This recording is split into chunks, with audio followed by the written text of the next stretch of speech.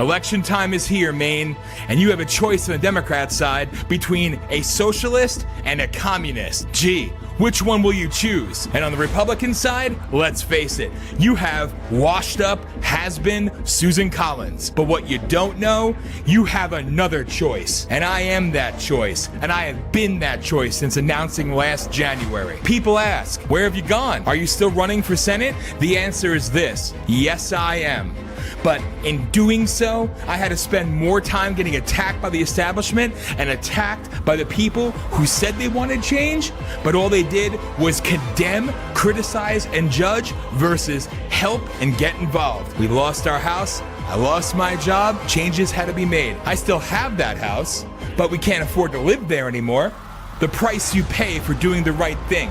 You can't see anything about the campaign on social media. Social media, including X, is a joke. It's not a home for free speech. It's a home for suppression and suspension.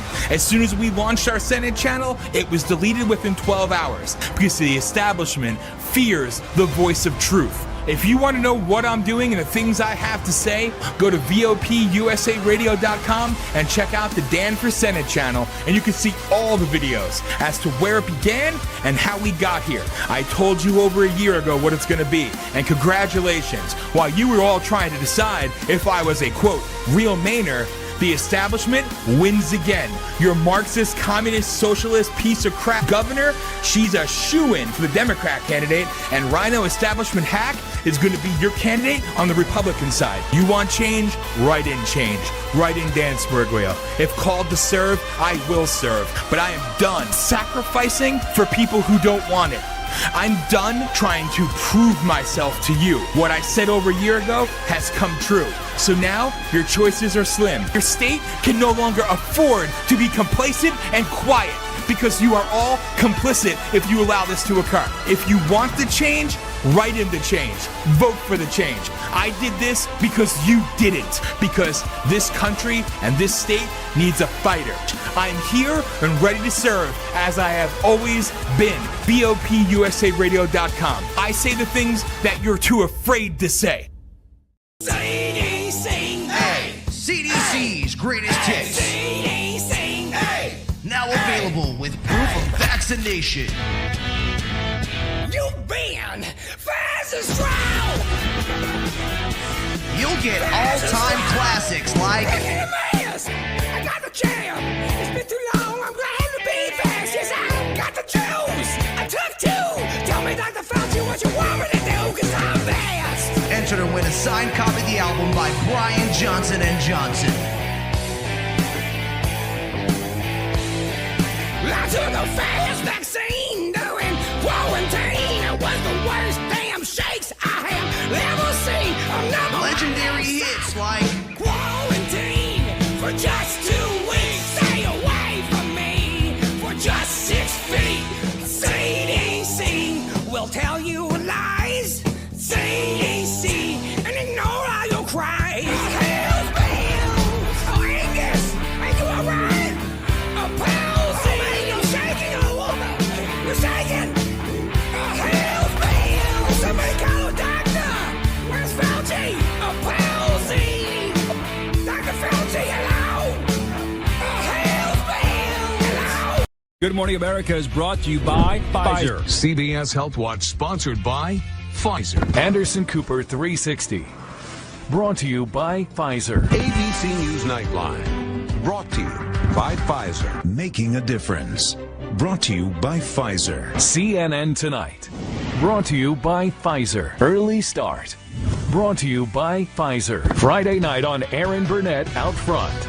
Brought to you by Pfizer. This Week with George Stephanopoulos is brought to you by Pfizer. Today's countdown to the royal wedding is brought to you by Pfizer. And now a CBS Sports Update brought to you by Pfizer. Meet the Press Data Download brought to you by Pfizer. This portion of CBS This Morning sponsored by Pfizer. On how to find the hidden sugars in the American family diet. Sponsored by Pfizer. Bill Gates' advice on how to combat mistrust in science at 60minutesovertime.com. Sponsored by Pfizer. You really need to get vaccinated. You know, COVID. breaking news. Conservative activist Charlie Kirk has been killed after being shot in the neck. Getting more light on the assassination attempt on former President Donald Trump.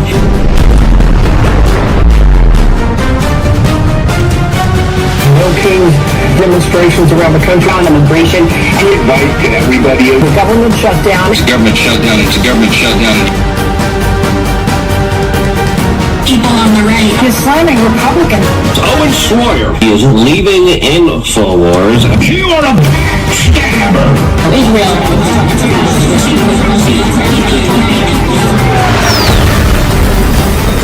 The two shared a look and a hug, and what followed has become one of the most viral moments of the year. Y'all know that looks wrong. That looks bad. The placement of her hand. They claw. That they don't know what the fuck they're doing. You don't have the cards. So we step 8 worse. 20 surviving Israeli hostages were freed from Hamas. A treasonous conspiracy against the American people, our republic, and an attempt to undermine President Trump's administration. And we will build a city hall. Agents were shot at while conducting an immigration enforcement operation earlier today. We gotta stop being so obsessed with Israel and so obsessed with the Jews. Israel derangement syndrome. I'm not gonna stop talking about it. I'm talking about Israel. Israel. Israel.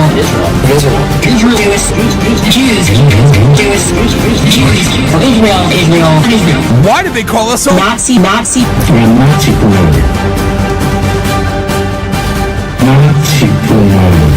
Welcome to the next wave of rebellion, awakening, and resistance. Let's rise above the noise. Welcome to POLITI-SHOCK.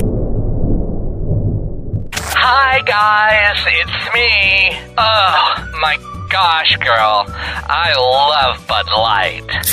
It makes me footloose and fancy free. It is so delicious. Excuse me. Shut your fucking hole. Somebody's got to put us back on track and say the shit that everybody else is thinking. You're listening to the Voice of the People USA Radio Network. We were given truth serum injections at birth. You are listening to POLITI-SHOCK. POLITI-SHOCK. Like, what's so, shocking about it? What does he say? You need to go back to your parade, crack a Bud Light, and put on your Target panties. It's a shame that real speak equals shock, but we will fly that flag. It may be crass and blunt to some, but the one damn thing you can count on is the truth. Welcome to POLITI-SHOCK. Now, your host, Dan Smiriglio.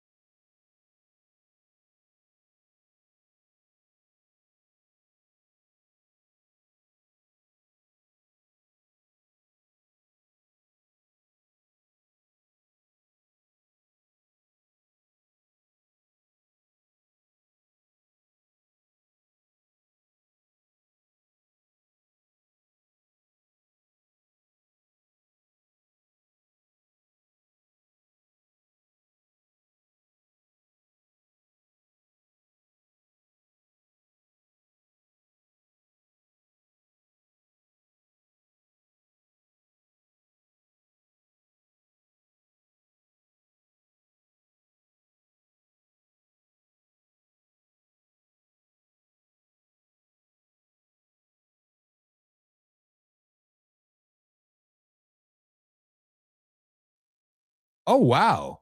I don't think you heard any of that, did you? You probably didn't hear anything that I just said because I forgot to add myself to my own show. Now, I'll tell you, that's a shame because I got to redo that whole thing. Whoops. See, sometimes it's okay to make technical slips. So, you know, what can I say? I apparently forgot to put myself into my own show. That's a shame because I was having fun. All right, so let's do it again. I guess I'll do it different because I can never repeat the same thing twice. What I was asking you all when you couldn't hear me, apparently. See, no matter how many years I've been doing this, I still make mistakes. When you produce your own show, it's bound to happen. You get excited because I see friends in the backstage area. So, you know, I got to get them onto the show and I'm all happy. And I forgot to literally put myself into my own show. It happens. So what I was asking everybody is, what is your favorite type of porn? I was asking you if it's lesbian porn, if it's male porn, if it's straight porn, if it's bondage porn, also the crap that people are into, whatever your thing is. And I was telling the invisible audience that my favorite is dead Iranian porn. Watching the Ayatollahs and the radical Islamic scumbags be blown to pieces. It makes me happy. So perhaps that's what a professional porn watcher does. I could watch these videos of these wannabe Ayatollahs and these wannabe, you know, whatever, and the radical Shiites and their little shelters and watching their miles of concrete and steel come crashing down on them, or the videos of them all behind computers and watching the walls blow in and they get blown to pieces. God, it's exciting. That is exciting. That's as exciting. That to me is like the little jerk-offs that come into our comment sections and try to troll as they're beaten off into a sock. That must be the same feeling because I think it's great. I was making goat noises before. I did my best. So maybe it's better that you didn't hear that. But nobody's happier about the dead Islamic extremist scumbags, Allah, than the goats. Okay. And as I was saying, the goats always look like they're held hostage. And I would probably think, I would fathom to guess that the goats wish that they were beheaded versus being violated by these sick perverts. But then again, they do bow and praise to a pedophile prophet, you know? So Allahu Akbar. I hope they're getting their 72 goats in hell. And I love it. I hope they keep naming people that are going to be successors because I love seeing them die. I love seeing them die. And no, this isn't some neocon beating off to freaking war thing. You know, it's a little bit different, I guess, for those of us who've actually been there versus the 99% of the losers online. But amazing how I go to that voice, right? And remember, just so you all know, I mean, there's my picture with Alex Jones right there, okay? So it kind of breaks my heart, but I'll tell you right now, Trump's getting us into World War III. This is the end of everything. They're going to retaliate. They're going to take over. It's going to be the best thing ever, but I love Trump and I hate Trump. He was dragging this by Israel. It's the end of the world. It's all going to hell. It's all going to hell. It's all going to hell. Meanwhile, we destroyed their navy, taken over their airspace. We've destroyed all their government buildings. We destroyed their mosques. We've destroyed everything known to man. We literally have Iranian citizens barbecuing and blasting their new number one hit, their DJ music, where all the only words in it are Trump saying the Ayatollah is dead, and then cheering, saying they don't need fireworks. They like watching their buildings get blown up. So that's how the Iranian people view it. And the real America first people, you know, they're too busy telling you how Trump's the devil and the midterms are lost and everything's this and everything's this and everything's this. It's the end of the world. We're all going to die. The big bad Iranians are coming. You got to watch out for those sleeper cells. Oh, man, those sleeper cells are coming for us. Let me tell you, they're coming for us, right? No. See what happens when you cut the head off the goat fucking entity, globalist deep state, you know, and actually see it for what it is, an attack against the CIA, which helped install the radical mullahs in the 70s. But we don't want to talk about that. But then again, the rest of the world rejoices. Tens of millions of people rejoice, hundreds of thousands of people, and even in California, in the streets, selling pictures of Trump, all so grateful for what the man has done. But the ones that hate it, I'm sure there's some Christian zealot out there. Oh, we pray for peace. Yeah, well, peace sometimes comes in a fucking form of a 2,000-pound bomb, okay? Or a missile, if you will. But certain people deserve to die. And these are people who deserve to die, so saith their own people. and what they've done, the barbarism that they have done to people for 47 years, the millions of their own people that they have killed. I only wish they could be revived and brought back to die again. So it is fantastic. And I love seeing them burn. And again, it's easy for these 99% losers online to talk about how Iran isn't our enemy, but my friends were killed in a war zone by Iranian militia. Were theirs? They didn't serve. They didn't pick up a gun. They hold a microphone like it's their weapon, right? Real heroes. But the midterms are lost. Yeah. Midterms are lost, right? So saith the grifting superheroes of the America only or America really or America, whatever you douchebags call yourself. It's a glorious time. I love seeing it. Hell, we sunk a freaking Iranian ship in the Indian Ocean that was trying to get away with a torpedo. A torpedo has not taken down a ship since World War II. That was just for shits and giggles. It's beautiful. I love it. It's fantastic. That's it. So sorry you missed the first 2 minutes of my dialogue. It might have been funnier. But hey, it is what it is. I don't care. I'll make the goat noises for you later. So it's a glorious time. We had some. Oh, by the way, welcome to POLITI-SHOCK. I'm Dan, and you're listening to the voice of the people, USA Radio and Television Network, heard worldwide on VOPUSARadio.com and the Android app and the Apple app and the Roku Fire Android Apple TV apps. Download us, go to the site, watch us, follow us. Shout out and thank you to the 46,000 people now, I believe, who watched us live on Rumble on Sunday with the RAGE of Aquarius. So bravo, thanks. I don't really care about any of these social media sites or who watches who, but what the hell? Thank you. And the millions who tune in worldwide, I appreciate you. So with that, I'm going to stop my dialogue. You're actually lucky because it got cut off. Again, my producer pretty much sucks. I always say that I suck. I wish to God I was better. You'd think I would have remembered to put myself into my own show. That's how much I don't like to see my own face. What can I say? So anyway, with that, I want to skip right to it because we have a roundtable of guests coming on, and they're going to be with us. Hopefully, I mean, they could even stick during the Rage Hour, but they're going to be with us up until 10, and then 10 p.m. Eastern or 8 p.m., I don't know, Arizona time, whatever the hell that is, Mountain Standard Time or something. I don't know what it is. Josh Bernstein will be joining the show, and we will be doing our live POLITI-SHOCK's Hour of Rage, which you could catch on repeat tomorrow at 8 p.m. Eastern Time, not 9. And but we do it live here. So there you go. And then after that, of course, we go to me bitching and moaning more. And then I'm joined by the actual one with talent that's entertaining, Hollis for Aftershock. So with that, I want to make an introduction.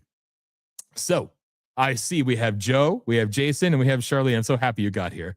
So these wonderful people, the MAGA Lions, they are the first ones to endorse my campaign for Senate against corrupt demon scumbag bitch Susan Collins in Maine, protected by the corrupt, demonic, disgusting GOP in Maine and nationally as well. But they are the first to endorse me. I think there's one other unknown group or whatever. I have no idea. Who the hell knows? I don't even care. But what it comes down to is I love these people, and you've probably heard me talk about them for the last, year now. But the work that they're doing is God's work, and they're actually out there fighting for the real grassroots candidates, the real America First candidates, the ones who actually want to serve because it's the right thing to do, that aren't corrupt pieces of shit. So you should know who they are. Soon, I'm hoping, they're going to be having their own show on the network, and it's about damn time we bring them on. So, in order of appearance, now I might have to adjust things around when I bring you on stage, so bear with me a second. We have Charlene, we have Jason, and we have Joe. Now, where is everybody? That's the real question. All right, let's see here. Let's see. Boom! Wait, did I forget one? Wait a minute. What the hell? See, Joe, where'd you go? There's Joe. I don't know where he went. Why is he not on with the rest of you? You know, they got to go and make things difficult on here. I swear to God. All right. Well, that sucks. What is with these layouts on here, man? They're not making it any better. All right. So there I am. We'll do that one. It's a little cluttered, I know, but there's a lot of stuff going on in the background. It's fine. It's fine. I'm Italian too, so maybe my ugly face ain't supposed to be on there. That's okay. Not until we get reparations, Joe. You know, we get our damn reparations. We're guineas and we want our reparations. You hear me? Yes, I do. Anyway, Joe, Charlene, Jason, welcome. It is so nice to have you on. And Charlene, your mic is on mute, just so you know. So there should be a little option. I'm trying to unmute you for you, and it won't let me. There should be a little option on there to just... Uh-oh. Wait. I think she disappeared on us.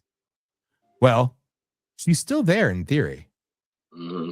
Anyway, all right. So in the meantime, as we await Charlene's return, gentlemen, welcome. I don't like any of these layouts. They're kind of...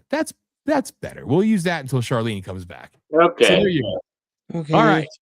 So welcome. It's about time I actually get to... Well, I've seen your faces, but actually have you on the show. So hi, everybody. So Hello. Jason, you want to go first? You want to introduce yourself to the world? They've seen you in the chat room for like a year now. Yes. I'm Jason Dahl. I'm part of the MAGA Lions group, Trump. I'm an America First conservative, endorsing America First conservatives for office. Amen. Amen. And you do damn good work, and you are persistent. And one of them we need to get in that President Trump might endorse is flipping John Cornyn. Amen. Amen.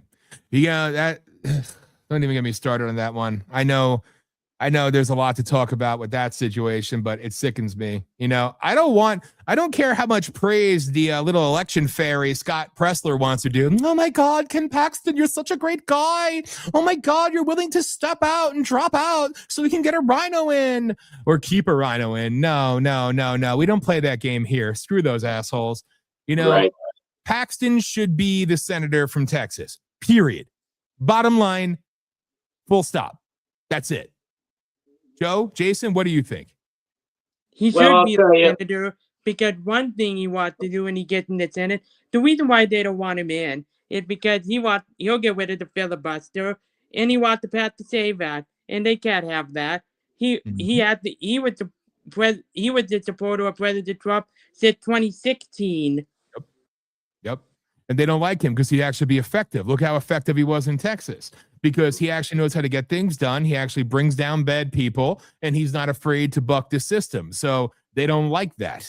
They don't like that at all. So they want to do everything in their power to stop him. And that's why, you know, you see these people sitting here praising. Like the Scott Pressler comment disgusted me. Like we're supposed to be, we're so happy that the guy who actually has gotten things done is willing to drop out so we can keep the piece of crap who's gotten nothing done.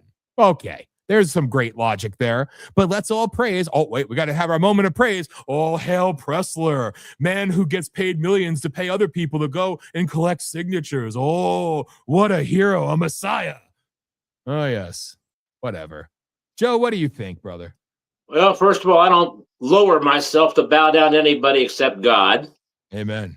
Number two is that no matter what's going to happen here, is that I made the post on my page very clear. We are going to end up in a battle of endorsements.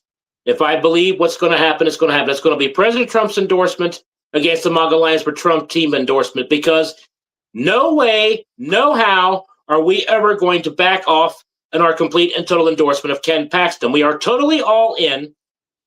And, you know, the reason they don't want Ken Paxton in the Senate mainly is because the guy is a 100% square shooter, whereas those other damn senators, they were very comfortable catering to an illegitimate regime. They had their green light. They got what they wanted. They thought President Trump was out of the way. They thought MAGA was going to rot out and die on the vine, and they had it made. No, we got President Trump back where he belongs.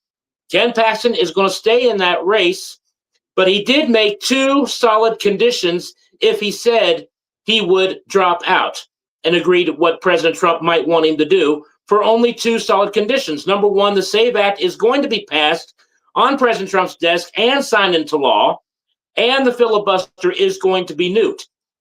But he knows damn good and well that the Senate is not going to do either one or the other or both. He knows that. He knows the game. So Paxton's not going to be dropping out. That's my theory because of that. Amen. We know what kind of a Senate we got. He knows what kind of a Senate we got. And he is not a game player. That's why they don't want him. And I wish, and listen, I know Trump's going to do what he's going to do with the endorsement things. I mean, he had a successful night the other night, obviously, which was fun to see, but at the same time, not with all of them. But I think it's, that's about as politics as he plays when it comes down to, endorsing the people in the party. I want the president, who I love dearly, to just say, you know what? Fuck him. You're not coming back for another term. You don't owe them a damn thing because the GOP has done nothing for you. They have never truly had your back. They've passed exactly 3% of your agenda thus far. We still don't have all your nominees actually seated yet after a year. It's a joke. So I'd love to see him just go rogue and just absolutely give it to the people, because who do you think Trump really wants? Of course he wants Paxton. Of course he wants real people. He wants people that are going to be flamethrowers, not ass kissers wearing knee pads. Yeah, so there's one thing I like to add is that Cornyn pulled a little stunt a couple of months ago and he got lured for it. His campaign actually fabricated a 2019 endorsement that Trump was giving him at a rally. And he tried to make it off as though President Trump endorsed him for 2026. So no way, dude, you screwed up. You screwed up. You never got that endorsement for this 2026. So he was caught doing that. And it didn't help him any. It didn't help him. People don't want Cornyn. He didn't even get close to 50% of the vote on this runoff that's coming up. He did not get that. And the only reason he got 43% is because they have open primaries there. So you can bet your sweet butt that the Democrats crossed over to elect Cornyn because Cornyn likes open borders. He liked Joe Biden's policies. They'd rather have him because they knew that even the Democrat voters were sick to death of Jasmine's crock in the head's mouth, her attitude, and her theatrics. Yeah, totally agree. What were you going to say, Jason? And the other thing about John Cornyn is he wants amnesty. The only reason he's running again is he wants amnesty, and he voted for Joe Biden's gun control bill. Yep. And I think that's why it's important that, all of us really, but the work that you all do, you got to keep sounding that alarm and putting that out there and reminding people, because people are dumb. All right. You all know me. I'm not going to pull any punches. People are stupid. You could tell them something, you could show them something. They need to be reminded over and over and over again. The age of the 20-second, attention cycle. We got to watch our jerk off reel videos. And so it's just the way society is. So through redundancy, maybe they'll start to understand that these people who are claiming to be your conservative superheroes are the enemies of America. The ones currently sitting in office, more often than not, especially in this current situation, they are not your friends. They are not going to save you. They are part of the problem. They are part of the cancer eating away and rotting away this country, period. And I wanted to ask you guys, because, as far as the primaries that happened the other night, I mean, at the end of the day, the doomers and the black pillars of the world can't say jack shit because they're telling you already that the midterms are lost and everything else. But let's face it, whether we like the endorsements or not, Trump's endorsements kicked ass on Tuesday night. Absolutely. I mean, he pretty much got a perfect slate for whom he endorsed, for better or for worse. So as they try to persuade you that Trump has lost his juice and everybody hates him and they turned on him, reality is they're wrong again. So which one of you gentlemen want to talk about? What are your thoughts? I mean, obviously, and we could talk about the disgusting biatch that is Crockett, but what are your thoughts on Tuesday?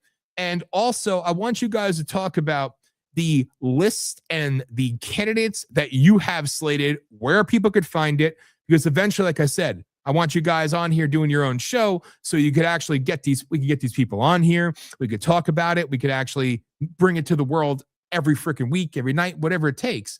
But where are you guys at now? First off, a Tuesday, how are you feeling about it? And like, what are your thoughts on it? And then also list-wise, upcoming primaries, who do you have versus who the public is being told to endorse? And the other thing, this is what I just seen today, that the House leadership, they actually want Tony Gonzalez to drop out. And Brandon Herrera is a Second Amendment activist. And he will vote with us. And he's a YouTuber. And they wanted him to drop out. He's in a one-off. President Trump endorsement did not make it. He endorsed Sid Miller for re-election for Commissioner of Agriculture. He did not make it. Don Huffine won. The one that we got through, and it's gonna be and it wasn't upset. Steve Toth beat incumbent Uniparty Rhino Main Street Caucus member Dan Crenshaw, and there were others that won. Yes, that was huge. Joe? Yes, well, in my hands right here are my lists. And what I'm holding in my hand here, these hard paper copies, what I have in my hand will overhaul our entire Congress and Senate to make it up to 40% functional for a constitutional republic. If the voters turned out and voted for every single one of these candidates, we would totally turn this country around legislation-wise. So I'm very delighted, actually, with what happened in Texas because we had a lot of victories. We have 4 of our endorsed candidates in the U.S. House alone that made it, including Steve Toth. We were definitely big on him. And, of course, we also have a list of the runoff candidates that I have here. So we have, on the runoffs, we have Ken Paxton, of course, is in a runoff. Alex Mueller for 9th District. Tom Sell for 19th District. Brandon Herrera, who we've endorsed for 23rd District. Sheldon Daniels, who is going after Jasmine Crockett's old seat. For 30th District, we got Jace Yarborough for 32nd District. Lauren Pena for 37th District. Shelley De Ceballos for 38th District. And I still have 5 pages of primary winners on Texas, and that's a lot. We've got close to 100 candidates that made it here out of the 3 states, and that's pretty damn good, and I'm feeling pretty damn good about it. So, and that's beautiful. And with the upcoming primaries, what primary slot is up next, and who do you have in them? That'll be Mississippi is coming up on March the 10th, I believe, whatever the next Tuesday is. We have Mississippi alone. And on my papers for Mississippi, shouldn't take long to find that. I got them in alphabetical order. Yeah, Mississippi, we have 2 for U.S. Senate. We have an Andrew Smith, and we have a Sarah Adlaka, who are running against Cindy Hyde-Smith. And for U.S. House, we have Ron Eller. We have endorsed him for 2nd District against Benny Thompson. That is a big one. Yeah. And then we have Justin James running for 3rd District against Michael Guest. But getting Benny Thompson out of there is big. We need to get him out. That's what's coming up on the horizon. Okay. And then we have, on Tuesday, we have that special election for Georgia. So yes, Reagan Box. Yes.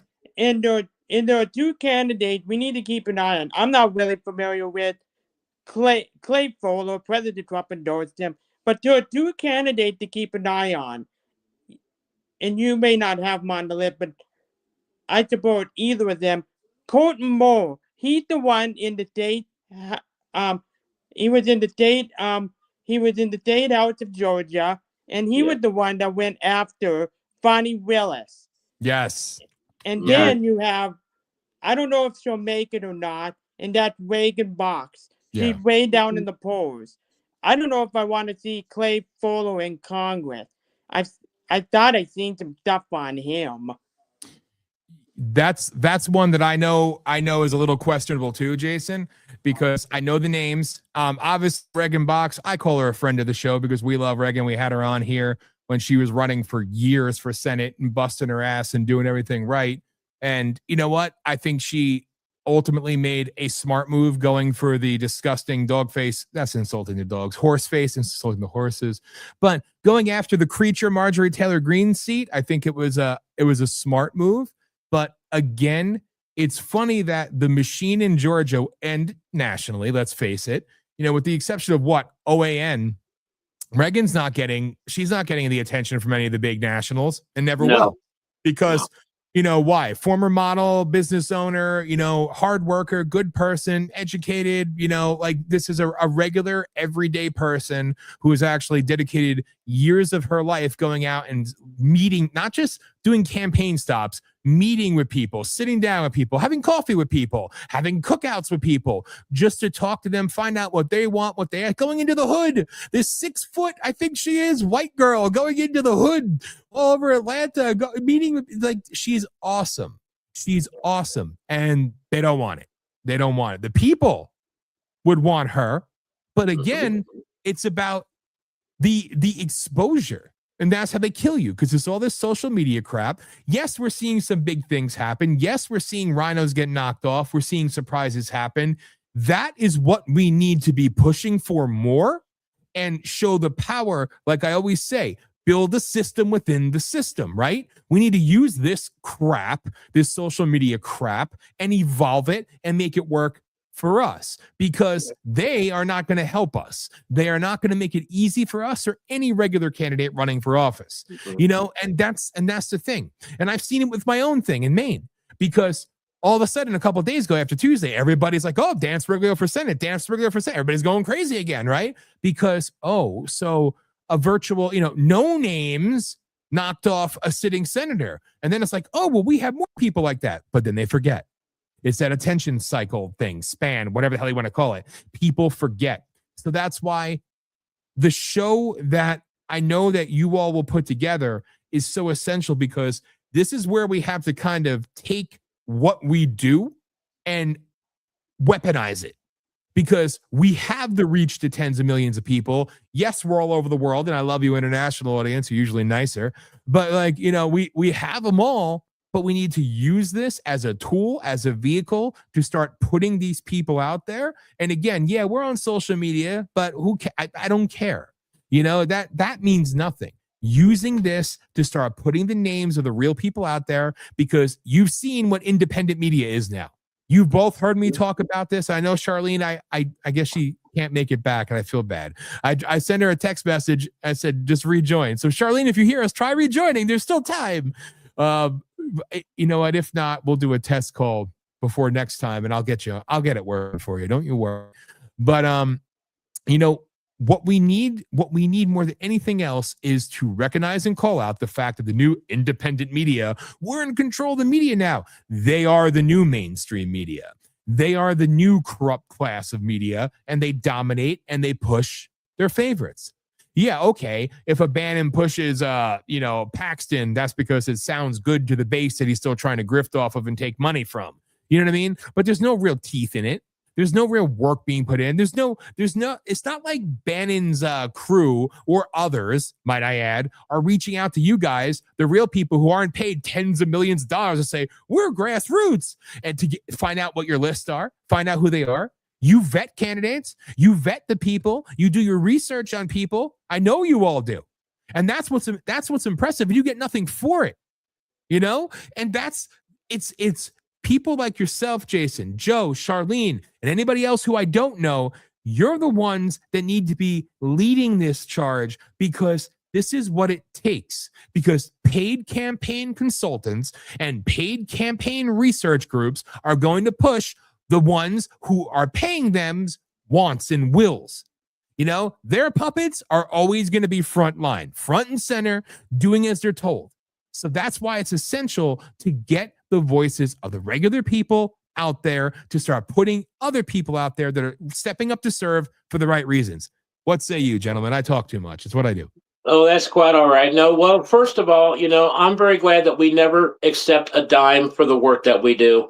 Because I've made a mission statement and saying that, we do this strictly as a volunteer service for our country.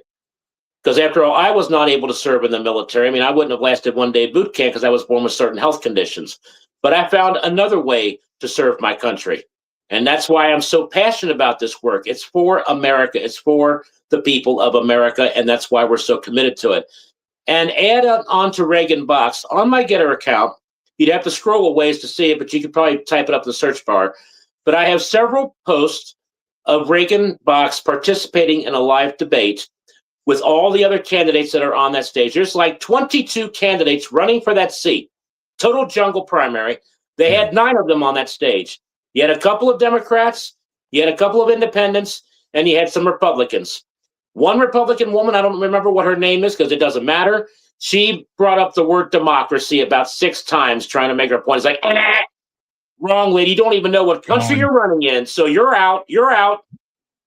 And then, of course, with Reagan, she is the only one on that stage who does not grandstand.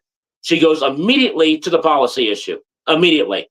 So the main thing that she said on the one point against the independent guy who's saying, I'm not in support of ICE. I don't like what they're doing. I mean, we have constitutional rights and taking away the right. Everybody who's within our borders has the right to due process. Bullshit. No, illegal aliens have no rights, period. The only right they have is to deportation and the hell out of here. That's what you got. That's all you're entitled to. But the thing of it is that when Reagan brought this up, she said she really wants to go after the cartel. The big problem with the illegal immigration, everything else goes to the cartel. She mentioned that, and 1 week later, what happened? We took out that damn DC cartel, that Mexican cartel guy. Yeah. Whatever his name is. Yeah, I did Mencho. Yeah, something like that. Yeah. And that's exactly what, and I had to make a post on that saying, kudos to Reagan Box for bringing this up because that just happened. Yeah. She was totally on point. And, that's why Reagan, to me, is the most important of all of those candidates to get in there. Colton Moore, yes, he's good. But Reagan, she just goes right to the policy issue. She's not trying to make a big sell of herself. And I love her for that.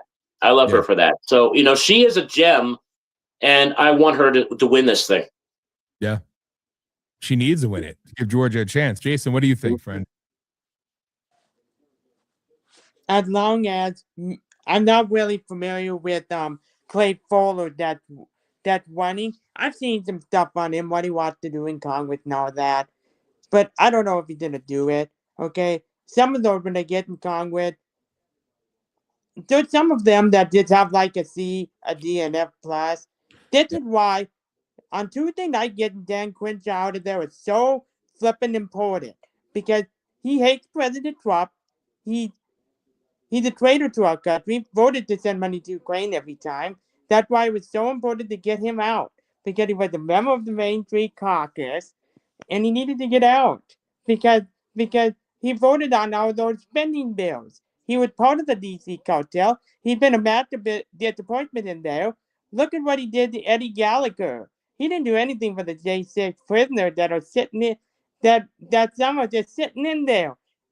And then I think he yelled at Matt Gaetz. He yelled at a businessman or something. I seen it was last week or something. I seen he yelled at the businessman. And then Ted Cruz also endorsed Steve Toles. So that was big right there. And polling market, I think, only had around like 35-36% to win that race. And the other thing about Steve Toles is I heard when I watched that interview on the Charlie Kirk show, I heard he put up a bill to fix our elections in the state house of Texas, and it was killed because the legislature, the state house of Texas, is controlled by Democrats. That is what Brian Harrison was saying. That is why it was so important that he won. And I checked today, and he won that race by a lot. They were trying to get rid of him by, actually a Democrat, were trying to get rid of him. Yeah. His opponent was supported by a Democrat. He supported a Democrat like Jasmine Crockett, that Matt, whatever that name was. Mm-hmm. Nope, you are spot on. See, I love it. You guys are awesome. Jason, you're like Jason, just so people know, all right, if you've obviously never seen Jason on here or Joe on here before, which is kind of heartbreaking because Might I add, Joe is the very first Buy Me a Coffee supporter for VOP. And out of the 4 donations that I received for Senate, Joe is number 1, might I add. I just want to throw that up there. So thank you, Joe. And we love you, even though you shouldn't send anything because that's my pleasure. But I love you for it. But Jason is another one of those. He's beast mode. Don't think I don't see you in the comments section every week, Jason. You're just like, I love him because that man stays. Joe and I will have fun, and I go on my rants, and we're laughing, we're making fun of people.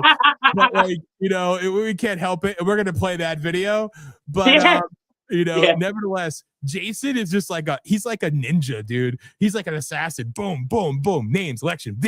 Private. I love it. I love it. So Jason, you're awesome, dude. And I love that you stay on point because that's what you need to do. That's what you need to do. We desperately need people like you guys to be sniping at these pricks and putting the truth out there and giving people a platform, or at least putting their name out there. And again, I want Reagan back on the show, and I hope it goes a different way. I hope hell freezes over and she's in Congress. In a perfect world, I'm in the Senate. Actually, that'd be like slow suicide. But like, nevertheless, like that would be great. But if not, I want Reagan to come on the friggin' network and do something. Because there's another person who is an ideal candidate who knows how to stick to the issues. She's a better person than me. She has that whole Southern thing going for her, the bless your heart thing. Me, I'm just like, I don't say it in a nice way. I just tell you to go fuck yourself. Reagan has that down to a T. She's great at that.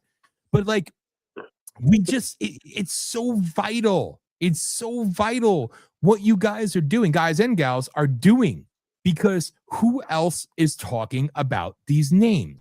Nobody. And that's the problem. So for any of these alleged real media, what is it? America only, America Tuesdays, America Wednesdays, America more than first, America, whatever, the fucking assholes. If they're anything serious, if they're actually real and cared, instead of like your little anorexic freaking fucktards, like I saw my dad in the chat room. Sorry. He just popped in. I saw something and it's hilarious. Every time I see my father, Joe, whatever you think you know about technology, believe me, you're an expert compared to my dad, but he's getting better. He's learning. But we need these people don't want to talk about the real names. Instead, they go and tell people, vote for Democrats, vote for this, vote for that, And somebody in the chat room says, I speak American. Thank you. I don't know. I don't know if he's talking about me. Is this an insult or a good thing? But yes, we are Americans here. But it's about, Joe, look at this. You're cursing and your dad is on. It's okay. It's okay, Carol. He gives me a pass sometimes. But like, to close it out. I mean, we got to have you guys. Maybe if you want to come back on next week too, come back on next week. Sure. I think so. I'll do a shorter. Please. Yes, I'll do a shorter intro and actually put myself on right now. I'm on board Thursday. Yeah. I love you, Style Slade. I appreciate that. There you go. You have to understand. Sometimes I'm used to trolls saying weird stuff, so you're actually one of the good ones. I never met you before, but you're fucking awesome. Thank you. So, but honestly, to serve in office was not supposed to be a career. That's right. It was not supposed to be how the rich get richer to get richer to get richer. Right. It was service to the Republic. Stop your democracy bullshit. To the Republic, you were supposed to serve on behalf of your constituents, of the people, to step up and volunteer your life. And that's why what you said, Joe, was important before. You weren't in the military, but you're right. There's keyboard warriors, and then there's actual warriors for fighting for this country in a different way. You guys use the tools that are out there. You know this when I make fun of these people all week, that you're the ones that are actually doing the real work online and actually trying to give a voice to the voiceless because they're in the void. They're in the vastness. I know what it is to be up against the never-ending media bullshit spectrum and the grifters and the fake freaking assholes, all right? These people that are the good ones need a platform. They need people to fight for them. And we need the ones with enough balls to say, I was just going to say it, and Style Slade beat me to it. Amen. Long live the fucking Republic, the United States of America, the Republic, the constitutional Republic. Until we get back to that, nothing changes. Nothing changes. And we have to be the hand. We have to force it one way or another. And it's going to take all of you to be active and do what they're doing. Pay attention to the work that they're doing. Share it. Joe, Jason, Charlene, they don't want notoriety. They don't even want your damn money. All they want is for you to have knowledge, wisdom, and know that you actually have alternatives. Imagine that. I'm done. You guys talk now, because I'm going to shut up. I know Josh is coming on in a couple of minutes. I'm sorry. You're coming back next week. I already said it. I called it. I made plans for you all. So go ahead, gents. Close it out. I want to tell you, first of all, that Jason here is our #1 campaign hunter. The candidates that he has found, I would say 70% of the candidates that we have had on our list, he has found them. Charlene has found a good 10, 15% of them. I may have found maybe 5 or 6%, but Jason has the talent for that. So it's just awesome what he's doing. I mean, I'm still trying to catch up with him because I'm working on state legislature candidates. I got maybe over 100 of them to research yet. It takes a while to go through each one. You got to look at their social media accounts, what their campaigns are saying. What is your campaign on the internet telling us? There's a lot of things you got to look at. And, each one takes a while, but I am going to get them all done. I'm going by state, whichever ones are coming up first. But I do want to tell the story real quick of how this whole MAGA Lions thing started. It all started with my rage over Kevin McCarthy. When Kevin McCarthy, that son of a bitch, he went to our President Trump after the whole J6 thing went down and the 2020 election was stolen, he went to President Trump and told him that he needed to resign. Yep. That is what did it. I was beyond angry. I was beyond outraged. And I just immediately got on the internet and I started looking. I put his name up on Google search. I said, how much longer are we going to stuck with this douchebag in the seat? And I started looking, and Ballotpedia came up, and it gave me all the candidate information, his seat, 10th District, California, whatever. And I scrolled down a little bit and saw that he actually had a Republican opponent at that time. I was like, I'm going to go ahead and write. My conscience told me, get a piece of paper out, write that information down. Okay, I did that. Then I started looking up people that I hated with a passion. Of course, Jerry Nadler came into my head right away. Wrote him down, looked him up, and he was running untested. Okay, nothing there. But I went through several other names, and by the time I was done, my anger cooled about 1/10 of a degree. But I had about 9 names written down. And it's like, okay, I'm looking at that piece of paper. It's like, okay, now what the hell am I going to do with this? So I ended up getting on Getter later that night. I was just cruising around the posts and looking to see what people were posting. And then it just hit me. Why don't I put these names I wrote down and make a post out of this and just see if it goes anywhere? Yeah. Well, I'll tell you, within an hour after I did that, I had about 42 likes and 15 reposts and a couple of really good comments. And then one of my very early teammates joined me on that. Her name was Maggie. She left the team. She's no longer with us, but she helped me to get started. So we became a duet, basically. She gave me a few names, and I wrote them down and added to it. And I believe Jason came along next, and he started giving me a lot of names, and I started writing them down, and then I'm posting them on the post. And then we had like 56 people on 3 pages. By that time, Maggie came up with the idea, let's organize these by state. And it's like, that's what I'll do. I'll organize them by state, which I did. And then Charlene came along and joined us shortly thereafter. And she's the one that suggested that we form an official team of us grassroots people and give our team a name. And I was able to come up with MAGA Lions for Trump. It just came in my head. And I said, how about this? And she said, that's great. Awesome. So we started doing that. And that's how our team formed. Then we gained about 7 more people after that. And that's where we are today. So now our lists are very organized. They're very sophisticated. They're organized not only by state. Each state was organized by category. You have state Senate, you have state House, U.S. Senate, U.S. House, governor, lieutenant governor, attorney general. I have all the titles. And then you'll see the candidates that we have posted first. Then you will see the opponent they're running against, or if they're running for an open seat. And of course, I put a star by the names of the people that we endorse. And I basically base those endorsements by how difficult that seat is that they're running after, or how bastardly of a Democrat they're running against, or Republican they're running against. Like Dan Crenshaw, for instance. Oh, we had to get rid of that guy. Yes. He was a hard one to get rid of. That's why we endorsed Steve Toth. And of course, Ken Paxton got our endorsement 2 weeks before he even filed his paperwork. He is the only candidate that got our endorsement 2 weeks before he actually filed his paperwork, because we knew what Ken Paxton was all about. He is the star of Texas. And basically, you put all of that together, and that's where we are today. That's how it started. It was just an idea I came up with my head out of my anger for Kevin McCarthy, and I was able to turn my anger into something constructive, and here we are today. It's freaking beautiful. It's called using your human agency. You know, what can you do with yourself? How can you contribute to your country? You put your brain to work, and you can come up with something. You just got to allow yourself to let your brain work, and you can come up with something. Amen. And I love it. And I don't know, was it Jason that found me when you endorsed me for Senate? I'm just, that's right. Jason sent me your name. Yep, Jason sent me your name. And when I looked you up, it's like Voice of the People Radio USA Network. It's like, oh, I like this. I like the sound of this. And then I looked on your website. And the first thing I found was your video of you talking to the main GOP chairman. And I listened to that video and I was blown away. And I said, we are endorsing this guy right now, and we're going to keep him endorsed. If he doesn't make this race against Susan Collins, we'll endorse him for whatever race he's going to run in the future. Like if you run in Ohio, you're going to have our endorsement if you run against somebody in Ohio.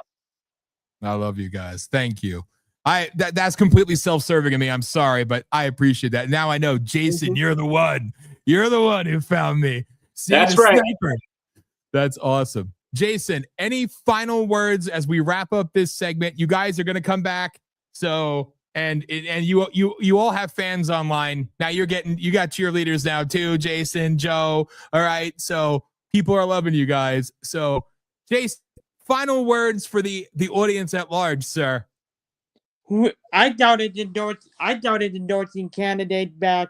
I think it was April 30th. I think it was in April of 2022. I think I've seen how President Trump had been endorsing so many candidates, and I seen what happened in the 2020 election. So we have to get American First conservatives in there. And then yesterday evening, Steve Daines abruptly announced before the filing deadline, minute before the filing deadline, he announced that he's retiring, not running for the Senate again. Good riddance. He's McConnell 2.0, McConnell puppet. That's what he was. He did nothing for the NOSC chair. He did absolutely nothing. He endorsed Larry Hogan, never Trumper, in Maryland. I said he wasn't going to win, and he lost by double digits. He didn't do anything in any NRSC. What did he do for those stolen elections back in 2024? He did nothing. He didn't do anything. That's why, good written to him. The only thing is, I think that this was a shady move by Steve Daines. The other thing about Steve Daines is this was a shady move by Ed Power. I would read, it was in the comment section. I think he was trying to block Matt Rosendale from running again. Yeah. Because they do not want him in there. Tim C was not my first choice for the Senate.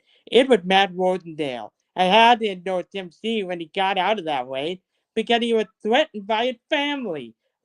He was one of them that got rid of McCarthy. He didn't vote for Kevin McCarthy for Speaker at all. He was one of the 8 that got rid of him. Yep. So hopefully the Kurt is a lot better than them. Some people don't really care for him because he was GM Forte's budget director. Yeah. Part of the freaking problem. Well, honestly, I love you guys. I know Charlene had she got on, and then the tech issues, they took her out. So we'll make sure it's all righteous and ready for next week. But gentlemen, it was so cool to have you on for the first time officially. You're always in the chat, and I love you guys. I love Charlene. I appreciate you. The people are loving you guys. So thank you, as always, for all that you do. And thank you for always being there for me, for us, for Hollis and I, for what we do. And now you guys are there showing up for Josh, which I love and I appreciate. And you guys are just freaking badasses, and I appreciate you all. And you know what? Maybe I'm a grizzled old man and it comes to this world since I'm 20 years into this crap. But it's refreshing to see real people fighting to make real change and putting in real work. So God bless you guys both. I love you both. And Thank I love you so much for having us. No, Thank you for having me. Definitely. And we'll see you next week. All right, everybody? You got it. All right. Take care. Thank you. Take care. Thank you. And there you have it, ladies and gentlemen. The MAGA Lions for Trump finally on screen. So, boom.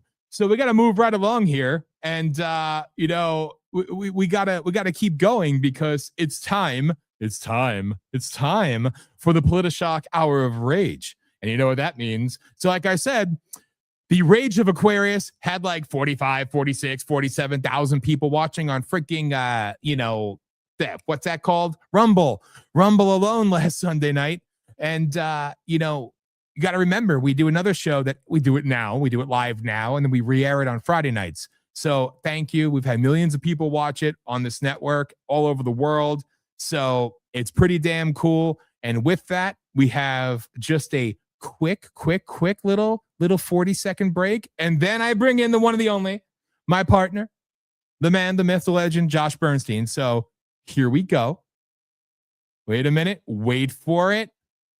I didn't think you had it in you. I'm your huckleberry.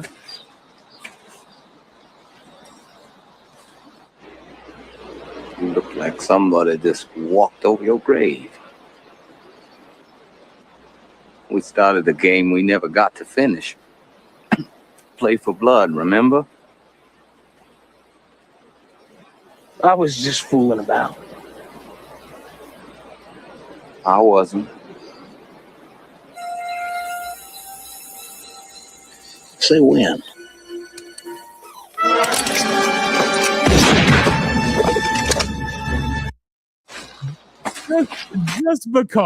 Just because I had to. So whatever, it is what it is. There we are. Wait a minute, here it is. Boom, there he is. And Josh, just like that, you appear. Say his name and he appears. What's up, dude? What's up, my man? You ready for an action-packed hour? Abso-freaking-lutely. Dude, I started off the show with an epic rant, not even a rant, just talking about what's your favorite type of porn and making goat noises. And then I remembered I forgot to add myself to my own show, so nobody heard it. So it's probably a good thing. Yeah, probably. Yes, it was all right, though. So what's up, dude? Where are we gonna start in this? That's a nice background. Holy shit! Yeah, I'm telling you, man. I got one coming for you too. Thank you. I got one coming for you. This is the Hour of Rage one. I got all new ones that are gonna look similar to this for the Sunday show. So yeah, we're gonna be styling. Trust me, it's gonna look good. Pretty spiffy there, Brody. Yeah. You know. I like it. It's very patriotic. I'd have to get out of the way. Oh, you're good. You're good. I like it. I like it a lot. Cool. So again, over 45, 46, 47,000 people on Rumble alone last week. That's amazing. I mean, the week before we had I think 12,700. Yeah. And then bam, hit 46,000. So let's see what we can do. This hour, right? We're taking notice. So where do we go first? Because, there's so much to talk about. Obviously, I'm still in a celebratory mood. That's what I was talking about. My new favorite porn is killing radical Islam porn. Watching Iranian dictators die. Jihad porn, as we'll call it. That's good. That's good. Jihad porn. Yes, it's very fun. There's a lot of it, too. It's all over the place. I mean, we're seeing it on some of these other websites that no one really sees. I mean, it's gruesome. There's a lot of good stuff out there. I love it. Dude, they sank a freaking battleship with a torpedo for the first time since World War II. Yeah. That's just fit. That was just because, it was great. Yeah, and I'm wondering, why wait till then? Like, how come since World War II? Why didn't we do that, with the last thing that we did in June with the last operation, you know what I mean? But that one was that was over before it even started. Oh, God, at least it seemed anyway. That was quick and painless, and it's just so wonderful to see. But all right, let's go to topic number one and touch on that. So obviously, I think topic number one, break-in today, is obviously Kristi Noem, no longer at DHS. And of course, the reasons behind it are aplenty. I actually wrote something on X on it, so I'll kind of explain a little bit. But here it is. So these are the reasons why Kristi Noem is no longer at DHS. They relocated her. In other words, they gave her a different job. She became the envoy to whatever, some kind of special envoy to take down the drug cartels. So she'll be working with Hegseth and things like that. So that's kind of cool. But number one, it was her testimony in the hearing, and in particular, it was Senator Kennedy's, in which she basically said that President Trump said something that he's saying that he didn't say. So I don't know. It's kind of weird. And then, of course, there's been rumors forever that she's been doing the high horse and banging Lewandowski for the longest time as well. But the number two reason is, I have to say it, President Trump, he caved to Democrat pressures. All the stuff with the shootings with Pretty and Good and all that. And obviously they earned their shootings, right? And everything else that happened to them. But that doesn't matter because the left went absolutely crazy. And so they used her in some respects as a scapegoat, I would say, at this point. And so they're trying to turn down the heat, if you will, from DHS. The other reason is that they're trying to reopen DHS. They're trying to refund DHS. So one of the Democrats' complaints were, we want to impeach her, we want her gone, we want her to be fired, we want her to resign, whatever. So now they got their wish. So they're thinking at this point they can, of course, get it back opened. The other thing is as a bargaining chip for that, but also she could be, used much more effectively in the other role that she's going to be in. And I don't know. I mean, it's crazy. She got scapegoated. Let's face it. I think she was great. So I didn't think she was a bad DHS secretary really at all. I thought she was really, really good. And then here's the other question. Why was Markwayne Mullins chosen? Does anybody know? Do you know why? No. It's pretty simple. Because he's part of the club. He's part of the Senate. And so if they're going to do a confirmation, they've got to make sure that they can get this person confirmed. I'll tell you right now, not only do you have Fetterman's vote, but I would say you probably have 2 to 3 more votes from Democrats, and he'll slide right through as the next DHS secretary. So it's a smart move.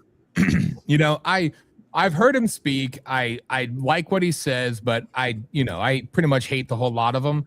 But I do like him as much as I can like him. I wish I agree with you completely. She was scapegoated, but I do think the position she's getting is pretty damn cool. The whole thing just being announced this Saturday with all the South American presidents at Mar-a-Lago. I forgot what it's called. The something North American Special Envoy to the Americas, I think. Americas, yeah. Which is kind of badass. And I like Kristi too. I always like Kristi. She may very well be banging Corey. I don't know. But hey, you do you, Corey. I mean, I think good for him, I guess, right? Right. I think Corey's a freaking cool ass guy, and I've always got. Yeah, I interviewed him a long time ago. Yeah, many years ago. He was a good guy. I like him. He was always good to me. But at the same time, Kristi did her thing, and what pissed me off, the little bit that I did see was Tom Tillis sitting there, screeching like a libtard asshole, and at Kristi Noem. I wish. Well, no matter what anybody says, I mean, I actually like what Pam Bondi did in the Senate. I thought it was great when she just fires back at them, and when she said you're a failed ex-lawyer, you're a lawyer, or not even a lawyer anymore. You're too stupid to do that. I think it was great. Or you could be the Kennedy approach, which is just hardcore, but speak from a place of knowledge. And then there's the Kristi Noem silent assassin thing. Not Kristi Noem, Tulsi Gabbard. Yeah, there's different approaches. I thought Kristi, she could have done better. But at the same time, I feel for her. But everybody had to run and say, she was fired. Even Fox News, she was fired. She was fired. Everybody's saying she was fired. I mean, she was removed, but like she was kicked out of the administration. She's given a pretty significant role. So she went from America to essentially the entire, the Americas, if you will. Yeah, pretty much. I mean, I wanted, what's her name? Carrie Lake. Yeah, I thought Carrie Lake would have been perfect for that position, but I don't know. I guess they figured that Nome would be easier to get through confirmation. Apparently it worked. Well, I hope Mark Wayne does the same approach that Rubio does. Be that person. Don't be the the opposite. We haven't really seen that yet in this administration. So, and again, Rubio, we've talked about this many times, but just when that one Democrat said, "I regret voting for you," and Mark Rubio saying that's how I know I'm doing a great job, that's exactly the little Marco. He's big Marco. Yeah, and Mullins, obviously there'll be a special election right now because of that, and so, I mean, this is Oklahoma. I mean, you're not going to have a Democrat win a special election. That's number one. That's why they chose him. And then also, I would say that he's an MMA fighter. He's MAGA. He's America first all the way. So I got a little cold. A little bit. Do you need a flu shot? No, I definitely don't need a flu shot. That's for sure. A flu shot live in the air and didn't get your not doing that. Some vaccinations make the world go round. This is our ivermectin right now. Anyway, so all right. So that whole situation was what it was. It pissed me off seeing that the loudest screeching assholes were Republicans, but typical. Typical. Yeah. But here's the thing: there's such a 2-tier, million-tier, trillion-tier justice system here because Mayorkas should literally be charged with treason. Yes. I mean, he has the blood on hundreds of thousands of Americans' hands, the blood on his hands. Yeah. And it's just ridiculous that he's still walking free. He's not charged with anything. And yet she's, a scapegoat because she ran $200,000 or $200 million in ads so that we can get people to leave the country. It doesn't make any sense. No. Typical, how the game is, but whatever. Politics, it's disgusting, but this is what we do. All right. So where do we go next? I would say this is a major issue and a major problem. Imagine a Muslim woman running as a Republican, a fake Republican, of course, in North Carolina, which is pretty much a red state. Not lately. She's running unopposed. No other person is running against her in the primary. So she wins, but she's not a real Republican. And she's wearing full headgear, the whole bit. And so this is laziness on the North Carolina Republican Party, number one. Number two, it is the MAGA grassroots just sitting on their ass, not paying attention to what's happening. And I know you had MAGA Dirt Biker on. We need to figure out a way to get an independent candidate to run in that race in North Carolina and win, because we cannot allow this hijab-wearing freak to represent Republicans. And again, she's not a Republican in Congress. This is crazy. She's a disgusting freaking Islamist piece of shit. And basically, this is part and parcel with what North Carolina has become. For years, everybody told me North Carolina is great. North Carolina. I went to North Carolina. All I heard was Spanish being spoken. And I said to myself, how is this any different than Pennsylvania? How's it any different than New Jersey? Because it's not to me. All right. So maybe them telling everybody move to North Carolina didn't work out in their favor. Well, that's because a lot of people from New York, New Jersey, those areas have moved there. Yes. And then they had a chance to get a real governor in North Carolina. And what was the bullshit? They made up some garbage. I mean, they're so racist. They went after, a minority candidate, right? A black guy, but he wasn't the right type of black guy. So, of course, he couldn't win. Just so sickening. That guy, I love him. He's a hero, and I think he's a badass. And that is exactly what the Republican Party does. They take out the best ones, and they spend money, time, and effort to do it. Hence why we don't have right now, Governor Mastriano in Pennsylvania. Oh, another great guy. He is a friend. He is an American hero. And the Republicans spent more money putting out hit ads against him versus ever giving him $1 to win in the general. That is disgusting. And it's horrifying. That's what they do. It's what they do. So yeah. So this problem in North Carolina, if I need to, I'll go get a PO box in North Carolina. Yeah, right. There you go. Run as an independent write-in on all these different locations. Every state. I'm just owning it. I'm a MAGA mercenary. That's a different way of saying there you go. That's right. But it's sick. So the thing is with this girl, does she really think people buy the fact that she's a Republican? Like this is the sickness.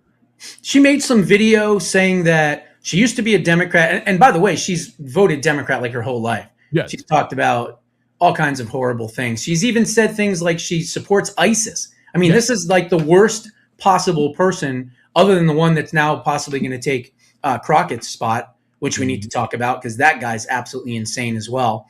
But I mean, she put some video out saying that she's changed and she now likes the Republican Party and she believes in their principles and values. I mean, it's just a giant circle jerk is what it is. It's disgusting. What is that? Is that their appeal to freaking like DEI or some bullshit? No, they just think people are dumb enough. They're going to go with it and they're going to accept it and nobody will say anything. That's about how they operate, Yeah. It's utterly freaking disgusting. Like just what they're doing there is sick. And shame on North Carolina because, and it's not the people there. It's just, this is what they've done. They're trying to expand their reach from Maine all the way down to Florida. And people could say, well, look, we got Virginia. You lost Virginia. You lost. And it's because it's payback. It's payback. And the uniparty machine is doing what they do best. I know. And the thing is like, and I said this before and I'll say it again, people that are complaining that we're not putting these people in jail and we've got all these judges, these judicial gnats, as I like to call them, that are stopping things, and we've got the Supreme Court, we've got all these other things, we've got Congress not working with us, we've got slim majorities in both. But President Trump isn't just sitting there saying, oh, well, I don't have a Congress, so I'm just going to, hang my hat and not do anything. He's wiping out terrorist regimes. He got rid of Venezuela. He's getting ready to get rid of Iran. He's going to eventually have, hopefully, the fall of the Cuban regime. So we're solving world problems. And so people need to understand that it's not President Trump and his fault and his administration. They're doing what they need to do. It's these weak, fake Republicans that are the problem. They're the ones that need a good kick in the ass, or the nuts for that matter, and they need to get moving. And the only way that that's going to happen is by grassroots people like me and you and the MAGA movement out there. And that's what we need to do. That's what has to happen, because they're the reason that things are not going well domestically. But again, as I said, internationally speaking, amazing. We're doing great. Yes. And, Style Slate, and that right there, the girl on the screen. This is a link to Josh. Yeah, you're going to vote for that? There's your Republican conservative warrior. Maybe Steve Bannon will jerk off over on the show. All right, so there's your conservative superhero right there, buddy. Yeah. And Style Slade says that Trump is flooding the zone. Trump is doing everything that he can. Exactly. And I wish people he's doing what he can. And are there things that I wish he would just go more hardcore on? Sure. But at the same time, it doesn't mean I hate him. I turn on him. He's betrayed us. No, there's enough assholes to do that shit. He's doing what he can because, again, the same problem that existed in his first term that I talked about before he became president, that I talked about his entire presidency and leading up to the next round, was you can't let the man do it all alone. The difference this time, he has an administration that he actually likes and believes in and that he handpicked. So that's beautiful, but it's still not. The people need to get active and get involved and kind of supersede these schmucks. I know, and it's so true, because even in his first term, he was still able to get things done. Yes, but he didn't do anywhere near what he did on the international stage. I mean, he did the Abraham Accords, of course, that was amazing. But as far as the other things, I mean, he got us out of the Iranian deal, which was horrible. Yeah. But look what he's done already in 13 months. No, I mean, it's absolutely incredible, really. The man, and again, like we talked about, and One of the things I think is brilliant and people don't talk about enough. We talked about this on Sunday, is people need to understand that what's happening in Iran, while these idiots in America, and I love the video of the people coming in front of the White House protesting in defense of Iran, the few hundred of them, and then all of a sudden, tens of thousands were around them, cheering Trump on, just like in Los Angeles, just like all over the world. But in America, you have Iranians. A number one song in America, DJ club song, is the Trump said the Ayatollah is dead, and they're dancing to it, doing the They're Trump playing dance. it everywhere. And isn't it amazing that you have Jews and Iranians, Israelis and Iranians dancing together, holding and hugging each other? I mean, did you ever think you would see that? It's unbelievable. And that's why his polling numbers are going up and up and up. Oh, do you mean Fox News lied when they said that everybody hates Trump now? Oh, come on now. How dare you denounce? Just remember, when you see a poll that shows registered voters, just ignore it. Or if you don't ignore it, add 5 to 7 points on top of it, because a likely voter poll is going to be much better for a Republican. Now, they do that on purpose because they don't want to show Republican support. It's a demoralization campaign. Yeah, so a registered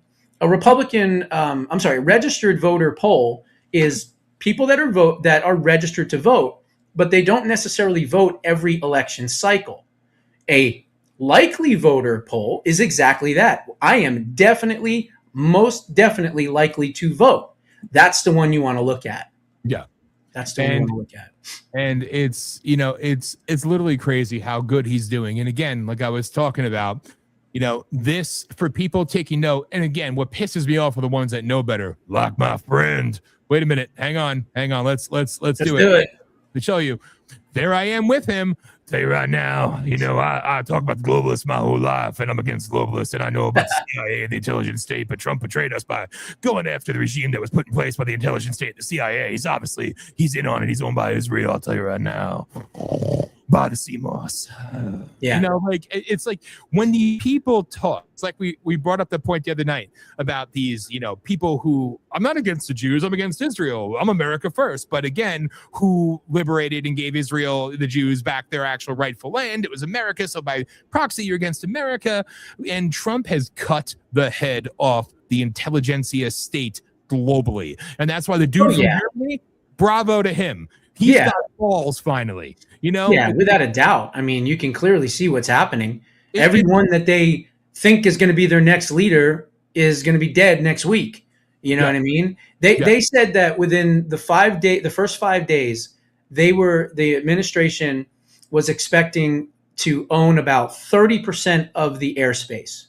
Nope. They actually owned 65%. So they were more than double what they actually thought that they were going to be able to do. Yeah. They're running out of rockets, Iran. They're running out of drones, Iran. I love the story about how the drone was shot at our soldiers and our military, and then they reverse engineered it and sent it right back at them, which was just awesome. But also remember that because of Bathhouse Barry Obama, they even have drone technology at all. Because remember, they shot down a drone over the Straits of Hormuz in 2000, I think it was late 2010. Yeah. And Obama reached out and said, can we have that back? And they were like, yeah, right. And so they took it. They had their engineers re-engineer it, right? Figure out the technology. But here's the thing. We're on 2026 technology. They're on 2011 technology. Yes. So they don't have a shot. They don't have a chance. This was so good to destroy China, too, because China right now is suffering majorly, economically speaking. And so, what else this does is the fact that, and I'm glad they didn't get involved, thankfully, but the fact that they didn't get involved, think about this. That shows all the other countries that they thought they could depend on the other big country out there besides the United States for protection. Well, guess what? They didn't. Russia didn't. China didn't, right? So the Iranians are now going, holy cow, we're all by ourselves. So now they're pissing off everybody around them, right? Azerbaijan's coming in on them. They were going to arm the Kurdish forces, which is going to be amazing. And I'll say it right now, we need boots on the ground. Israeli boots on the ground. Once this is done, once we wipe out this regime and we have that first 100 days of a new transition, we're going to need 12 to 15,000 IDF soldiers in and around Tehran and all around Iran to keep the peace, to make sure that the remnants that maybe supported the old regime are no longer there, that kind of thing. So this is going to be very, very interesting. But we need boots on the ground, not American boots. We need Israeli boots. And I think we'll get it.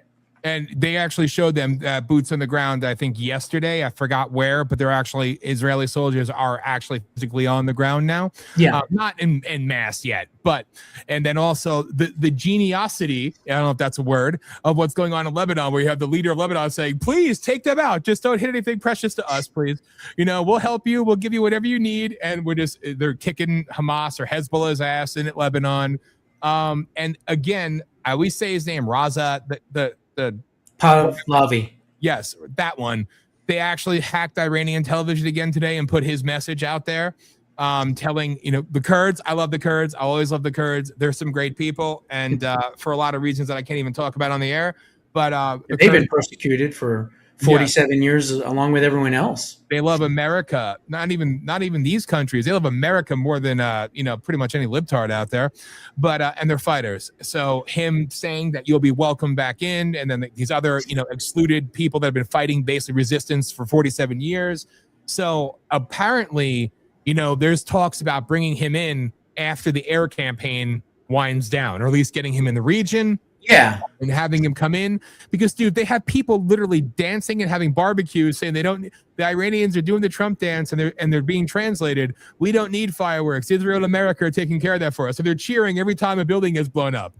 But it's so amazing to not only see that, but think about the contrast of that, right? You have people all around the world, all around the Middle East. I mean, not just the Middle East. I mean, Australia, New Zealand, UK, everyone is screaming and screaming for this to have happened. But the only ones that aren't happy are the Democrats here at home. That's right. And that's why I said on X the other day, and I meant it seriously, what is the difference between the current Democratic Party of 2026 and, I don't know, Hezbollah, Hamas, Boko Haram, Islamic Jihad, ISIS, Al-Qaeda, the Iranian regime? Really nothing. The only difference is we have a Second Amendment here in the United States. Because if we didn't, do you think that they would do anything different than what the Iranian regime has done to their own people? That's why people need to understand how powerful and amazing that this is. Mm-hmm. And again, no matter how many times I see it, no matter how many times I read stories about it, I watch videos, whatever, I cannot help but to get that excited feeling inside of me. Like I said, this must be how those neocons feel when they go in. But it's great when even John Bolton's condemning Trump for doing this. We should be nuking Iran, nuking North Korea, nuking everybody. But John Bolton has come out against Trump. So that's how he's doing it. Which doesn't make any sense. No. Because he's been one of the loudest voices for regime change in Iran for, I don't know, the last 2 to 3 decades, probably. He wants maybe Lindsey Graham. Yeah, he wants 200,000 troops on the ground armed with slingshot. Well, yeah, we're not doing that, obviously. He's got his own problems right now. Yeah, plenty. He does. Piece of shit. So like it's refreshing to see, and it's a beautiful thing to see, and I love it. I love what's happening. I see it for what it is. It is amazing what he's doing. And if people don't understand it, well, just read the room and look around you, because the rest of the world gets it. All right. And apparently the new chancellor of Germany gets it. So God bless that guy. I didn't even know they got a good one in there finally, somehow, some way. But I wouldn't say he's a good one. You're talking about Merz? Yeah, better than no, he's a globalist. Better than Merkel. Oh, of course he's globalist, but he's definitely better than Merkel. So not the same. Not the same. Are their borders closed? No. Well, you know what I mean. Bottom line with Europe. And the problem with Europe is the European Union. Yes, got to get rid of it. Got to get rid of it because you've lost control of controlling your own borders. So any country in the European Union, you can't control your borders because you're part of the union. That's the problem. What I want to see the European Union die. I want to see the United Nations die. I want it all to go to hell. But what I enjoy more than anything is seeing that even these reporters, and this wasn't some conservative talking show. This was a regular reporter on UK television going off on the prime minister, leaving their troops over there in the Middle East with zero backing because we won't, UK and France won't go there and help them because they have to condemn what the evil Trump is doing. You know what? Again, wow, the days of Churchill are so over. Oh my God, yes. Right? I mean, think about it. We'll get them on the land, we'll get them on the sea, we'll get them in the air, right? Yeah. Now they're like, nah, never mind. We're going to let these, Islamic gang rapers into our country and sit this one out. Meanwhile, you've got the smallest country, pretty much, in all of the Middle East, with the absolute second most powerful military in the world, I would say, kicking ass with us, right beside us. It's just amazing to see. And remember, I said this before, President Trump and Netanyahu have been friends for like 50 years. Yes. Okay. They've known each other. They've done real estate deals together. They've been together for years. So they trust each other like brothers. And that's a big part of why we're being so successful, because both countries trust each other 100%. And it's just amazing watching this unfold and finally seeing the liberation of these people. It's brilliant. And I know we're talking about it a lot, but I just can't get over the excitement of it because it's a beautiful thing to see. So I'm enjoying the living hell out of it. And I think it's brilliant and I think it's great. And the Strait of Hormuz, just the ass kicking that, and there's the Promethean group, I think, with the older ladies on X that always give their long videos. I forgot something of Promethean. I think I've seen videos of them as well. You probably have. Ingenious. Yeah. Because one of the things I love is watching the British Empire collapse right in front of our eyes, and nobody pays attention to that. Nobody pays attention. The Lloyds of London pulling their backing from the Strait of Hormuz and the ships that are going through there. Then Trump saying, we're going to back those ships and give naval escort. That is another shot at the monarchy, at one of the most evil entities the world has ever known and ever seen. Please believe I've spoken about it for 20 years. The British Empire is responsible for more brutalization, death, destruction, evil throughout the history of time than you'll ever realize, okay? And it's just, that's why we had the right idea of the revolution. And then Thomas Jefferson, which, again, France, their PT and basic training looks like this. We surrender. Down. Yeah, really. Well, they got their own problems because Randy Andy is going to be singing like a canary if they have any kind of trial. But again, I doubt it's going to be a trial. I would say more than likely he's going to have a, quote, accident. Oh, yeah. Maybe they're going to Diana him in a tunnel somewhere. Yeah, I don't foresee him seeing a courtroom. No, not at all. Not at all. But again, they're freaking evil, man. And that's why when Jefferson came back and said the French, who finally showed up in the revolution, they need our support. They're at war with the UK. And no, we can't. We're trading partners. And then whoops, they got mad and they came and burned down our White House. And we're sorry. Let's trade with you again.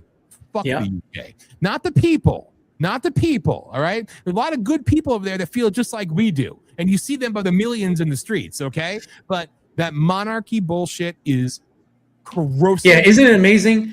You have all these liberal idiots here in America, right? The nose ring mafia, all these people screaming at the top of their lungs, no kings, no kings, no kings. Meanwhile, there's an actual king across the pond. Where are the rallies? Where are the riots? Where are all the different things that they were doing here? Why isn't it happening there where there's an actual king? Yes. It goes to show you how disingenuous they are. Oh God, they're too stupid to even know what disingenuous means. All right, that too. One of the most moronic freaking people I've ever seen in my life. It's disgusting.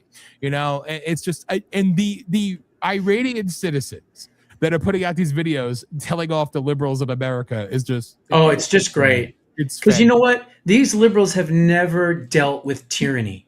No. What they ran out of soy milk at the supermarket. Yeah. I mean, seriously, there's never been a situation for any of these people that they have had any hardship at all. No one has been told that they have to dress head to toe in a bed sheet with a slit for their eyes, and that's it. No one has been told that if they speak out publicly against this regime or say anything, that they'll be murdered. And I mean, it's like, it's such a joke that they don't understand it. And the only thing you can chalk that up to is the public education system, which of course, is masquerading as an indoctrination center all around the country. Oh yeah. Again, you don't need secret programs like MK Ultra anymore because everybody's under MK Ultra indoctrination. Okay, remember these little devices here. They're a part of it. Your social media that you obsess over. Yours is nicer.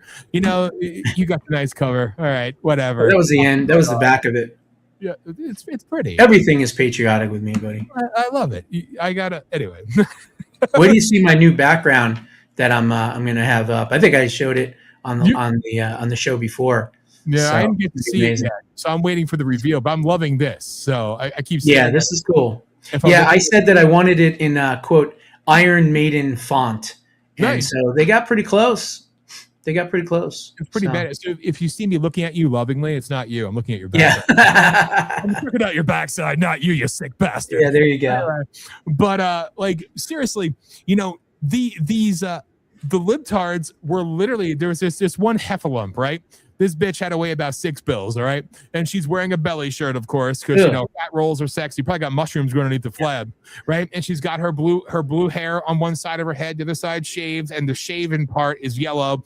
Her had like a nose ring with a nose ring attached to it, and talking about look at these Iranian women throwing their hair all around like a bunch of idiots. They're so indoctrinated.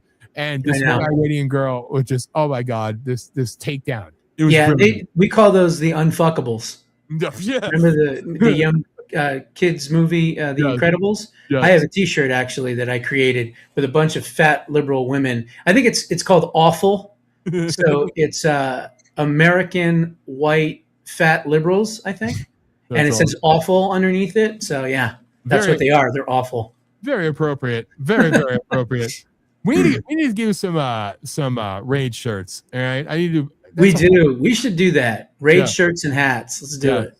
That's something. Maybe even use like a similar design because I have one that's similar to that for you. That's blue. So red and blue, you know. So it'll look cool. Wait a minute, you're making me a fucking liberal? No, man. I'm just red and blue. Whatever. How dare you? It'll look good. Trust me. It'll look. I'll take the blue one. I don't care. No. Either one doesn't matter to me. No, but they look cool. That's awesome, man. I can't wait. But like seriously, we need the merch. All right, so time's going by. I'm all excited here. Again, I saw a video of something in Iran blowing up right before I got on the air, and that's why I forgot to put myself on my own show. So you know, I was all beside myself. There's shit blowing up all over Iran every 2 minutes. It's great. I mean, it's just everywhere. And, you know? And I like the extra FU where they said the shock and awe hasn't even begun yet. Yeah, I love that. I know. It's so great.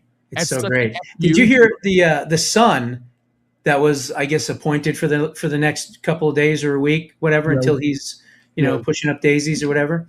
Yeah. Well, apparently he likes to shoot off a lot of missiles, but he's got a little problem. He can't shoot off his own missile, if you know what I mean.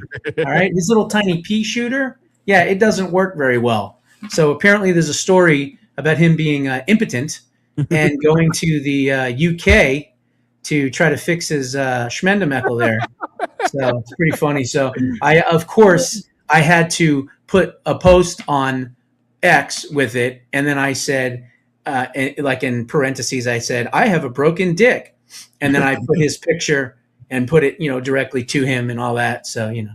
Wow. So we have an impotent Ayatollah or an impotent jihadi? We have an impotent Ayatollah for the next week. Yeah, that's cool. So that's the good news, right? He doesn't have to worry about using it because he's not going to be around much longer anyway. That's true. But in the meantime, the goats around him are safe, you know?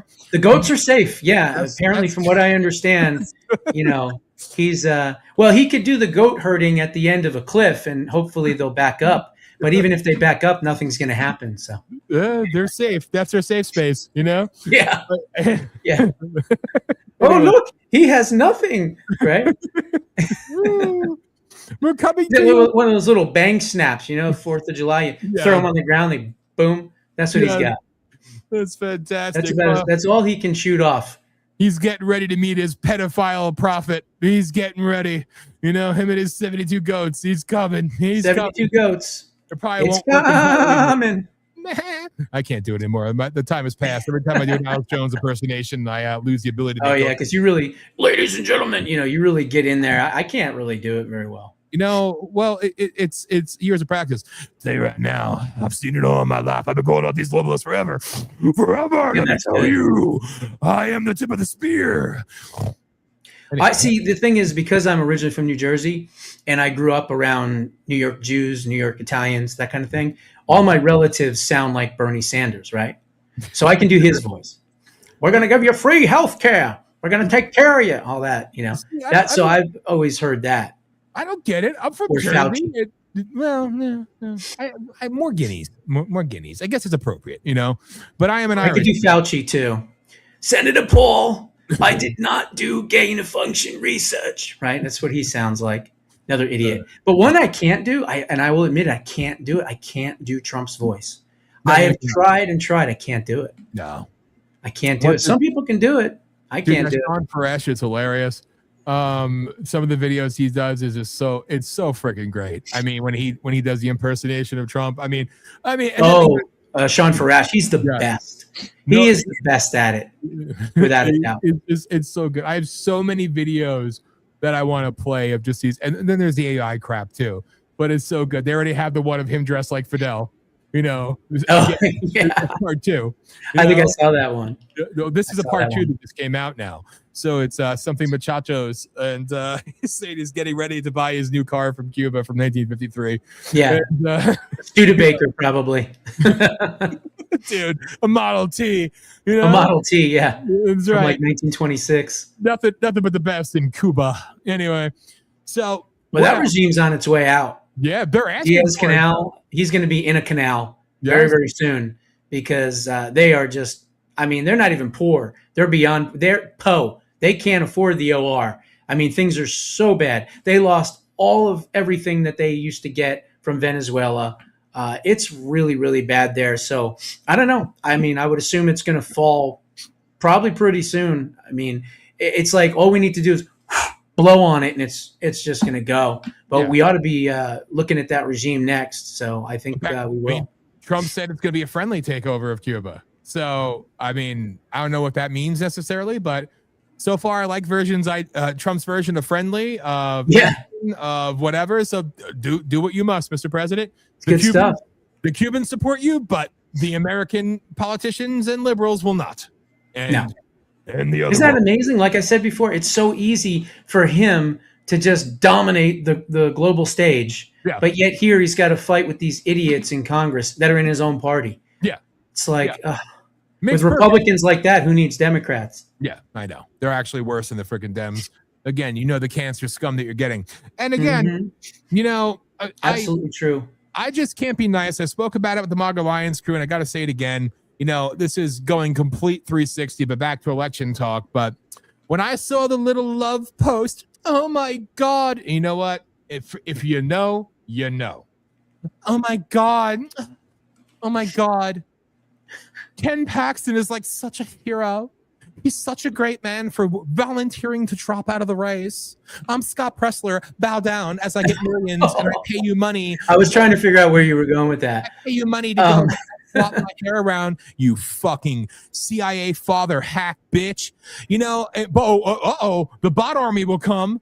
And this is some of the person who sat down with Scott Pressler in Detroit. And it was so nice until I had somebody come on. Yeah, I met him too. He's pretty tall. He's tall. Brian Ferentz came on, and he has a problem with Scott Pressler because he said he's a. I did his show once a long time ago. He's an interesting dude, but he exposed some stuff. I didn't even attack Scott. I said, well, I'd like to give him a chance to come on and have a conversation or defend. And even he was like, no, he won't do it. But great. Then all of a sudden, I'm blocked.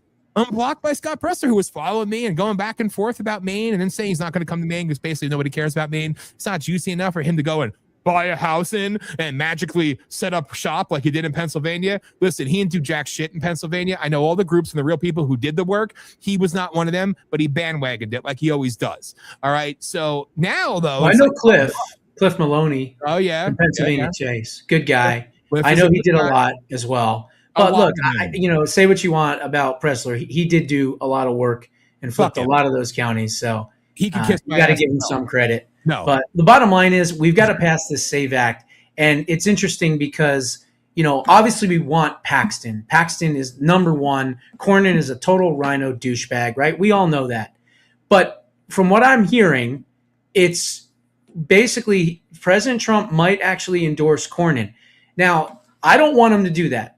Nope. I'll be perfectly honest. I want you know him why. to go with Paxton, because if he goes with Paxton, the MAGA movement will be behind him and he will win. If he goes with Cornyn, you got a real solid chance of Tallarico winning that seat, sadly, in Texas. Now, if John Thune is trying to blackmail the president and he says, Mr. President, we really want Cornyn to stay in the Senate, so I tell you what, if you endorse him, then we'll do the SAVE Act. Wink, wink, wink, wink, wink. So here's the thing. If I was President Trump, and I don't think he's this stupid, I would say, I tell you what, I want the SAVE Act, and I know my people want Paxton. Here's the deal. You get the SAVE Act done, signed, sealed, delivered on my desk before the runoff election. In other words, I want this ironclad in law.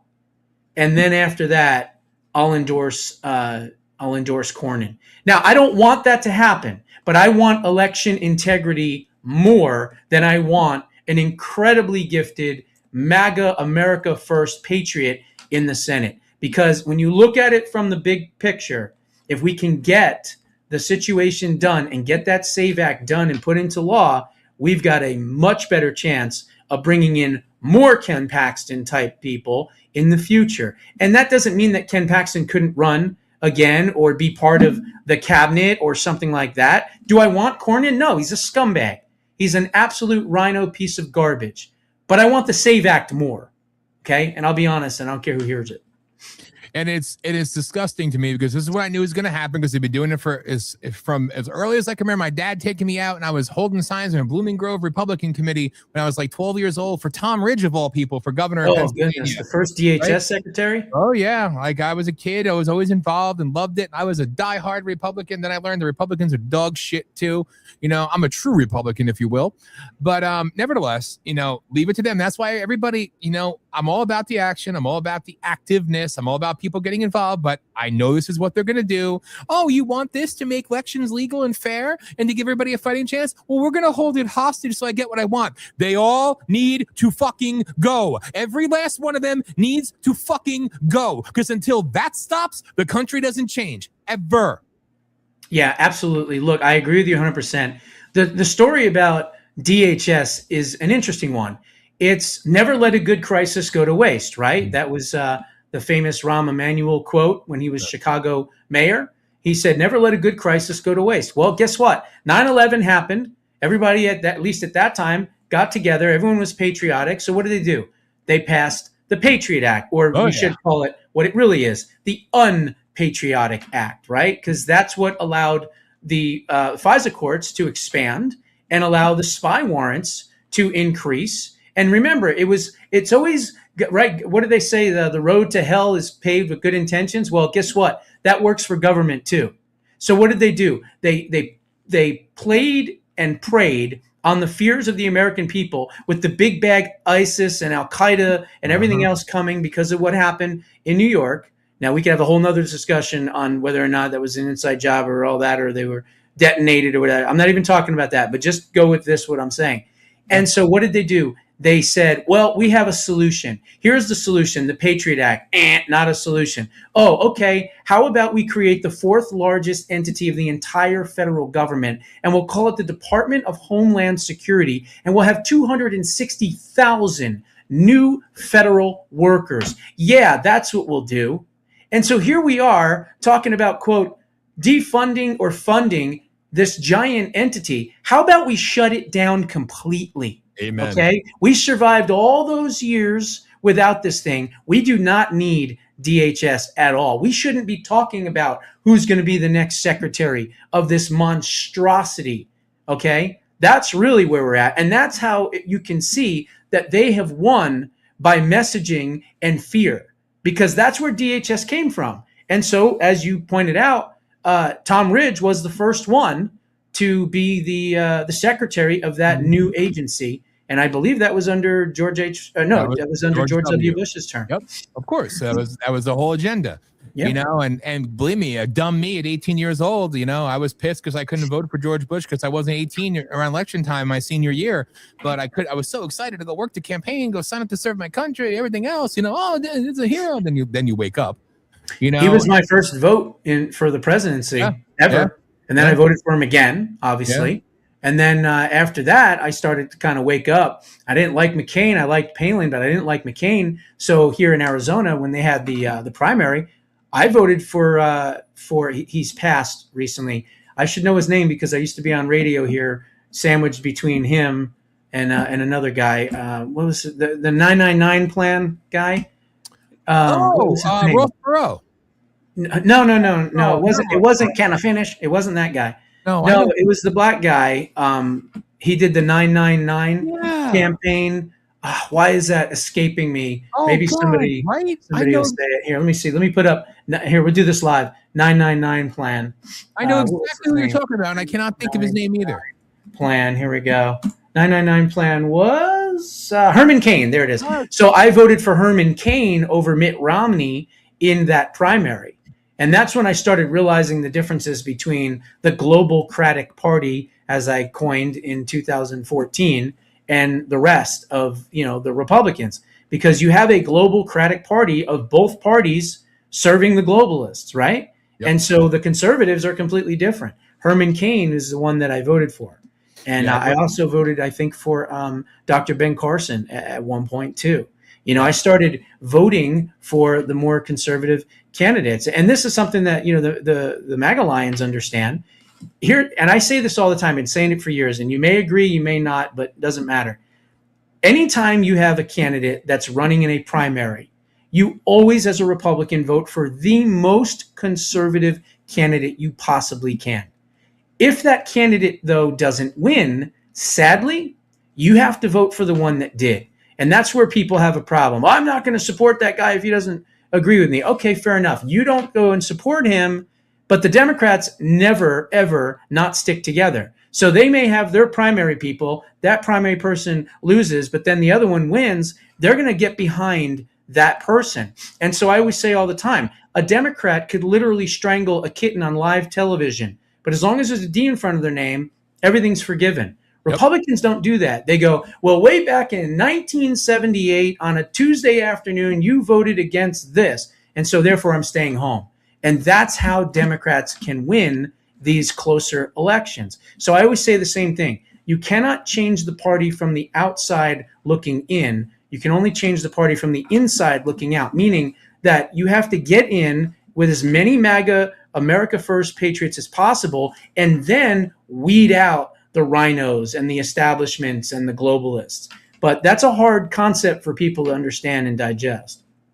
No, you're right. And it does suck. It sucks, and that's why it's going to keep sucking until we do what we need to do and more people get active and get involved and freaking, actually go and start now, finish the change that Trump has started and actually run with it. That's my biggest fear going forward. What you said is spot on. And Rush Limbaugh on the golden microphone in the chat room. I'm still honored that I got to go into his studio and sit down with the man and be interviewed by him. That was such an honor for me. Oh, that's cool. I was never interviewed by him. I was interviewed by Michael Savage once. Yeah, that was kind of cool. When I was first coming up, my main influences were Michael Savage because I liked how intellectual he was, but also savage. He would go after people and things like that. And I would probably say Rush, of course, definitely Rush. But I can't stand Sean Vanity. No. Mark Levin. Those people to me are too controlled opposition. You know what I mean? Michael Savage, or Michael Weiner, his real name, right? He was one of the originals because he could talk about anything. He was so smart. He could talk about it all. Politics, chrome bumpers in the 50s, Italian pasta. I mean, he just had such an interesting array of topics all the time on his show. But, he had his own show on MSLSD for about, I think, maybe a week or 2 days or 3 days. Somebody called in, and I don't know what they were talking about, but they had this kind of effeminate voice. And you know how Michael was. He didn't want to hear, hey, Michael, how you doing? Yeah, I don't want to hear that. What do you want? What's the topic? What's going on? And so this guy calls in and he's like, Michael. And so I think the guy's name was Travis or something. So Michael Savage goes, Travis, right back to him. And he goes, do me a favor. Call me when you have a man's voice. Click, and hangs up on him, right? So the guy calls back and he starts yelling and screaming at him, and Savage just lets him have it. He goes, "Yeah, I hope you get AIDS and die, you fucking pig." Click. And that was his last show on the air. You know what I mean? That was it. He never went any further than that. Dude, but he was a legend. He's still around. I mean, I don't know. He's like he sounds like a liberal now. Does he? I haven't heard him in years. Oh God, all he does is he's friends with Trump, but he comes out and bashes Trump every single day now. It's sad to see. And because I loved him too, and now it's another like, Drudge Report, right? Oh God, yeah. You know, I think the San Francisco air got to Savage.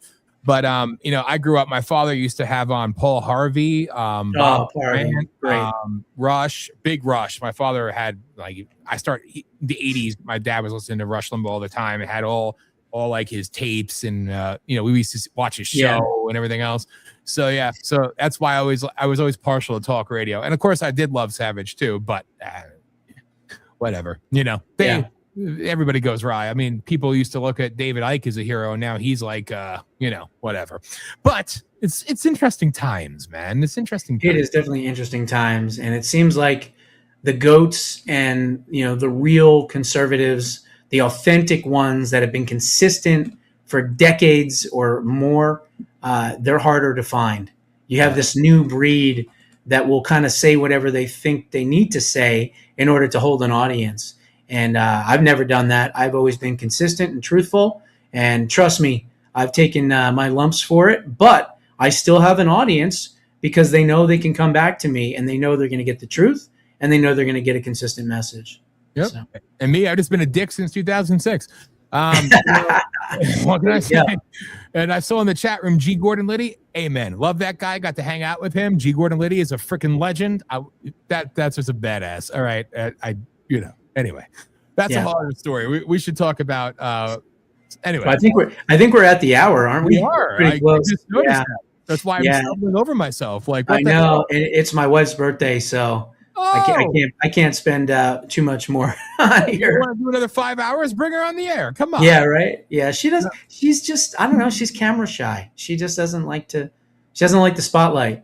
You know, she's conservative as hell, but she doesn't like the spotlight. So you heard her. You talked to her a little bit. She's a badass. You know, happy birthday to her.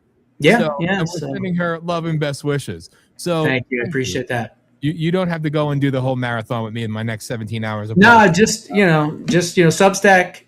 You know, just check it out. jbushow.substack.com. Of course, you can get a copy, digital copy of the book if you join it, and you know. I cover the shows and do the shows just like I'm doing right now. So if you want, you know, absolute truth just smashed into your face, whether you like to hear it or not, join the Substack, jbushow.substack.com.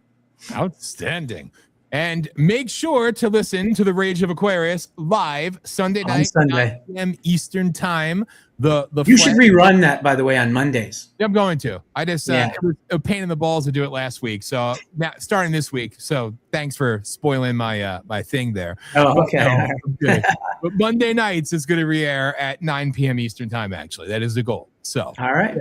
So we're covering it. We got Thursday, we got Friday, Saturday is what it is, and then we have Sunday and we have Monday. There you go.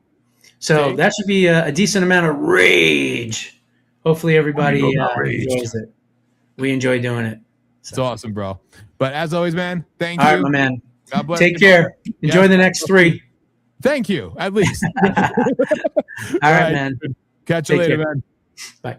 And there it goes, ladies and gentlemen, the one and the only Mr. Josh Bernstein checking out. And don't worry, I'm still here to entertain you. So the first 2 hours, that was my warm-up. No, I'm kidding. Actually, not really. But it went by very, very quickly. I'm telling you. The intro that you didn't get to hear was entertaining. I think my wife laughed. I think. I'm not 100% sure. I think.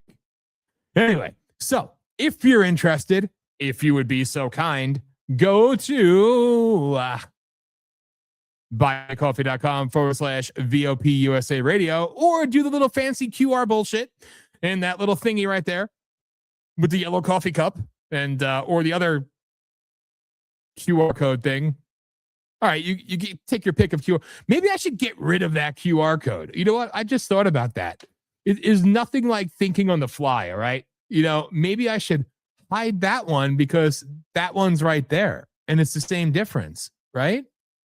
Maybe so. I don't know. But now POLITI-SHOCK looks nice and it says, buy me a coffee. So scan it if you would be so kind and would care to donate to the cause and what we do here, because we have a ton of new programming coming your way. We have a ton of stuff that we're doing. And remember, we fund everything out of pocket. My wife and myself and a few gracious people like Joe, like my dad, chipping in some money to try to help us out and do what we do. We built it. Now we just got to advertise and play a little bit longer in the matrix of the bullshit. But we have always been consistent with being OGs and assholes and real and raw, whether you like it or not. Saying the things that you may not want to hear, but you have to hear because that's what you're here for. Entertainment. Or to laugh at me. I don't know what it is. Or to hate me. It goes both ways, kind of. But that is how you can support us. Right there. And here, I'm going to make it real simple. If you want to support, get your phones ready to do that magical shit that you do with this crap that I barely understand. Boom! In your face QR code with a little yellow box and a coffee. In your face. Actually, that's better because it's covering my face, so it's not necessarily a bad thing. So scan that, baby. Scan it and send us $1. Send us $5. Join one of our tiers. We have special things. It's $2, I think $10, and the top tier plan is $20 a month, and you can pay for it up front for the year if you so desire. And you're going to get a whole bunch of stuff, access to all behind the scenes stuff, special shows, all different crap. It's all there. Hollis built it, made it look awesome. So go read about it. Perhaps I'll do a dramatic reading for you later. I don't know. But that's how you could donate. That's how you could help. That's how you become a supporter of what we do, because believe me, there's certainly nobody else that's going to help us. So it's up to us to continue to do what we're doing. The difference is we were able to actually build this whole damn thing, and Hollis was able to create the whole thing by sacrificing 2 years of her life, 20 hours a day to make it look awesome. But if you go to that website, VOPUSAradio.com, you will see this show on there live. You'll see a ton of other shows on there and a ton of other categories and all the stuff that's forthcoming. We're bringing back an MTV, damn it. Hollis is doing the whole thing with the music side of the work of this network, which is going to be massive. Original content. We're going to have comedies. We're going to have education. We're going to have military. We're going to have sports, fitness, freaking anything and everything. Like I said, inevitably, it's like a Netflix. It's like a Netflix, except not built with millions, built with lots and lots of hundreds of thousands that we didn't have, that we just threw into it over time and, busted our ass to do.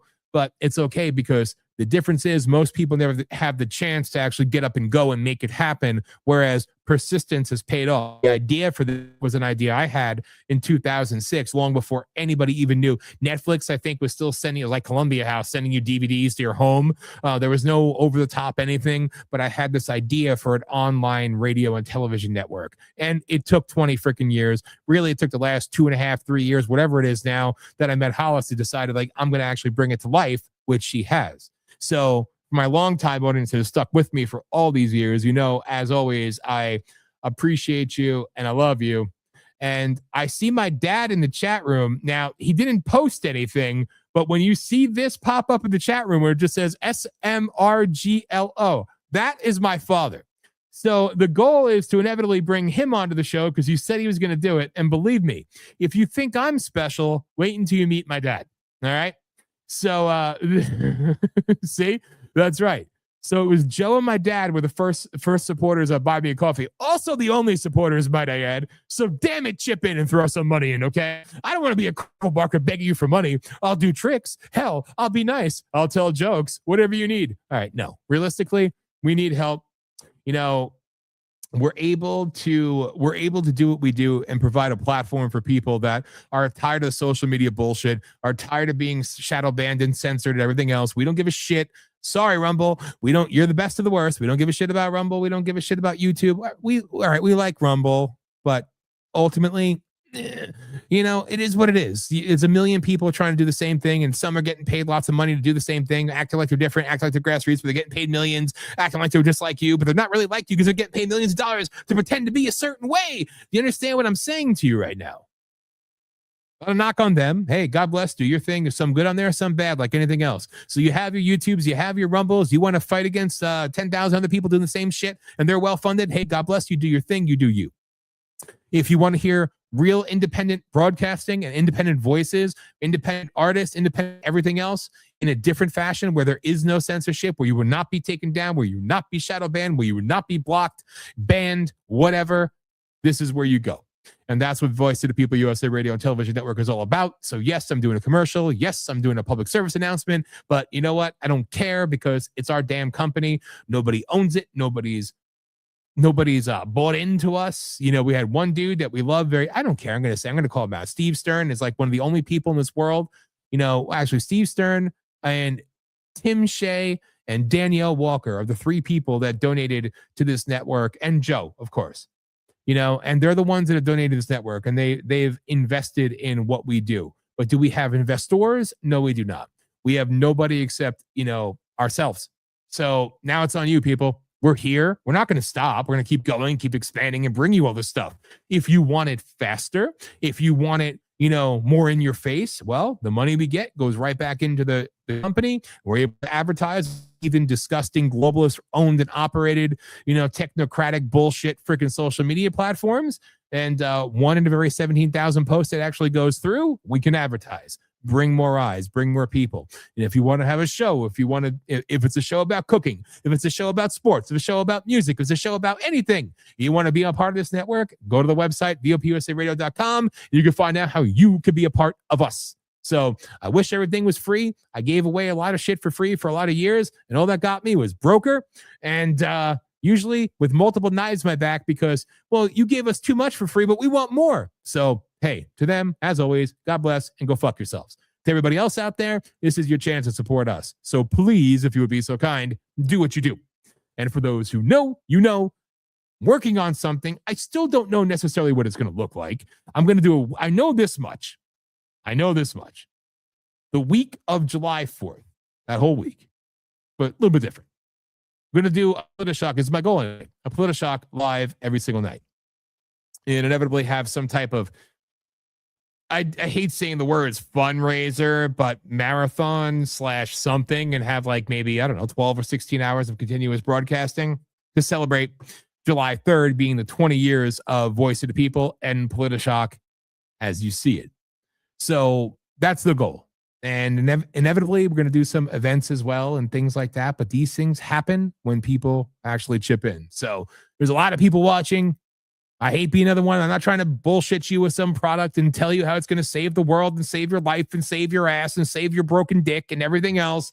Or buy my gold because my gold's more goldier than that gold. You know, whatever. You know, this gold has fucking penguin spit on it. So this is more magical than the other gold. And take my supplement because my supplement, even though it's bottled in the same factory as all the other supplements, but in a different label, is somehow better than this one. So we charge more for it because it's more pure, but it's not really more pure. It's all dog shit. And they're just trying to rob and take money from you. I'm not insulting your intelligence with that one, am I?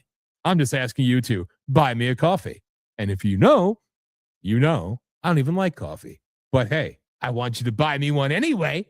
So to pay tribute to the great Mark Dice, who does say it an awful lot, Dad, you were right, buy me a coffee. This is how you could actually support the work that we do and the work that, you know, is forthcoming and the things that are about to happen. So there's my sales pitch to all of you, my commercial to all of you, whatever the hell you want to call it. You're welcome. So anyway, and again, I am not sorry for taking shots at Scott Pressler because fuck that guy. All right. You know, I think you learned last week when I was in my docile part, after I had my emotional moments and my beautiful wife was on with me, I had one of my best rants at the end of the night, which most people didn't even hear. We just kind of went off on all of them. Because damn, it needs to be done. It needs to be said, right? Gotta hate these people. You hate them. Because you look at the bull that's going on all damn week. It's like, my God, this is not exciting news. And this is what's great because the grifter class is losing their audience so hardcore. Now, will these people go and mindlessly freaking serve the next idiot who says that I speak for you? I don't know. But it's refreshing to see because every single day it's like, oh, I love Trump, but he's turning his back on us, and oh my God, will you all just shut the fuck up? All of you. It's sickening. God, it's sickening. Again, it's not nice to hate people, but I hate them. I hate them all with a deep, not all-consuming hatred. No. I'm over that now. But it's a precious, righteous hatred for people who deserve to be hated. And that's the class that you see online. The Haji twins, I hate to say it, but Alex Jones and the Owen cancer patient and fucking, Candy Twins there, she's still doing her thing. Horseface Green is still doing her thing. I think Marjorie Taylor Greene's face looks like that because she's probably like had her jaw pulled down, sucking so many dicks other than her husband's for so long that eventually her face took form. She looks like a demented fucking Mongoloidian horse alien. All right. She's like an ugly freaking like troglodyte looking troll doll. But she could do pull-ups. Hate that bitch. Anyway. Whoa. Is that Aaron Mashad in the chat room? Boom. They are trying to divide us and pit us against each other. Yes, sir, my friend. I love you, Aaron. I miss you guys. As the audience at large knows, Aaron, Amy, Aspen, sorry to say all the names on the air, but, we love you all. And they were let's face it, they were our friends in Maine. There wasn't a very large contingency, but we didn't need them. We never needed them. But, they were virtually our neighbors. They were just down the road, and we missed them. Hollis and I were just talking about them. Thank you, brother. We were literally just talking about them, if not earlier than last night, but it's crazy. You're right. What is that? Hamen in the middle of his last name. I don't know what that means. I know. I just saw the comment, so I know what that means. Anyway, so we must be getting featured on Rumble, I assume, or something. Editor's pick or some shit. Because yes. Oh, my beautiful co-host says that's a yes. So, all right. So we're featured on Rumble tonight. Well, thank you, Rumble audience. Like I said, I don't hate you. It's just, I also don't bow at the altar of. But again, you're the only ones that do let this go on. Although I've been testing this shit.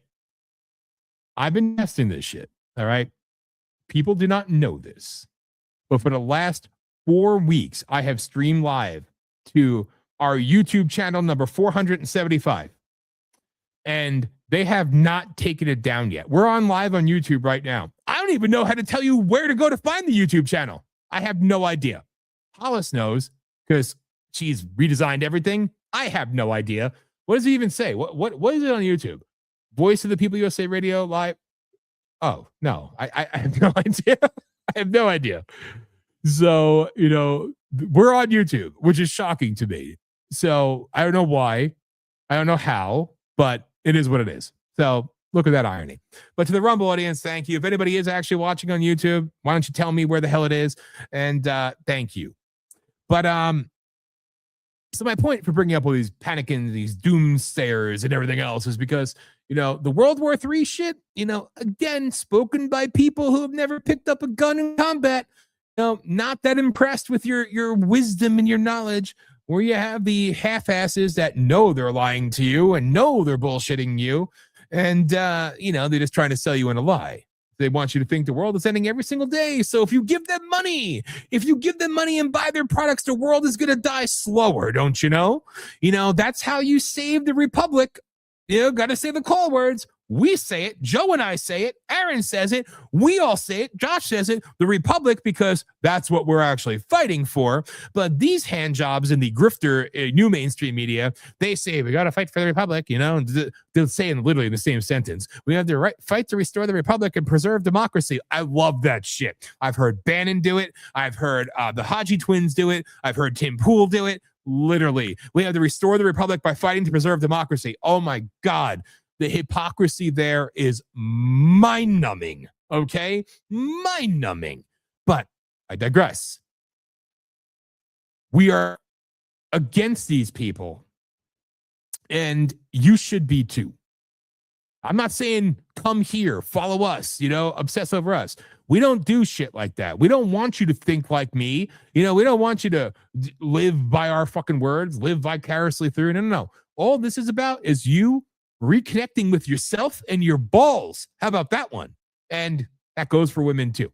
All right. But usually the women are most likely smarter. and tougher, as I've seen. And that's not me being a feminist. That's just me being honest, because I've seen more women with balls, not the leftist type.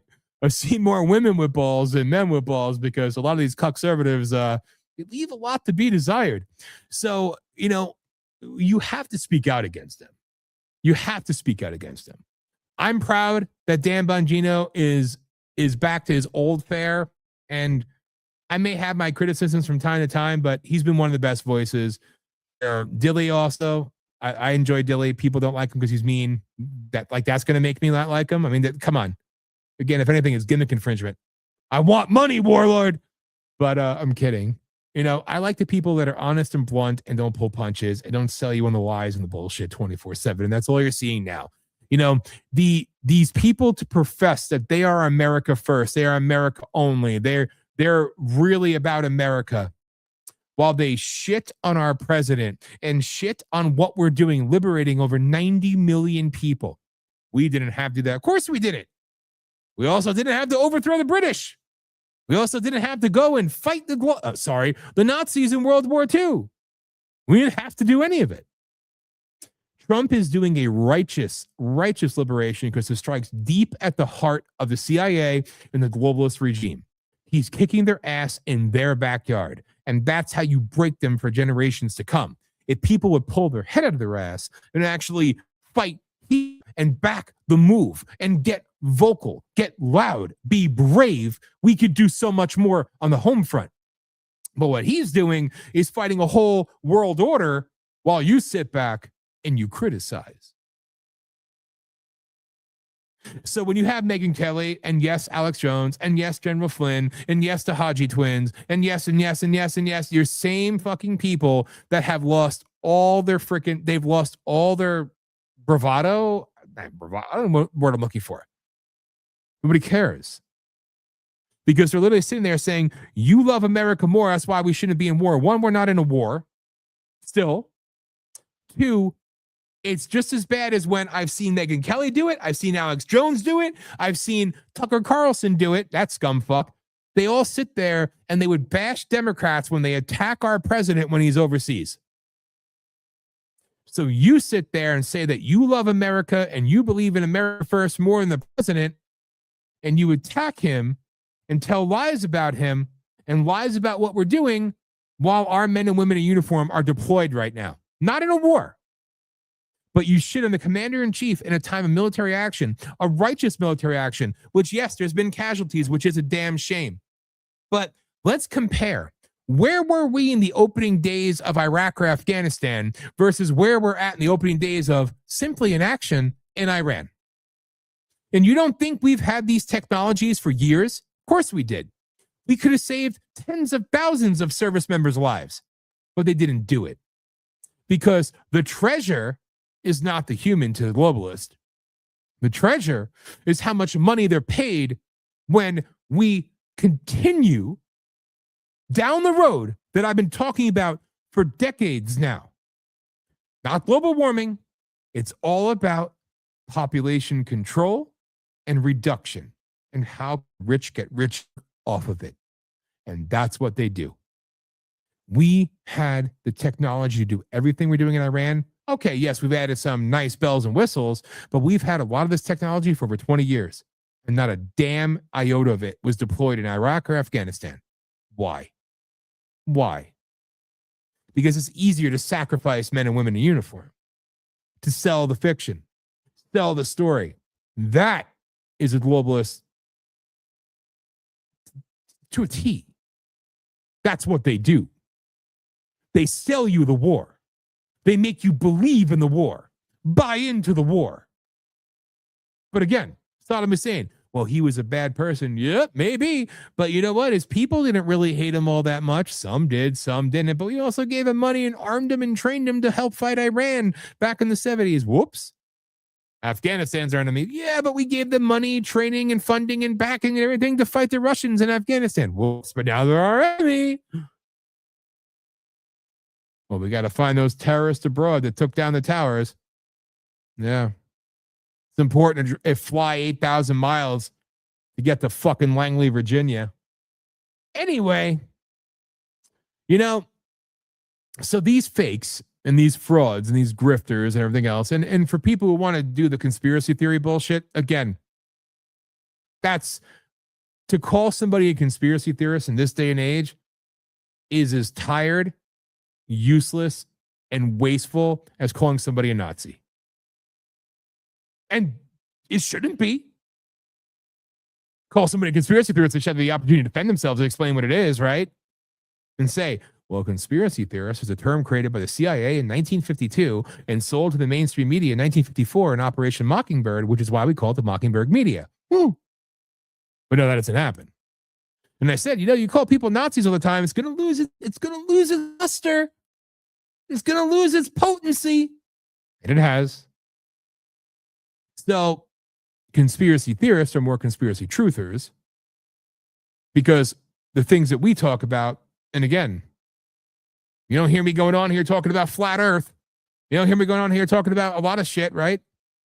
Hell, not a single one of you asked if I believe in any of that stuff, ever. I might have made fun of it before. I have no fucking idea, But like literally, what we do here is talk, give you real opinion talk, I guess. Let's go a little bit deeper. What they do is lie and profit off of it. But to attack our president and to attack our service members and to attack what we're doing while they're in the theater of combat, not war, in the theater of combat.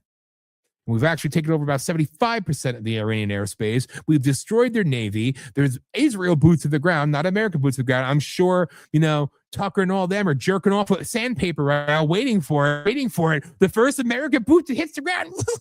There it is, told you. Because they gotta be right. They all have that high-pitched bitch voice, too. You ever notice that? It's like Tucker and all the high-pitched bitch.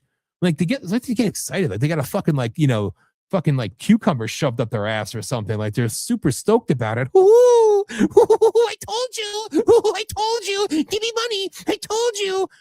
You sick, demented, freak bastard fucks. I swear to God, every last one of you disgust me. But hey, go buy their products. You'll feel better in the morning. Don't you know? All right. So it's time to play you a video, and then I'll come back. I have no idea what time Aftershock is beginning. I think it's going to be soon. The boss said so. And so this show will, of course, get better. So in the meantime, I'm going to play for you a quick 2 or 3 minute video. So this is your opportunity, ladies and gentlemen. And I'll come back after and talk to you about something else until the beautiful one arrives. But while I play this video, this is your opportunity to share the show. Share it on X. Share it on Fascist Book. Share it on YouTube. Is that a thing? Share it on Rumble. Follow us, for Christ's sake. Get 4,700,000, 130,000, 7,000 freaking likes and views or whatever the fuck it is on Rumble, but nobody follows. I don't care. What's my line? My people aren't followers. They're leaders. That's what I say to make myself feel better why nobody follows me. Please like me, follow me. I'm validated by social media. Ugh. We're going to have a talk about that later. But seriously, share the show. Remember, VOPUSARadio.com, VOPUSARadio.com. Download the apps. You see the shit going on the bottom of the screen. You know where to go. Your Android store, your Apple store. I have breaking news for you all. And it's completely irrelevant to anything in the world, but I don't give a shit because I'm actually happy. Though I may not like cell phones at all because they're MK Ultra devices, I could proudly profess that I have 2 of them. I don't like either of them, but I like one more than the other. There's reasons for that. And one of my phones is an iPhone. Alice has had Apple, Mac stuff her whole life. I hate iPhones with a passion. Loathe them. And I could proudly say, because I need to actually put something on the business account to make it look like it has reoccurring charges. So I've had the business account, bank account, incorporated for years, but I'm finally going to put the phones on the business account. Novel concept. And I'm getting rid of the iPhone. I'm going to get the Galaxy S26 Pro, Ultra Pro, and also the Samsung Fold thing. Why not? Why not? The little things. I know they're indoctrination toys. I know, but still, I'll just be happy. No offense to my iPhone hasn't been bad to me. I just don't like iPhone. So, glorious things coming. Did you need to know that? Absolutely not. But as I always say, it's talk therapy. It's an open mic. It's me. I have things to say, whatever. And now, honestly, I'd like to go take a leak. So I'm going to play a video for you, share the show, download the apps, find us on Roku, Fire, Android, and the Apple TV, VOP USA. Watch us there. Go to the website, VOPUSAradio.com, enter your email. Like I always say, we will not spam you because we don't know how. And although I should find a way and bombard you with emails, and maybe for every 10,000 emails, we'll get 5-cent donation. But if you want to donate, it goes right back. See that segue? Boom! Buy me a coffee right there in your face. Buy me a coffee. Do that magical, mystical shit with your camera. Go to the site. Freaking donate, join in the program thing join the program. You can sign up to be a member, and there's tiers, and we give you cool shit. And there. So if you actually want to hang out with Dan, I don't know why you would, but if you want to hang out with Dan, really Hollis, and me, she's a hell of a lot more entertaining. Go there, sign up, $20, pay for the year. You don't have to pay 20, pay 10, pay 2, whatever the hell it may be. Donate at buymeacoffee.com/VOP USA Radio. That is how you can support what we do. That is your way. There. Just did a hell of a lot of shit. You're welcome.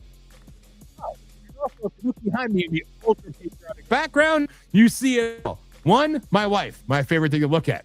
2, the logo. It's pretty. 3, I'm going up from the right-hand side. Maybe it's your left-hand side. Fuck the War Room Posse. We're the VOP Posse. That's the $20 membership on Buy Me a Coffee. Join it. You get lots of cool shit. And then right there, it says all the places we are. Hollis made it easy for me, and even a thank you right there. So there you go. There you go. In the meantime, I'm going to find a video and play it for you because it's time. So sharing is caring. I'll be back. This is POLITI-SHOCK coming up on our 20-year anniversary of being on the airwaves, the Ethernet, if you will. So I hope you'll come back after these commercial breaks. Bye now. See you shortly. Your robots, we are all lions. We are not your robots, we are all lions. We are not your robots, we are all lions. We are not your robots,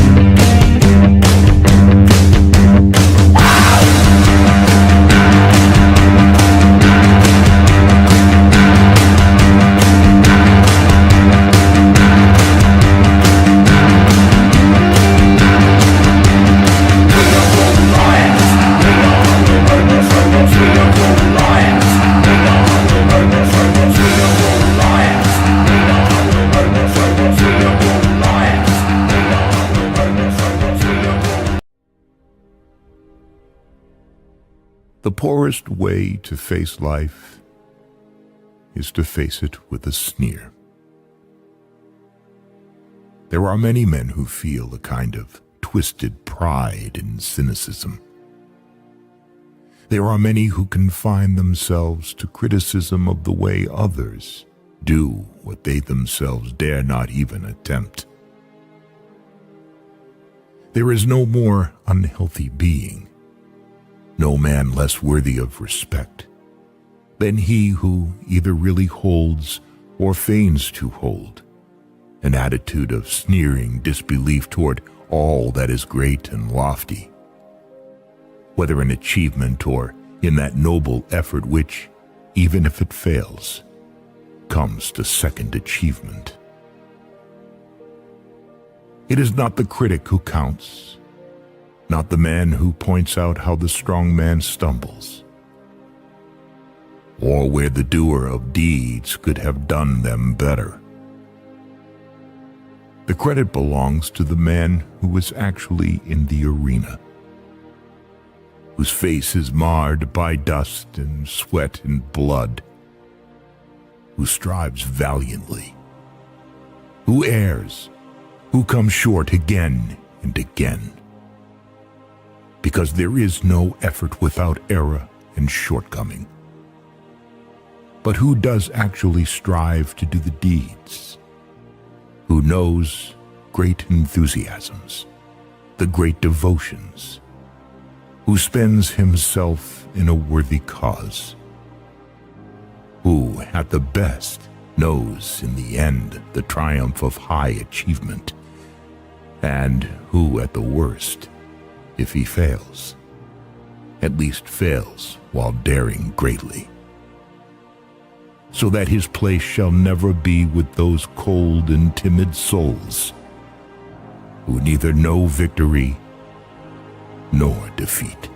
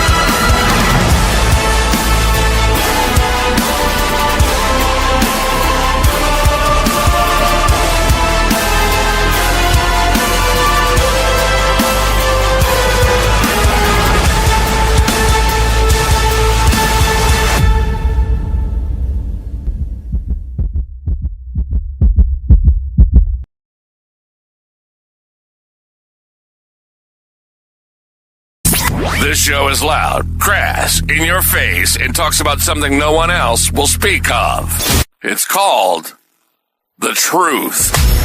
Welcome to POLITI-SHOCK, the show that shakes the very foundations of the establishment. Broadcasting live since 2007, with millions tuning in every week. We're here to expose the lies of the New World Order, the military-industrial complex, Big Pharma, and every corrupt institution trying to silence your voice. This is not safe for work. 1,000% pro-liberty, pro-Trump, and pro-America first. Get ready for 3+ hours of uncensored truth bombs as we tear apart the liberal narratives and the globalist agenda, because we're here to fight back against Agenda 2030 and the depopulation plot that's creeping into our society. Dismantling the lies. This is POLITI-SHOCK. Brought to you by MyPillow.com. Use promo code VOPUSA or call 1-800-822-5206. Now, here's your host, Dan Smariglio.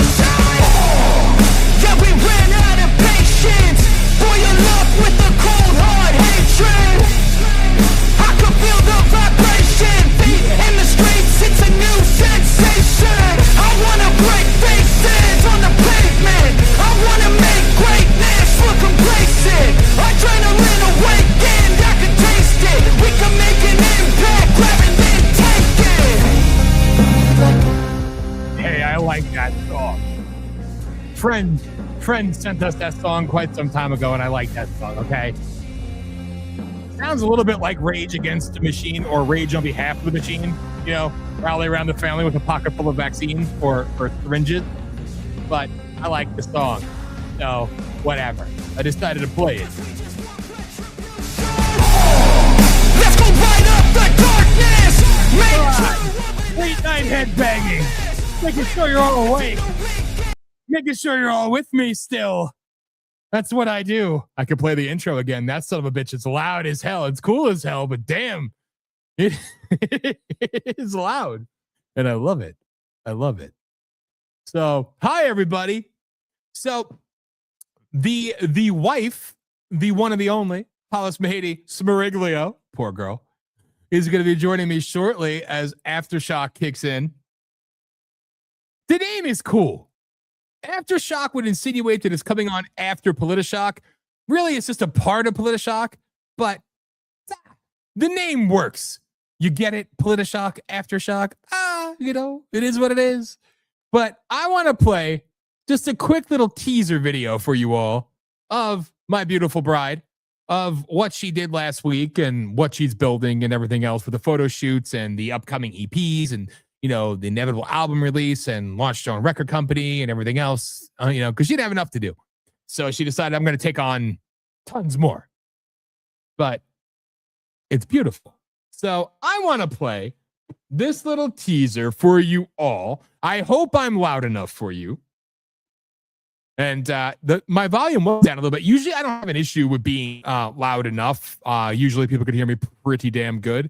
But the slider was down just a little bit because Hollis was on another show, the No Skips podcast, on Sunday night with our friends from Cole County Entertainment, I believe it is. You're going to be seeing them soon. They're going to be bringing some of their shows onto the network, which is kind of cool. So Hollis did her first official show back, not of VOP, but she did a show talking about her music and her history and everything else, and I'm proud of her. So the slider was down a little bit because Hollis is soft-spoken, and I forgot about that. Me, I need to be louder because I'm loud, and I need to have my volume all the way up so I can keep your asses awake while I yell at you for 3 to 7 hours. I'm kidding. I'm feeling giddy. All right. Sue me. Enjoy the video. Your face in a big crowd, and now it's all I think about. I've had some leads, but nothing found. A puzzle I can't figure it out. I'm running circles in a room. I've got a mess, I'm stuck with an impossible task.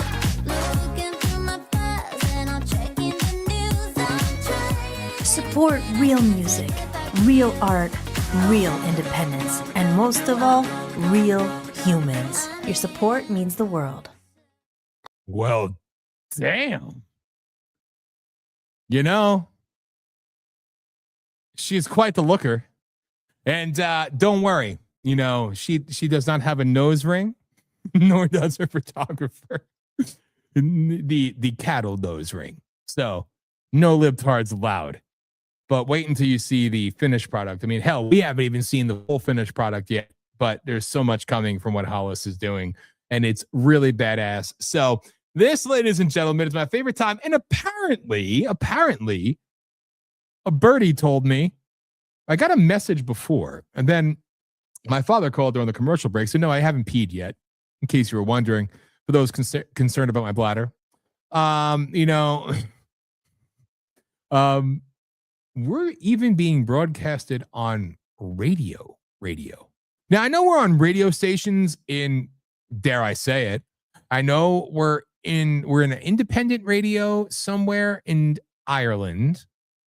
We're on radio in Germany, in Russia. We've been on radio, real radio in Russia for quite some time. A few other places throughout the world. But apparently we're even on some radio here in the U.S.A. So if that is the case, I apologize in advance to the people, the poor bastards that have to utilize a second delay and, you know, beep me. That must suck. I'm just saying. And apparently I have a lot of people watching on YouTube and YouTube TV and all other crap too. So hi, YouTube people. I haven't seen you in a while. None of you even know who the hell I am, probably. Maybe there's some old ones on there, although I don't know how you would find our YouTube channel because I don't even know where the hell our YouTube channel is. Hollis does. I could find it if I need to, but it's not like I can tell people to go to this link to see our YouTube channel because, again, I gave up in like 2014. But nevertheless, so there's a lot of people watching on YouTube, apparently, and a lot of people watching on Rumble. So hi, everybody. Thank you. Thank you for tuning in. Hopefully I've been entertaining you this evening. I mean, we've had some badass guests on tonight. We had freaking Joe and Jason on from the MAGA Lions for Trump, and Charlene. And yes, Charlene, I seen you, and it broke my heart because we were already in the middle of it with Josh. You finally got it working. You were on their video. You were not muted, and then you left because you even realized this segment was over, and I feel so bad. But Charlene will be here hopefully next week. But I love them all. It was so cool to have them on. Then obviously Josh Bernstein on. You know, we did our POLITI-SHOCK Hour of Rage. And what can I say? It's time for Aftershock, which is my favorite. So allow me, if you will. I could do the drum roll, but I can't really do two things at once. I mean, again, I forgot to put myself on my own show tonight, you know, for the first like 4 minutes. All right. So, you know, I'm not the best at this. So no drum roll. I'm just bringing her on. And where is she? Where? Why? There she is. There. Hi, Hollis. Hi, Dan. So, hi, everyone. I'm trying to get the lighting right in here. It looks like crap, kind of, but wait until you have the fancy new thing. It's going to look fantastic. Don't you? I know. That's what I can't wait because this camera is not the greatest, and the light just can't figure the lighting out. I look very white. It's a little muffled, but your beauty resonates. It's okay. So it's muffled. It's okay. It looks blurry. You look fine. Audience, does she look okay? Okay. I'm asking them now. And yes, so you heard as I got to interact with you briefly You know, apparently we're on radio and we're on somewhere else and somewhere else and somewhere else. So we got a lot of people watching again. So That's crazy. That's good. I know. They're finding their way to truth. Yes, there you go. That's the thing. Just don't have any expectations and you won't be disappointed. Yeah, I know. You know, well, it's always so funny to me that everybody gets all excited. You know, oh my God, we have this many people watching. It's like when it translates to $1, then we could start doing something with it. But no, it's like it's whatever. You know, honestly, it's cool. I mean, I think the biggest thing for me still is that I have a shit ton of people that have been with me for literally almost 20 years that still stick with me. And that means the world to me. And all the new people we picked up along the way, it's pretty damn awesome, you know? So, hey, we appreciate it. But now, you know, all I could say is, yes, Hollis has one too. But you know what? Hollis is a Mossad spy. So we don't care about hers right now. Damn it, there it is. Go there, scan the damn thing, and donate to Voice of the People USA Radio and Television Network, LLC. Please help us out. Help a brother out. See? All you got to do is hold your camera to it and hit some button, and you can donate and join us. Yeah, hold it on there long enough. There should be like a little yellow link that pops up. Oh, you little yellow link. I have no idea. I haven't even done it. Wait, let me check. I'm going to try it in real time. Hang on. Your phone has to be on camera, not video. And you got to do the UPC scanner thingy, right? I don't think so. I think you just take you're going to take a picture of it, but not video. It has to be like phone. Okay. Should I do it too? Yes. It's so funny. Okay, everyone at home, try it out. And you could look at stuff too. You don't have to subscribe. Like I think there's stuff on there that's free. All right, here we go. I'm still learning it. We pull this down.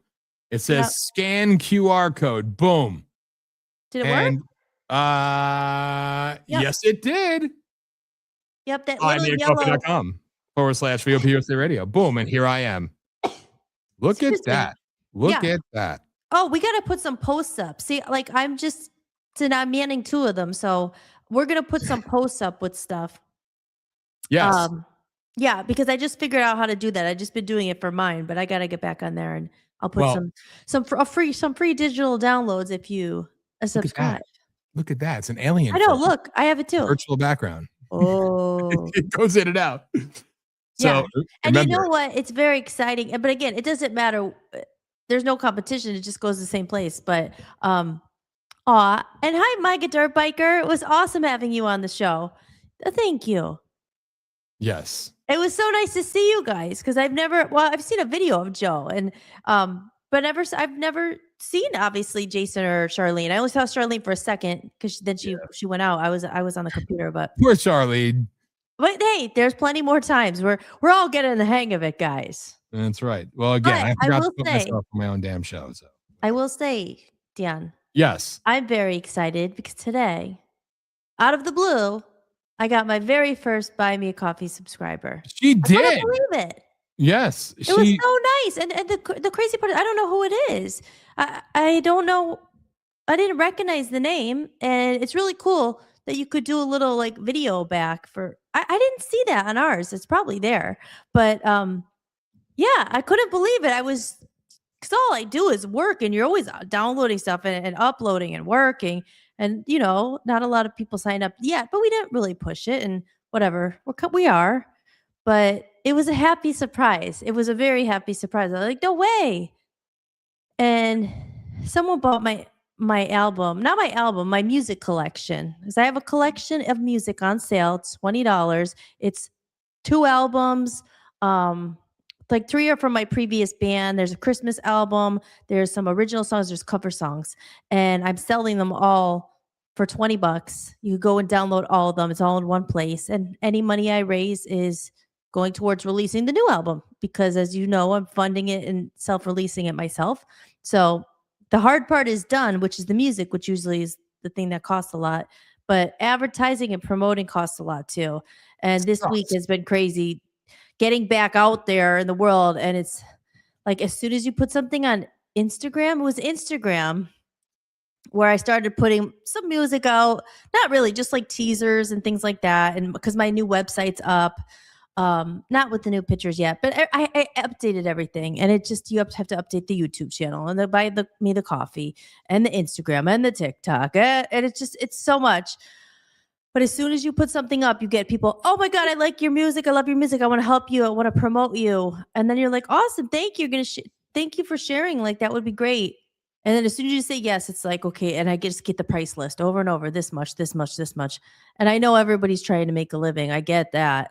But I'm just like, wow, people don't just share to share. It's like, I don't know. Dan and I were talking about it. What did Joe say? Yeah, that's right now, family. That was me. I was the one that put up the video. Yeah. The POLITI-SHOCK video. That was hilarious. Oh, Joe, I have to send you. I got to find the clip because I think it was before we knew you that Dan broke the desk. I have it somewhere. And he's like doing a rant. He's like, rah, rah. All right. Yes. All right. He slams his fist down and the whole glass desk shattered. It's really funny. It wasn't funny at the time. I was like, oh my gosh, our whole desk shattered. We had the whole big glass desk thing that went around, and Hollis and I sat behind in Maine. And it was a pain in the ass to put together, right? And I was on one of my rants during the election time.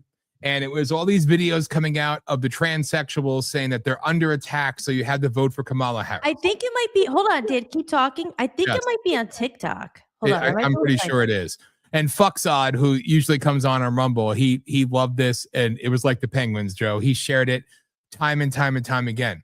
So all these videos are coming out from transsexuals. We're under attack. We're under attack. And I said, if the trannies are saying they're under attack, then they're under attack by the same administration that Kamala Harris is their vice president, and now she wants to be their president. So if they're under attack now, then what's going to happen then? And I got really animated, and I was hitting the desk, and then all the glass broke and the audio cut out. You just see my stupid face of like, oh my God, covered in glass. We were picking up that glass for about a year.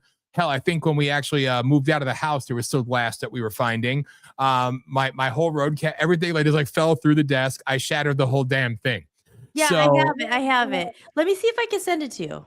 Send it to me. Email it to me. And I'll play it. Email it to you. Hold on. So you can all laugh at me proper. So, but real quick, because I enjoy this one. And listen, when people leave comments and they care, it means something to me. All right. So Joe says, yeah, Dan, I kind of been worried about your bladder all night. Thank you, sir. You're a good American. I know. Why didn't you go to the bathroom when you had the chance? I was playing stuff, and then my dad called too, and it's like, Okay, but here, Dan, I think I can send it to you. Wait, hold on. Okay, send it to me. And then Joe also said, yes, Hollis, you look great. I didn't look too bad myself in the first hour. My beautifully unstyled hair all over the place, catching cigarette smoke. Joe, you looked fetching. Oh. Hey, let me do the Scott Preston. Oh my God, you look so fab. Hair flip. Oh, okay. Give me millions. This is where a producer would come in handy. I'd be like, hey, could you send this over to me? But we'll take care of it. I think my camera's doing it again. I think I got smaller. Damn fancy technology. So yes, you'll enjoy the video. And Dan, if I text it to you, would you get it or no? Does it have to be Messenger? If you could try to email it, it'd be best. If you're able to. Okay. I could probably figure out the other way, but try to email it to me, if possible. I don't know, because I remember every time I emailed from this, it never happens. That's what it tries to come anywhere near me. I will run to a damn penguin. The penguins would understand. It's just crazy. So I've had some interesting moments over the years. And some of you know or may not know, or newbies definitely won't know, but a buddy Elias here, he used to like when I would go on my rants that he would cut clips of my ranting and then post them all over the place. I didn't even know. And the first time he told me that I went viral, I said, what the hell are you talking about? I said, I'm not sick. I had no idea what he was talking about. It was kind of like one of those moments where everybody was laughing at me when I said I opened up a VOP OnlyFans account because I had no idea it was about porn. I had no idea, so there's a lot of interesting videos of me making an ass out of myself. It's what I do. Okay, I think I just sent it to you. Okay, which email? No, I couldn't. I did email, but I don't think you're gonna get it. But I did I'm sending it. I just sent it on Messenger. So Fascist book? What's that? Fascist book? Yeah. Okay. All right. Well, it came through there. So let me see. Let me see. But anyway, that's edited. I forget what it is. It was for TikTok, so I might have had to take the cursing out. Oh, that ruins it. So, but I'm not sure. Let me see. Let me look at. You gotta see the full unedited thing and the look on my anybody in the chat room's on TikTok. I mean, are you guys on TikTok? TikTok sucks. I mean, for certain things, I have it for a fun account, but I don't. No, like when I try to do stuff on there, we just immediately got banned. And we just. But listen, they hate everything. Hates me. All right. So that should always be known by the world. I literally have seen myself banned on TikTok. And I never even signed up. I had no desire to sign up for TikTok. I don't care. Wait a minute. Fair, but it beep. I'm sorry to interrupt you, but it's censored. It just goes beep. But like you're talking, but the curses are beeped. But you'll get the point. Oh my Lord. Let's see. I got to go through all these steps to go on there. You know, it's quite a pain in the ass. Wait, I have a new message from Suwarno Unita. That sounds like a great American. Oh my God. Anyway, all right, let's see here. Boom. Wait a minute. All right, I think I have this. All right, so now we're going to try to share the video with you all. See, you get entertained in real time here. Opportunity to laugh at Dan now is forthcoming. So here we go. Let me find this crap. And boom. All right, let's see. Let's see. Works? All right, let me throw it up there. Let me make it full screen. And God, I want to look at this. Joe can add this to it. You got Where's the volume? The volume on there. Oh wait, you can't. Don't watch, people. Here, I got to turn the volume on a fascist book. Apparently, here.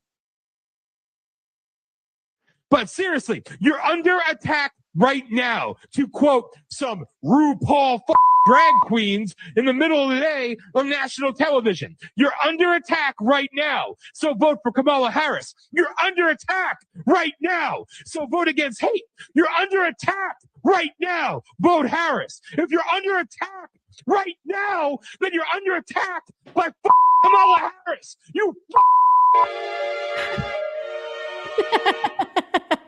That's a hell of a mess I gotta clean. Oh my God. I was a little mad. That's so wrong.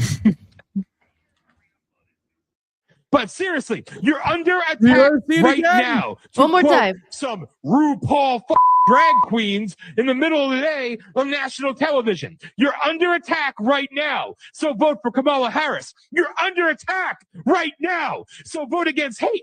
You're under attack right now. Vote Harris. If you're under attack right now, then you're under attack by Kamala Harris. You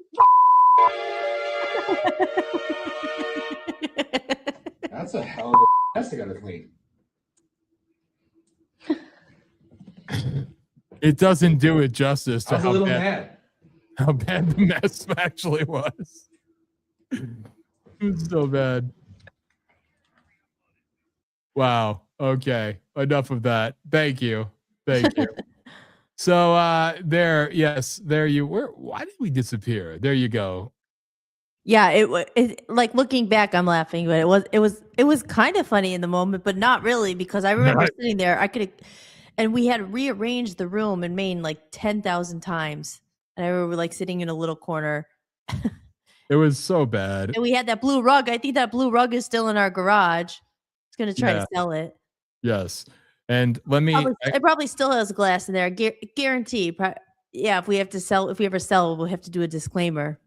Vacuum it or whatever, but all right, so it was an interesting time. All right, so listen, funny things happen during this show occasionally. That's all I got to say about that. Funny things happen. Okay, I get a little animated. I get a little verbose at times, if that's the word I'm looking for. I don't know. You know, I'm passionate, damn it. What can I say? All right. So I'm trying to do something right now, Hollis. So please feel free to talk. What are you trying to do, Dan? I'm trying to send Joe's video to myself so I can. Oh, okay. Well, let's see. I'll talk then. So this week I made a video about musicians versus machines. It's on my YouTube. And like I said, it's funny because now, I'm coming back into the world. I mean, I was, you know what I mean, just as far as putting my music out. And it's been like I did a pledge campaign, which is like a Kickstarter thing, like 10 years ago. Now 11 years ago. It was like in 2015. And we raised a lot of money for my band Love Zombies. And that's how we were able to fund the album. Like people pre-ordered the album. We had like fans then though, we were touring and people knew of us. So people pre-ordered the album. And we ended up raising like $25,000 for the first one, which to a musician, that's a lot of money. I mean, to anybody, I think that's a lot of money, but that was like, but we were dumb and didn't know how to manage money really. And didn't have the best guidance, I'll say. And we ended up spending all the money on the recording, which really didn't leave jack diddly crap to promote it, which is just as important because it's same thing with videos. I spent all day making content, but who cares if no one sees it? You have to figure out how to promote it, and it costs money to boost posts and to advertise and to get it out there. So, but my point, I made the video. It's on my YouTube if anyone wants to check it out on the YouTube channel. But what was I going to say? Yeah, so I made that video just to kind of show the difference now and then, that now everybody and their mother is asking for, some money, so it's very hard to raise any kind of money because everyone's spread so thin. And that's why, like last year, I started a Patreon campaign. And I remember I put it up and a lot of people signed up, but they signed up for the free membership. And I remember thinking, I was kind of like, gosh, no one's paying. And it's like, I can't just keep putting content and not make any money at all. So nobody was paying. So I kind of got discouraged and I was like, oh, and I canceled it. I should have just stuck with it. But I guess at the point is it wasn't really the right time. And we were in Maine and it wasn't the right space and everything, just nothing went according to plan, obviously. So regardless, I ended up canceling it. And then now going into it again, it was only like when your dad mentioned the buy me a coffee thing. And I looked at it and I was like, oh, that's kind of looks cool. That's kind of like a Patreon thing. And so I set it up. It was really easy to set up actually. And I was like, you know what? I'm going to try it again. Why the hell not? But just don't give up this time. Don't expect anything. Don't expect much. Don't feel to be down on yourself if nobody signs up, because really it's not that. I don't think it's like a year ago, I was hard on myself. Like, oh, no one cares about me anymore. I must suck. My music, no one cares about music. No, now it's even worse where the landscape has changed so much since 2015 when I originally did it, because back then it was just kind of starting. You know what I mean? Like the crowdfunding. And like I said, it was called Pledge, and Pledge went out of business. Pledge was in the UK. And you know why they went out of business? Because they didn't pay their artists. It's just, we luckily got paid, but it was right at the tail end because we had to do 2 campaigns. The first campaign, we had no problem. By the second campaign, I think we raised over 10,000 pounds.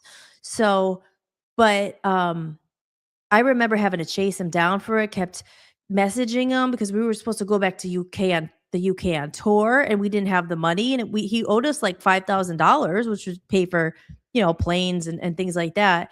So I ended up chasing him down. Anyway, that went out of business. They didn't pay their artists. But in the span of 10 years or 11 years, really now, it's like now there's everything is subscription. So I don't think it's a reflection on me. I just think it's a reflection of people are spread too thin. I think everybody's asking for money. And I also know, and people don't have a lot of money. So I get it. So that's why I didn't want to give up completely. And I said, you know what, I'm just going to try it again and see what happens, but don't expect too much. That's why I was so happy today. I got a supporter. I couldn't believe it, but that's what the video is about that I put on YouTube. It's on Instagram and stuff too. You'll see it's the first video there, like humans versus machines or musicians versus machines. Because as I started talking about this stuff, now, the phones are always listening. I've been talking about it, and every freaking ad I'm getting now, of course, is like real humans versus music, like real humans. And people are talking about the dangers of AI in music and just things like everything you talk about, all of a sudden you're seeing, right, Dan? All the time. That's all it is. And I'm Yeah, just like, wow. I mean, not really like wow, but it's crazy. So yeah, so the whole, like I said I think I was talking about it last week, that there's, I don't know, I don't have the right statistics, but something like 2 million songs a week now are going on to Spotify, or might be a month, might be a day. I don't know, but it's this Sonar or whatever, or there's lots of other ones. But so many people are releasing music, but like, I don't know, 90% of people are using AI. And that's the thing. It's not even about making music anymore. It's like, how do you get it heard? How do you break through the noise? So it's just really, that's been my, not realization this week. I knew that. I always knew coming into it, that the battle was recording the album, paying for it, writing it, living through it, doing all that. And then you come through the other side and you're like, oh, no one's ever going to hear it because you're trying to break through like 100 million songs of AI a week that knows how to push it out there, that probably whoever's doing has money behind them, so it's very hard. It's very hard for independent artists. It's very hard for musicians.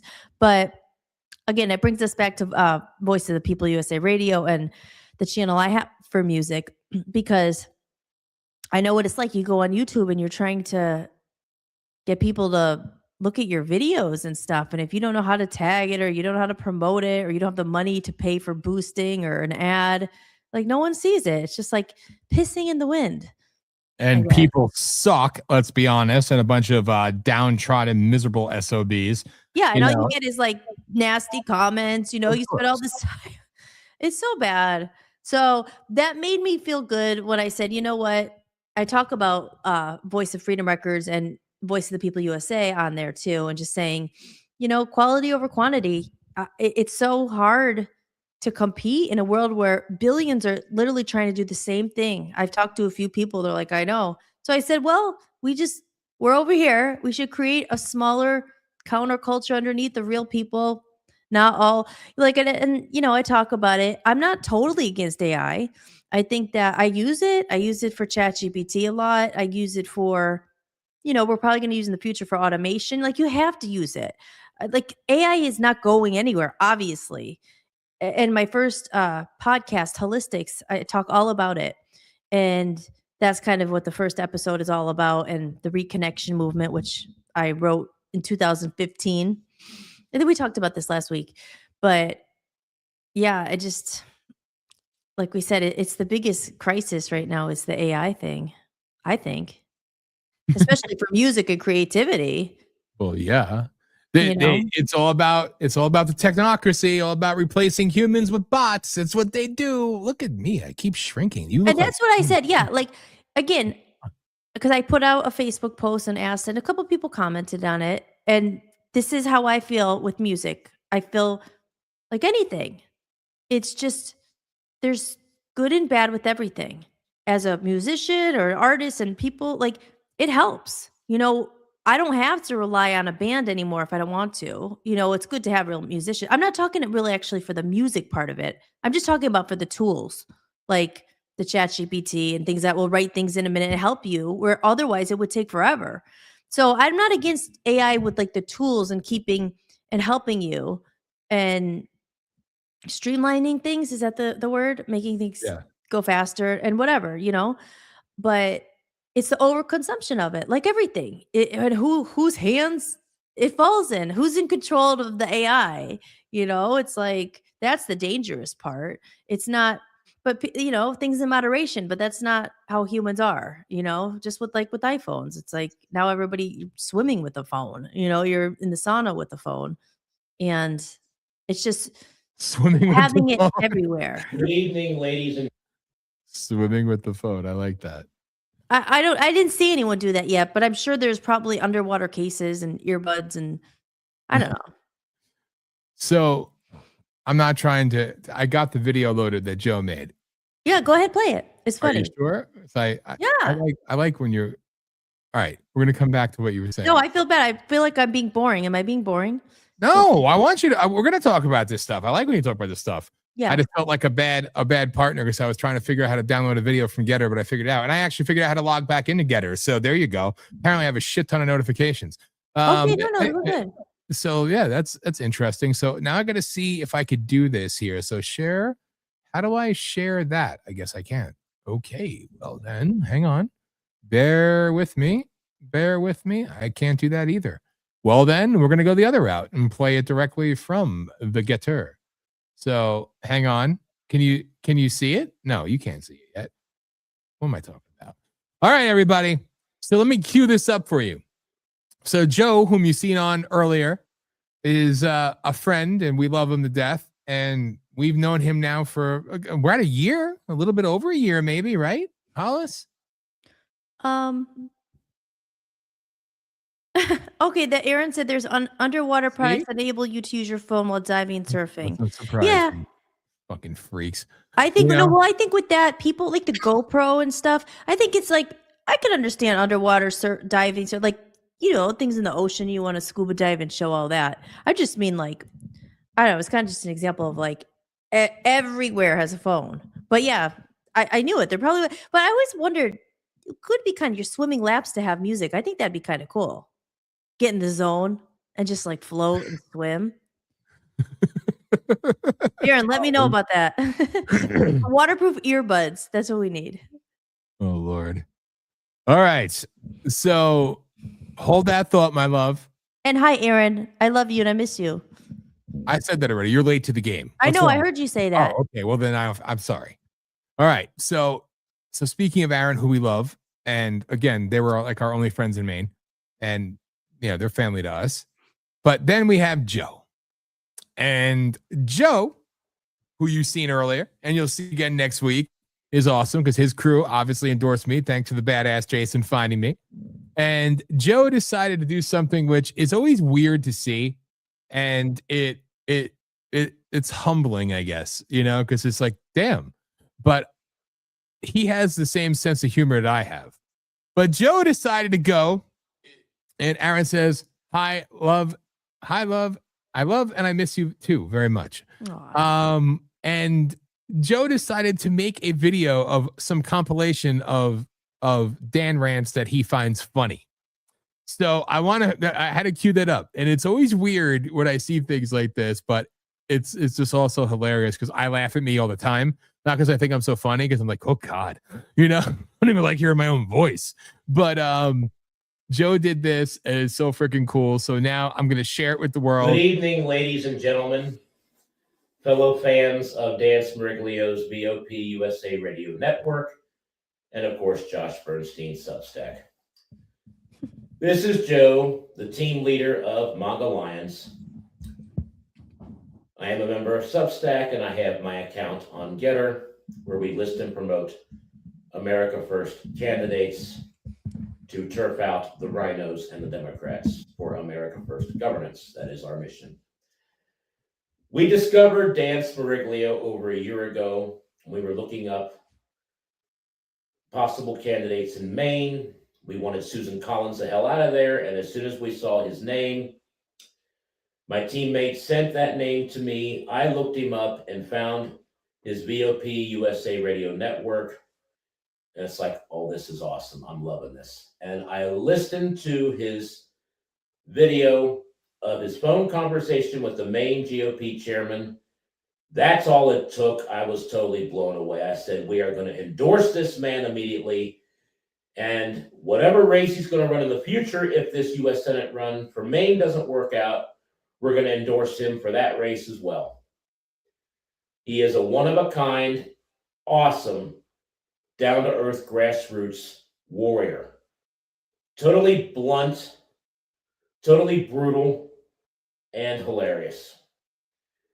Listening to his shows over the past year, he has given me some funny lines and moments that still make me laugh to this day every time I remember them. So I realized I had to make a compilation video of Dan's funniest moments, in my opinion.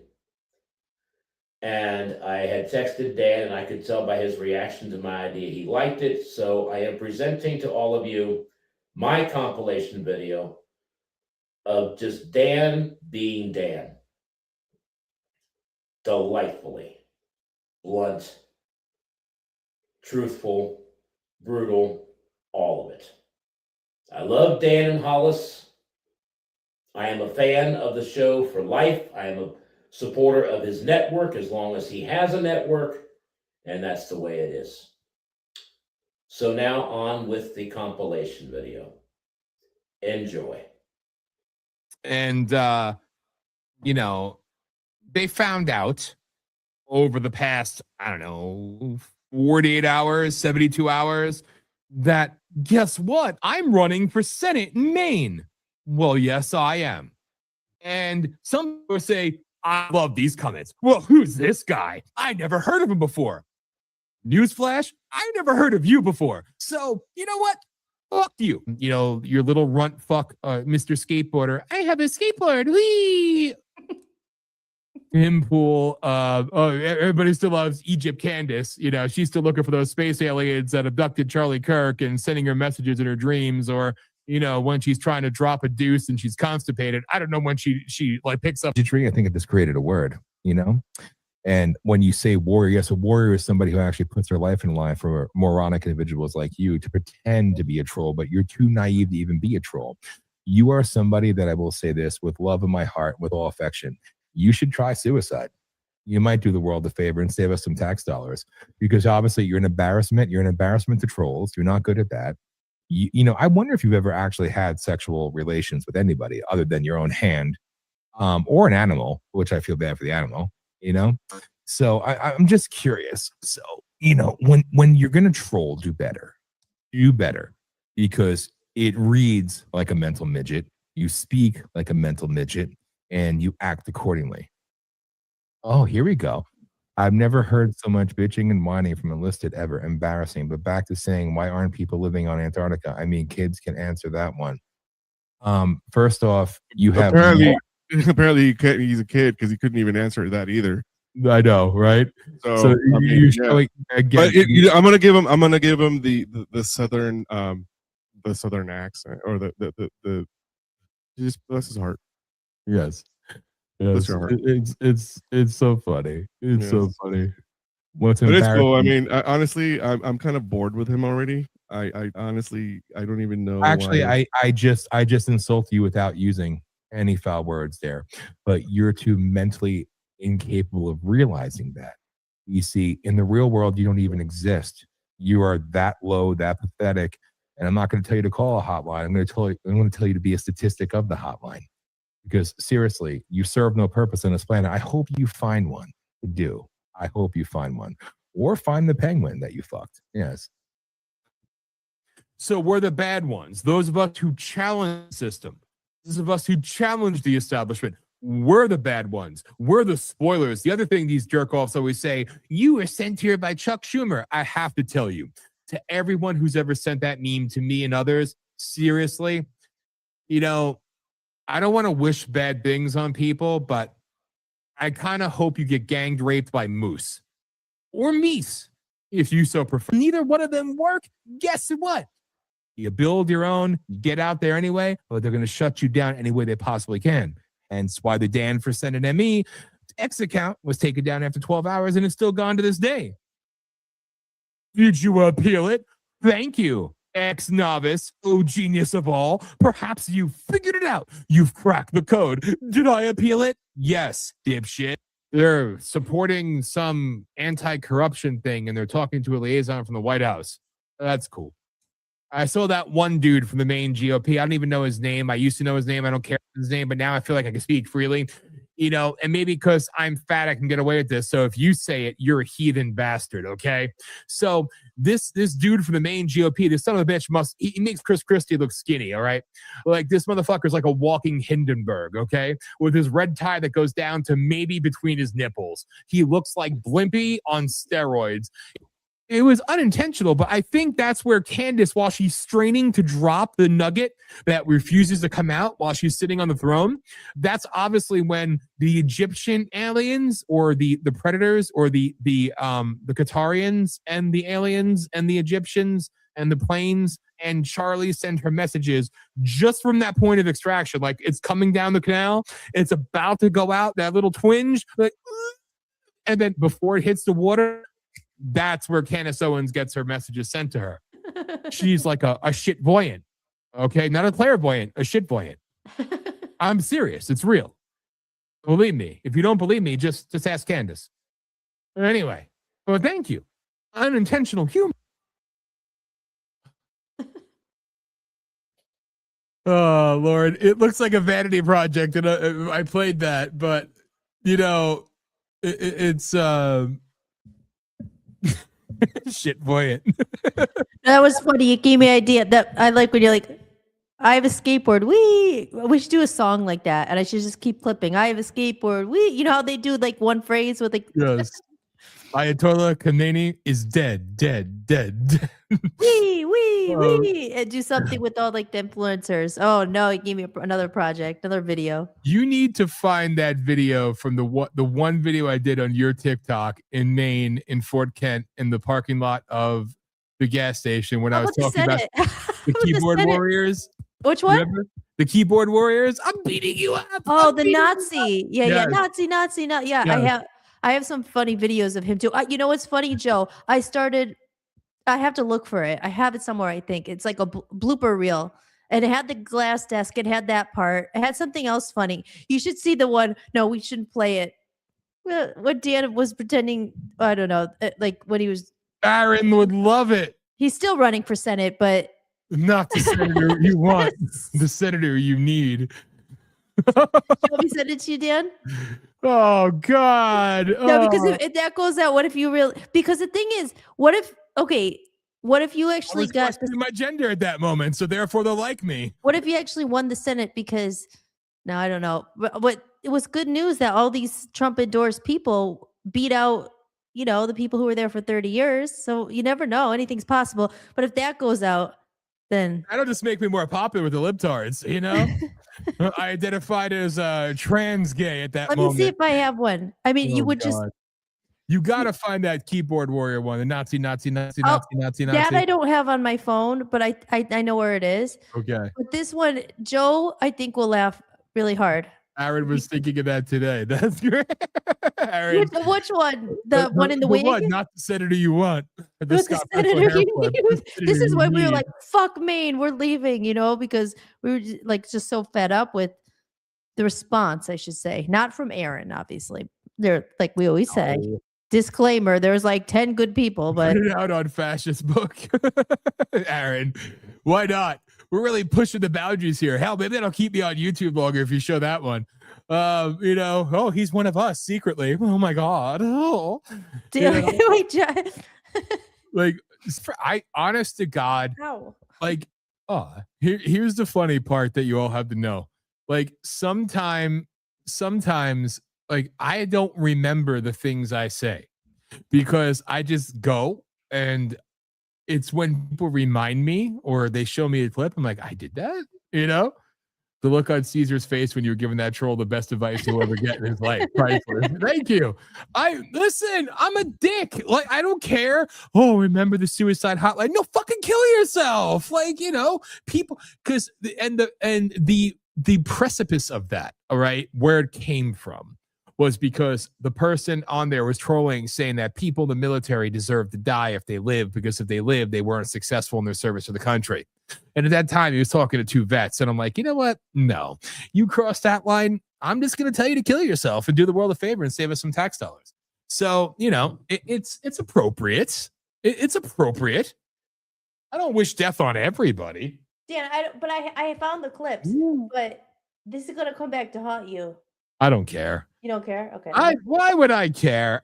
Again, I always say this. We have a couple of them. Let me find the one you talk, and I'll. Yes. I'm still waiting for it to come out, people. But, I did do an interview with the New York Times, 2 weeks ago. She said she's going to let me know when the story is coming out.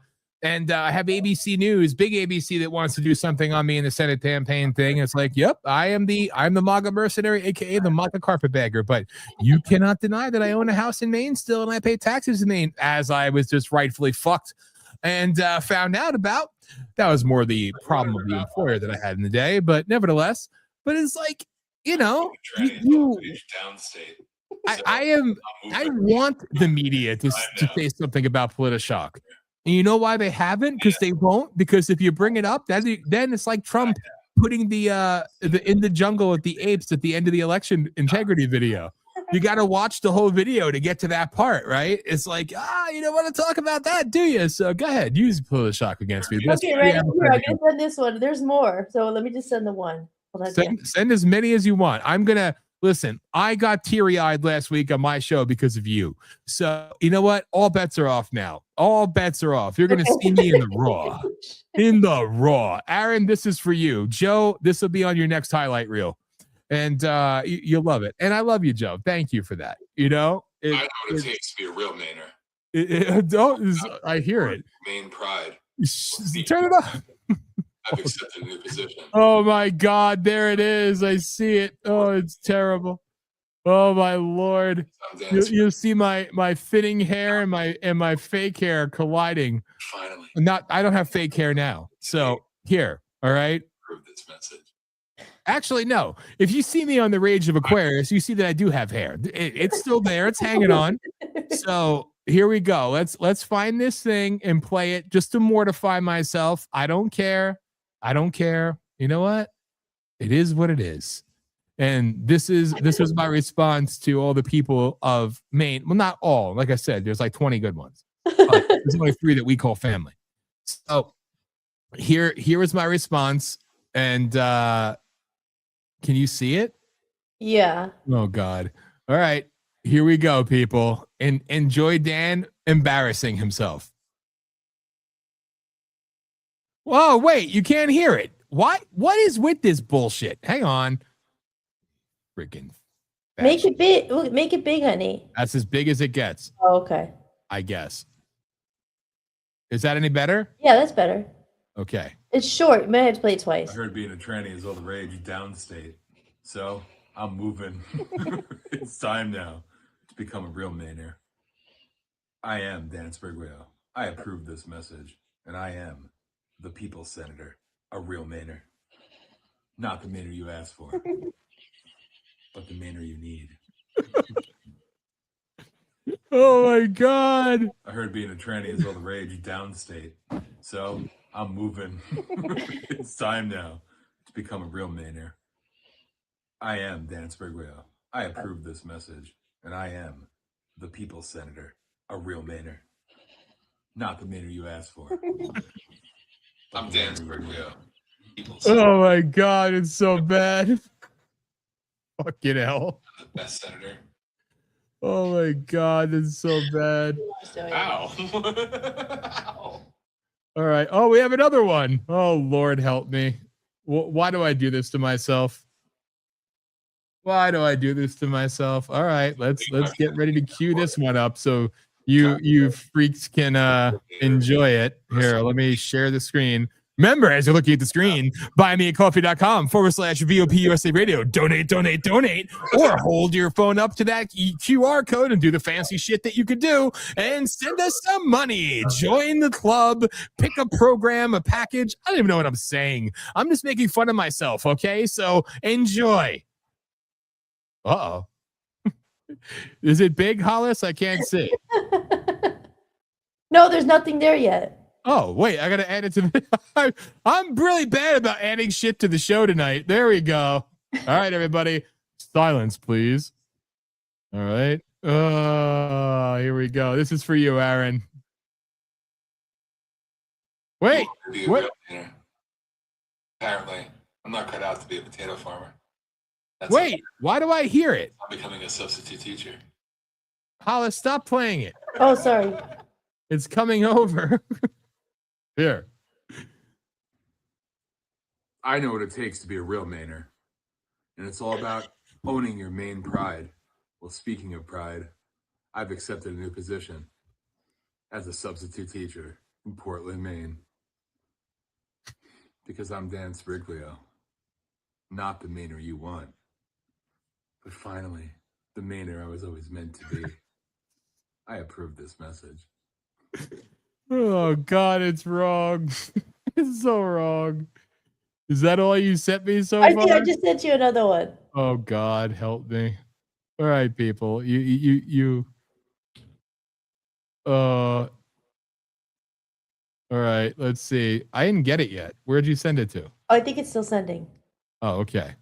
Apparently. I just seen me on Facebook on the page. That's really wrong. You know, like I actually saw. Oh my lord. Oh my lord, people. You know what? Look, you see my fascist book right there. Boom, boom, boom, boom. Oh my god. I'm going to Portland. Listen, I still don't have it. We need more. See, this is raw, real grassroots radio, ladies and gents. I'm Dan Sbriglio. Okay. Oh God, I'm seeing myself again. You noted it. What is this? The best senator. This is, this is so bad. Ow. This is so bad. Hey, right now. What the fuck? Make it go away. I have to stop sharing until this other video comes in because I don't have it yet. Be a real Mainer. Because this is, I gotta stop seeing myself. This is so wrong. This is so wrong. Oh Lord. Did it send? It didn't send the last one. I didn't get the last one. I'm waiting. I'm waiting. We might as well just continue the you know, the charade, if you will. See? We have fun at our own expense. My phone's all messed up because I was trying to organize the apps and all that. Oh, Oh, it says sending still. Yeah, I sent you like two more. It's I got something. Oh God, I got him. Oh no. Fucking hell. All right. Oh my Lord. This is what Dan was trying to appeal to. How are you ever going to get voters in Maine downstate? They don't like conservatives in downstate. Downstate Maine is all about the trannies and the gays and the this and the that. And it's very, very liberal. It wasn't much better at upstate either, might I say. But I decided I had an answer for them. See, that's the why I did what I did here. It's my justification. Okay. God. All right. Hold on. Don't forget the volume. I know. Here we go. All right. There. Fucking hell. Oh Lord. Wait. We gotta turn the volume on again. It doesn't let you do it beforehand for some reason. I don't know why. Oh God. You want me to be a real Mainer. Apparently, I'm not cut out to be a potato farmer. That's okay. Because I'm becoming a substitute teacher. In Portland.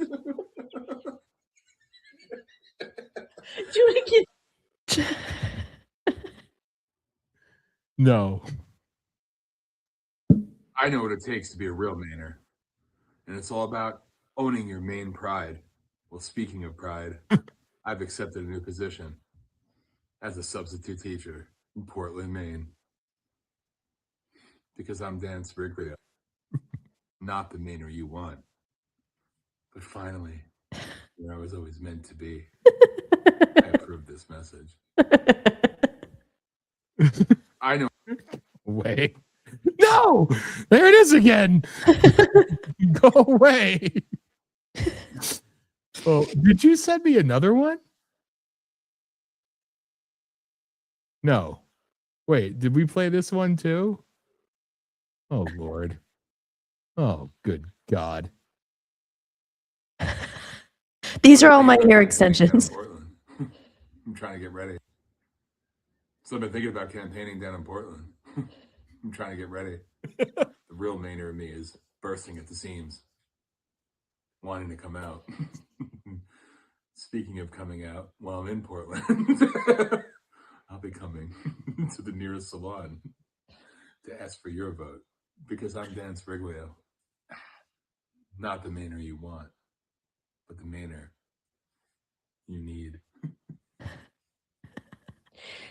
This is so wrong. It's so wrong. Anyway, They were all my hair extensions. I've had those different colors over the years. oh my god, I'm good at the hair flip. Thanks, thank you, Aaron. Competing Thank against you. Scott Pressler there. That's right. Thank you, Joe. In my defense, I was fatter then, and actually, I have a little bit more hair, I think, now than I did then. But hey, Yeah, From could that you imagine video. though that they'll come back to haunt you someday? The senator. that's okay. Say I was practicing for the lefty vote. That's all. You know, I was trying to appeal to the liberals. Oh. You know, it's so wrong. You can. But what do you think, Dan? Now that like we were talking the other day, Dan always fills me in on everything, but the fact that all these people won or lost the primaries, and then these other candidates that Trump endorsed won, right? A lot of them, yeah. Isn't that Yeah. crazy? Could you imagine? Listen, as I said, you write me in and I win, I go. That's it. And just because I'll lose a primary, guess what? I'm an independent now. Vote for me in the general. I don't care. I'll be the freaking thorn in their side. I don't care. And again, what's someone going to do? Say you're a carpetbagger? Yup. I mean, not really. I didn't move to Maine with the intention of running for office. We moved to Maine to buy our first house and go to a place I wanted to go my whole life. So, which is still the interesting, little freaking elephant in the room is the fact that, also that Maine GOP dude, is the fact that I still actually do love Maine. I just hate Maine. So, it's like, it's a hard one. It's a But love-hate relationship. Like you would love Maine. It's always like, the storybook, right? Oh, we saved the day, come back and be the senator and move back to the home you bought. Like the whole reason we had to leave was because you lost your job because you ran for Senate. I mean, could you?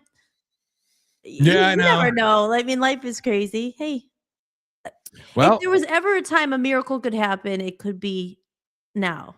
I'm not saying. well, the good thing is it then we will, get to but- hang out with Aaron and Amy and them, but then Aaron's going to come with me to DC because I told him already he's going to be my chief of staff, so he has no choice.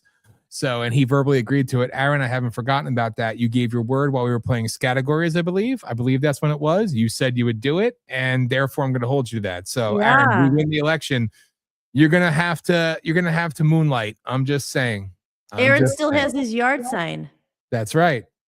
That's going to be worth something someday, damn it. Okay. But, you can still go to WinRed and buy it. But, no, it's funny. If we actually won, fuck yeah, I'd go back. The problem is I'd spend more time in Maine than the actual senators or Congress people do because they win in their state and they go and hang out in DC 363 days a year or countries. And they return home right around the time they need to vote. So it's kind of interesting, but that's what people don't understand is, when we make fun of certain things, it's like, I make fun of everything though. I'm a heathen, but realistically Maine is beautiful. It's a beautiful state. It's freaking majestic. It's just ruined by the overwhelming majority of the few people that are there. So the good people, if there was more of them and less of the evil, then, it would be like kind of perfect. Yeah. Again, even Hollis liked it. She could tolerate the winter there because it was like, it's a dry cold. But it's a beautiful state and it should have more. And and that's the biggest thing too, I think. And we've talked about this. I don't even know why I'm going off on this right now. So I'm sorry, Hollis. But what is that? Nothing funnier than a tattooed dude with long, bright yellow hair, hoping that the grifters get gang raped by moose or meese, whichever they prefer. Thank you. Well, Aaron, I'll be posting the yard sign as soon as the snow clears. Thank you. Thank you. I think Manny's buying one too, he said. He's been going everybody's post. What's his face there? That guy in the woods, what's his name? The one that wanted to meet me? He's voting for Susan Collins. He told Manny that You know, he respects his choice, but he's got to vote for Susan Collins, even though he doesn't like her. And Manny said, you do have a choice, right? In Dan Daigle. So, Oh yeah, okay. you know, no disrespect, but go fuck yourself. Anyway, but That's the problem. Well, I have a question. If you ever became senator, would you be able to do something like get another airport there? you'd be able to do a lot if you stop out taking all the money that's being allocated to pet projects and Susan Collins' family richer and her friends richer and everybody else, and actually give the money back to the people that it's allocated for. You could do a lot there. You could fix the roads. You could do a better airport, different airport, actually increase traffic. It doesn't have to become a tourist hub. It doesn't have to ruin the homegrown, like, you know, beauty of it, but it could also have more. And it would have more. I'm not saying put a fucking Walmart and a Starbucks and everything else there. But what you can do is bring a little bit of industry or make it possible for actual local business owners to have access to money to actually do their own industry instead of businesses shutting down all the time or businesses being condemned because buildings are collapsing. Fix the buildings, take care of the people wanting to start business, give them tax furloughs, don't rape them, actually help them out and incentivize business, incentivize local commerce. But also there is some modernizations that they do need and they should have. There's no reason why they shouldn't. Well, you know, they make all their money because of tourists and everything. Yeah, but imagine how many more tourists you would have. Yeah. You know, they come there, you know, well, people come for the summer, but they mostly come for the winter because of snowmobiling. Well, snowmobiling is freaking awesome there. But wouldn't you like to have people come for their, like, the people who are going to be drawn to that neck of the woods, right?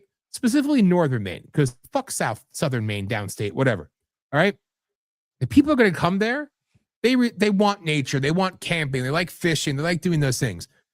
Do you know Maine is like comparable almost to Minnesota with how many lakes it has? We're not talking like little puddles. All right. Your lake does it. No lake in Maine holds a candle to our private ocean over here. But it's the next best thing. It's a beautiful area. And, you know, people should want to come to that. People should see it. People should experience it.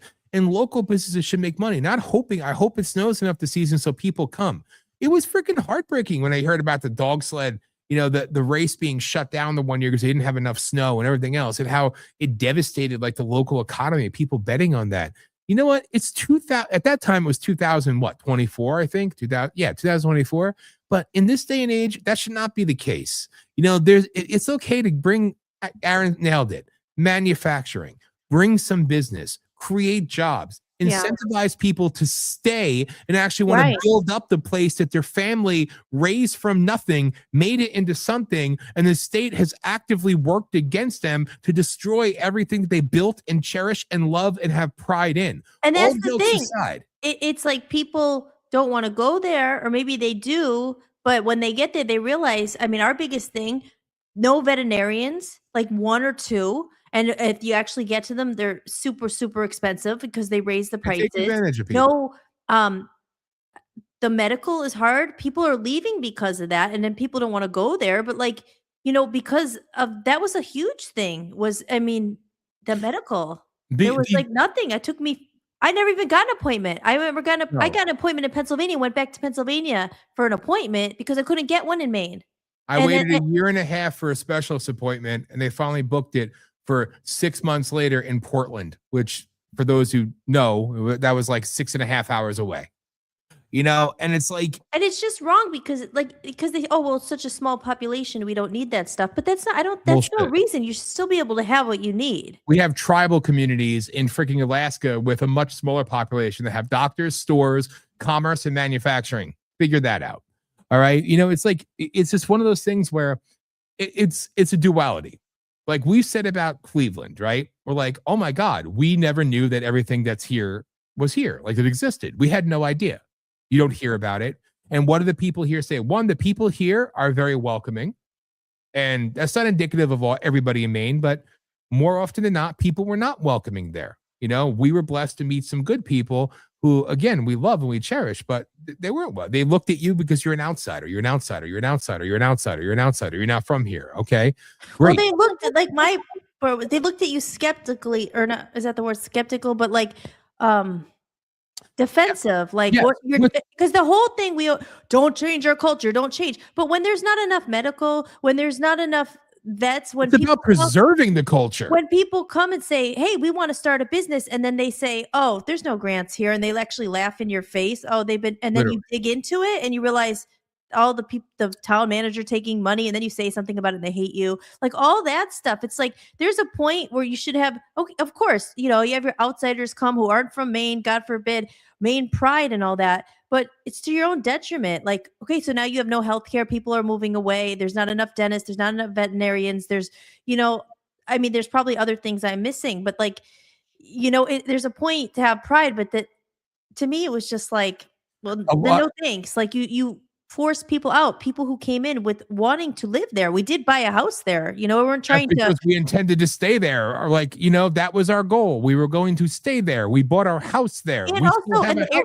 there. And I'm not kidding. I asked about the airport because that was a huge thing. Like you have to drive 3.5 hours to get to the Bangor airport, or go to Presque Isle with the one flight a day. You know, like literally, first thing you do is reopen the fucking base up there, which never should have been shut down anyway. It got shut down because of pet projects and stolen money. That's why it's still active but not active and not used, and it's destroyed.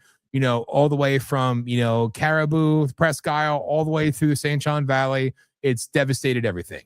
It was done deliberately so they could kind of like, hold it all in. So as I was saying before, it's just to make a point on like dualities. People here have been very welcoming, and we've met one or two people that say, oh, well, it's Cleveland, but we still love it, but then we say, like, we had no idea that all the stuff that's here was here. And they said, good, we don't want the world to know. We don't want them to know it's here. Everybody thinks it's a crime-ridden shithole, and people like that. Like they want you to think that. And that, yes, there's a lot. Ohio is a beautiful state. It always has been a beautiful state, but this area of Ohio is probably my favorite part from while we've been over the entire state, through the entire state. There's so much here. I mean, you're literally, I didn't watch it. The last Superman movie was filmed in Cleveland, like other movies filmed in Cleveland. Like there's a lot of stuff. There's a lot of business. There's a lot of commerce, a lot of restaurants. There's a lot of this, but it's also very like homegrownish. Like we live in Strongsville. It's like the most conservative. It's funny. I call it a borough of Cleveland. There's like 106 towns around Cleveland. It's like kind of like a borough. This is like the most conservative out of all of them. But it feels very Americana. It's still like, yes, it's a lot busier here. I mean, there's probably more people and more cars in this little area that we live than most of the St. John Valley. That's not a knock on Maine, but still people are also like approachable and care and not look down on you. So it's a different thing. Then with Maine, the flip side of that is, well, people want to preserve what they have is true. But, people should know what Maine has, because it's going to attract people. Aren't going to come to northern Maine. And when I say northern Maine, I'm not talking about like just the St. John Valley. I'm talking about big ass half of the state that's bigger than most. All right. Of just, areas that, well, nobody goes north of Bangor. Okay. There's a lot more than just Bangor, excuse me. Aaron, I need some boots. Like there's, and then you have people up there, whether they admit it or not, which is kind of funny. We did it. We'd cross the border in 5 minutes and go into Canada and go to their Walmart and deal with the fucking French people, and go restaurants there and everything else. And it's like, see, and they say, well, we can't have industry up here. We can't have things up here, but a quarter mile away in Canada can and sustain, have casinos and hospitals and stores and restaurants open past 7 p.m. and have, like it's beauty that's being masked by ugliness and corruption intentionally. Like when I say northern Maine should thrive and prosper, in Cleveland, in downtown Cleveland, they have people eating outside in restaurants in the middle of winter because they make ice tables and ice patios, and they have like heaters and people like literally, and the lights and the spectacular and the Christmas stuff, and people are all about it. They snowmobile here. They do all this stuff here. They embrace it. Well, why the hell can't northern Maine embrace their natural beauty? And you're not going to get people looking to go to a city, go to northern Maine. You're going to get the people that actually want to go to what it is but actually have more to do, then spend more money, create more jobs, bring more commerce, bring in more revenue, make it a destination location. You see what I'm going here? So it's like, well, we don't want outsiders in. No, you do, because you count on it as literally a large portion of your income. You count on one season to sustain, and then they're taking that away from you because they want you broken, destitute, and downtrodden. You literally have buildings crumbling. I say this not as a joke or to be mean. Madawaska, I always tell everybody, even here when they try to hear Maine, oh, lobster ocean. No, go north, 6 hours. You know, like no lobster, no ocean. All right. It's something else. It's something beautiful. You know, and you talk about Madawaska, it's one of the four corners of America. There's a park. It's a pretty park. But the rest of Madawaska, it's depressed and crumbling. Why? They can have as many beautification committees as they want, fucking umbrellas hanging off a fucking piece of wood, and their fucking infamous rocks that I love to talk about that cost hundreds of thousands of millions or whatever dollars. It's not bringing in people. It's not having kids say, I want to stay here because I'm proud. I want to thrive here. You have a mill and you have a hospital. And then anything else after that, good luck. You have some people that know how to sustain and survive on their own, but that's just it. They're surviving, not thriving. They may be soulfully rich. They may be, mindfully rich and have what they need. But you know what? It's okay to say, we deserve more. We live in this vast beauty. We have this gorgeous area. It deserves more. It should be a winter wonderland up there for tourists because more will come. That again, want to do those activities. I'm not going to go downtown and sling drugs and shit like that. No, they're coming to enjoy the season. They're coming to enjoy. And the lakes, again, I worked at their bullshit corrupt chamber of commerce up there. The tourism. It's winter. Do you not care about the 9 million lakes up here that are fucking gorgeous? Like, you have so many things that will bring people in. They're not coming to degrade your areas. They want to spend money there. They want to go there. So instead, they don't go there. They go to Michigan. They go to the Upper Peninsula. They go to New Hampshire. Why? They go to Vermont. Why? Northern Maine's more beautiful than Vermont, more beautiful than New Hampshire, but they're not going there. And it's like people have to sit there and say, accept it like it's okay. It's not okay. When they have mass migration in Northern Maine, it's not that mass. It's what's left of their population leaving. So then you have people from Massachusetts coming up and buying up land and buying up houses that try to flip and turn into, properties and make money off of. They don't do that successfully. So it's like you have this bastardization of like the big companies are hoarding the land, stealing the land because of the minerals, because of all the bullshit, right? So they're screwing people over, they're taking houses, they're destroying everything, letting businesses rot, sink, everything else, instead of preserving. Because good people built it up. No, they didn't have much. I say all the time, literally, you don't know this. And I don't care if this sounds like a shameless plug. Aaron Mashad, right? That man, we had literally a freaking light set on fire and blow up and something blow in our house, in our garage, and a circuit board. Who do we call? We were grateful. We didn't call him just to be our handyman. I feel bad every time. I'm dumb as shit. I know how to blow shit up and snipe people, all right, and do this half-ass. But Aaron, he'd be there. He helped us out every time. He saved us tens of thousands of dollars because that's how much it would cost, and a waiting list to get anybody to actually come and help you because, like the locksmith, I'm one of two in the entire county. When I say the county, understand, this isn't like a Pennsylvania county or even an Ohio county. The county is massive. It's like the size of a state because there's no jobs. We had shit break all the time. Things need to be done. Aaron was there to save us. Amy, Aaron, Aspen, their son.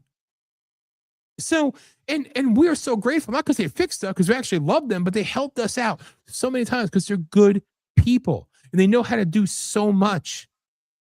I'm not even going to go into it. Aaron, again, what he can do is like, he could, there's not a damn thing in this world that this man can't do. All right? Not a damn thing in this world that he can't do. He's a freaking genius. One of the best people we ever met. That goes for his whole family. Right? But again, it's like, so people up there were forced to, and this isn't a bad thing, they were forced to make good with the little they had and be great at it. And they can do that. And they've done that. But for the love of God, not everybody wants that. So they leave. So they build something great. The people entrusted with preserving and protecting it have purposely let it go to shit. And they're driving people away. Yeah, and I think that's the whole thing too. It's just like I said. Let's face it. Cleveland talks a little. Dan House talks a little. Sorry, Dad. Dancing banana. That's the thing too. Like again, Cleveland is honestly, it's a better fit for us for what we're doing with the radio, with the music. I mean, it's just so not everybody needs or wants all that. They don't really care. You know what I mean? They don't care if there's not podcast studios. That's something we wanted. The music, there's entertainment. So that's not everyone's cup of tea. So, but I think it's just a point where it's a balance where it's like, that's the thing. It's that mindset of, oh, that's not how, this is just the way it is here. It's not done like that here.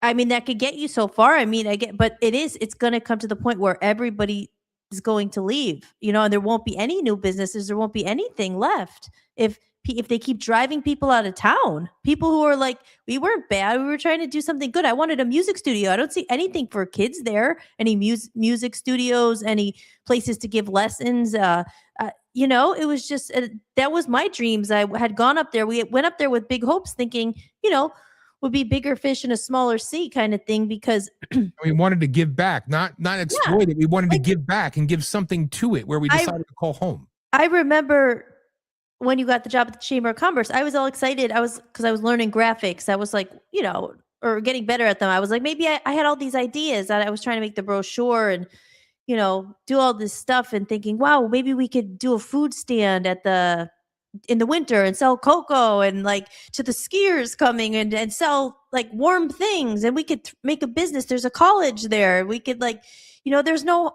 food carts. There's not a lot of things. Maybe we could do something. And it just didn't seem like anyone wanted it, or they just were like, no, there's no grants. And I just remember my hopes got squashed really fast. So we just kind of stayed inside for 2 years and tried to build our radio station, what we were doing. But it was a shame. It was just disappointing because again, there's that balance. Yeah. You don't want it to be, that is part of the beauty of it. You go to escape it. People who are up there, they love nature. They know how to do their canning. They know how to do, grow their own food, fix their own stuff. These are like really important, great life skills that a lot of people don't have. Obviously, we don't have a lot of them because we're in cities where there's everything done for you. Yes, there's like 20 electricians probably on this block now. So it's a special place where that is important to preserve, but it's almost one extreme to the other where it's just like, if you're not willing to budge a little and be like, okay, having a couple more hospitals is good. Having more inviting people in to build and to grow. Otherwise, everyone, like I keep saying, is just going to leave. Just like, how many stories did we look at people? Oh, I moved there and I left in 2 years. People just buy houses and sell. The real estate agents do great because people come buy the house and then they want to sell it and get out. Why? Because we're from outside. Like last I checked, God created the earth. I always say it. This is God's earth. I don't care if I'm from Pennsylvania. Am I like, oh, people from Maine are moving here and I'm mean to them? That's so stupid. It's just like, great. It's pride to a point of, what's the word? So just pride cometh before the fall. Destruction, it's not like, what's the word? I know what you mean, but I can't think of it. It's not like nothing to be proud of. It's kind of like, it's a shame because like I've told you before, in West Virginia, they were very much in love with West Virginia, but they didn't force it on you. They accepted you that you chose to move there. Yeah, they put me through a 6-month waiting period because I used to be a cop. But after that, it was just, they don't want you to like live, breathe, whatever, West Virginia. They just want you to not to be a douche and come in and ruin what they have and enjoy it and appreciate it. And I think that the good people in Maine feel the same way. And they're being outnumbered. Yeah, and I think that's the thing too. It's like, I remember when we were moving, I forget, some neighbor or somebody bought something from me and she's like, well, at least you gave it a try. It's not for everyone. And I was thinking, yeah, the thing is like, we did more than give it a try. We didn't come up there and rent. You should at least be able to have the basics. Now, yeah, it's not it's not 1980. You know, I mean, there is no reason that you shouldn't have access to things that everyone else that other states have. You know, like it's like I said, it's just not cool that like okay, it's older up here, it's behind the times. That's kind of cool, but it got to the point where no, it's like when you might die because you can't get to the nearest place for 2 hours, or Shutting down maternity wards, like fire station in town that you know, like I don't know. It's just that's not. There's no reason for it. Like, why would you? It's not 1980. Back in the day, there weren't access to these things, but there is now. And I just feel like they forgot about the people up there, but purposely. They've done it on purpose, like you said. So, and then you step up to run because you actually cared. And we were planning on staying there. And I'm thinking, oh my gosh, there's nothing here. Like, this is going to be a problem. So when Dan was going to run, I was like, maybe he could try to make a change. But I didn't know what we were getting into. And I had no idea. And the thing is, we would still have been up there. You know, it wasn't like you dared to speak out against it. And then you really saw. Mm-hmm. What, like I said, I seen the same lengths they'll go to ruin the people, and I think it's so wrong. What I seen was the same evil that I've seen ever since I decided to engage in this fight. Ever since I left the desert and went into the battlefield in this world of going after corruption, and that's the part. And I certainly don't run from it. It's more like regrouping, and you know, there's just so much to say, and I think that's what it really comes down to. It's like it's more brokenhearted by it because there are resources and there are monies there and there are opportunities. They're holding it back on purpose. And that's what, and that's what we said when we went up there. I still have the business plan. I was like, well, I'll just update it and try to use it here. But up there would have been perfect, especially in the winter. We had an idea, and that's where we're looking at some of those empty buildings that are just sitting there empty. And it was like having an idea of having like a little venue in there, a coffee shop, a radio podcast station. Again, not knowing our audience, that I guess no one wanted it, but like these were things where you thought like bring people together, because in the winter there it's very dark and long. There was no coffee shops. Like I used to love, I mean, maybe there's Tim Hortons, but like, you know, like places for people to gather and get warm and have soup. Maybe there was some soup there somewhere, but even like the grocery store, there was one grocery store with a lot of expired food, and it's just like, there's no reason for that when you know that it's because all the resources are being stolen for all these freaking political bigwigs and the people suffer. Yeah. And, you know, it's, I don't know. It's no mall, no movie theater. Like, it's like the basic things, you know, Fort Kent's a college town with the McDonald's and the bar. That never had ice cream in the winter. I know. And I was just like complaining. But I'm just saying, it's just like these little things. They're not little, but that's why there would be no. And again, wanting to go there. You bring in certain industry because it creates jobs and people have a reason to stay. You don't want to squander the natural beauty because these heathenist bastards want to take it from them. It's their birthright. It's their land, right? And they're taking it and they're destroying it and they're depressing it. I've seen it done. It's what they do before they try to usher in the smart cities, or they got to get rid of people on the outskirts. And the outskirts, unfortunately, in Maine is everything north of Portland. That includes Bangor. You know, and it's like they want to squeeze everybody out, and it's wrong. And I've seen it. I've seen what they do. And it's just, you see it time and time and time again. You know, yes, we're in an awesome place, and you know, and I can't wait. You know, I'm hoping, we haven't talked, but we gotta have a phone call. But Aaron and Amy said they're gonna come to Cleveland and visit us, so I'm holding you to that. Your season's winding down, sir. But you know, I want them to see it here, you know, and experience it. It's cool. I miss them. You know what I mean? But it's like I have my days where I think about like, hey, we have a house. You know, and it's like, we're not even in our house. Everything we did, all the money we spent, everything we tried to build, you know, not to ruin, but just, you know, to make it better, you know, and not because some outsider vision. It's just because we wanted to give back. That was the intention. But since people want to be assholes, I'm a bigger asshole than them. Saving money to take, there we go. Good. Then it's confirmed, and the entire world knows it now. So Aaron has confirmed. We have a pool too at our apartment building. We didn't get to use it yet because we moved in September and it was closed. We have everything. It'll be It's- fun. It'll it's be so crazy. fun. You're gonna It'll be enjoy it. It's so good. So good to see you guys. I miss If you you guys. had a good time in Scranton experiencing the was it the San Gennaro? No. What the heck is that? That's the New York Italian one, the real one. Oh, that was just called the Italian Festival. Oh, it's creative. Scranton's very ahead of the curve. But okay, getting back to the very beginning of where this all started, I said it would be like a fairy tale ending that we came and you like flipped the whole town and it was a happy ending to happen in real life. You never know with what's going on in the world when your primary comes. If Trump found out you were running, and he might, like he's gonna probably look at who else is there. Could you imagine if he endorsed you and he remembers who you are? How about this, Dano? I didn't show you this. I looked on, like, just out of curiosity, like if there's anything recent about who's running in Maine, and I found your name on there. And it's like, wait, hold on. Let me see if I could find it. I took a screenshot of it. Wait, it was for hold on. Radical radio show host. You're at the very bottom. You're the last person on the list. Everyone else has like other stuff written about them. And then yours says, Dan Smirglio of Frenchville runs the right-wing Voice of the People USA radio and activist group. He's a U.S. Army veteran and former police officer, according to his website.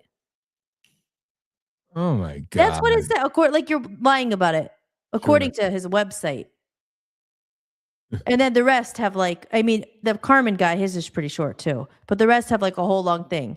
But it's like according to your website. But that's funny. There's no picture of you on it. I mean, oh no, there's a picture on one of them, but not on that one. But let's see who's running. A bunch of Democrats. There's that Carmen guy. Yeah.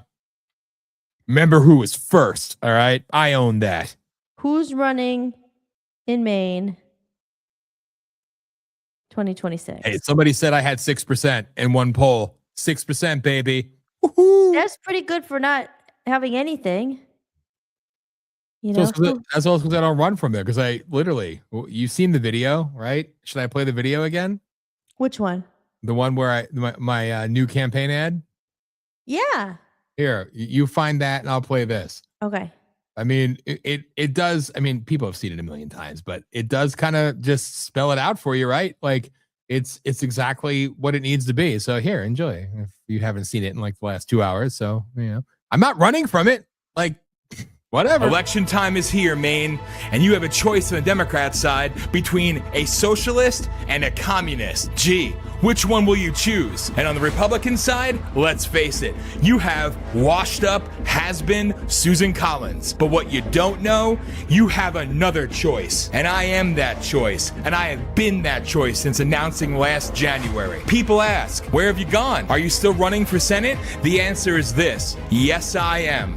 But in doing so, I had to spend more time getting attacked by the establishment and attacked by the people who said they wanted change, but all they did was condemn, criticize, and judge versus help and get involved. We lost our house. I lost my job. Changes had to be made. I still have that house, but we can't afford to live there anymore. The price you pay for doing the right thing.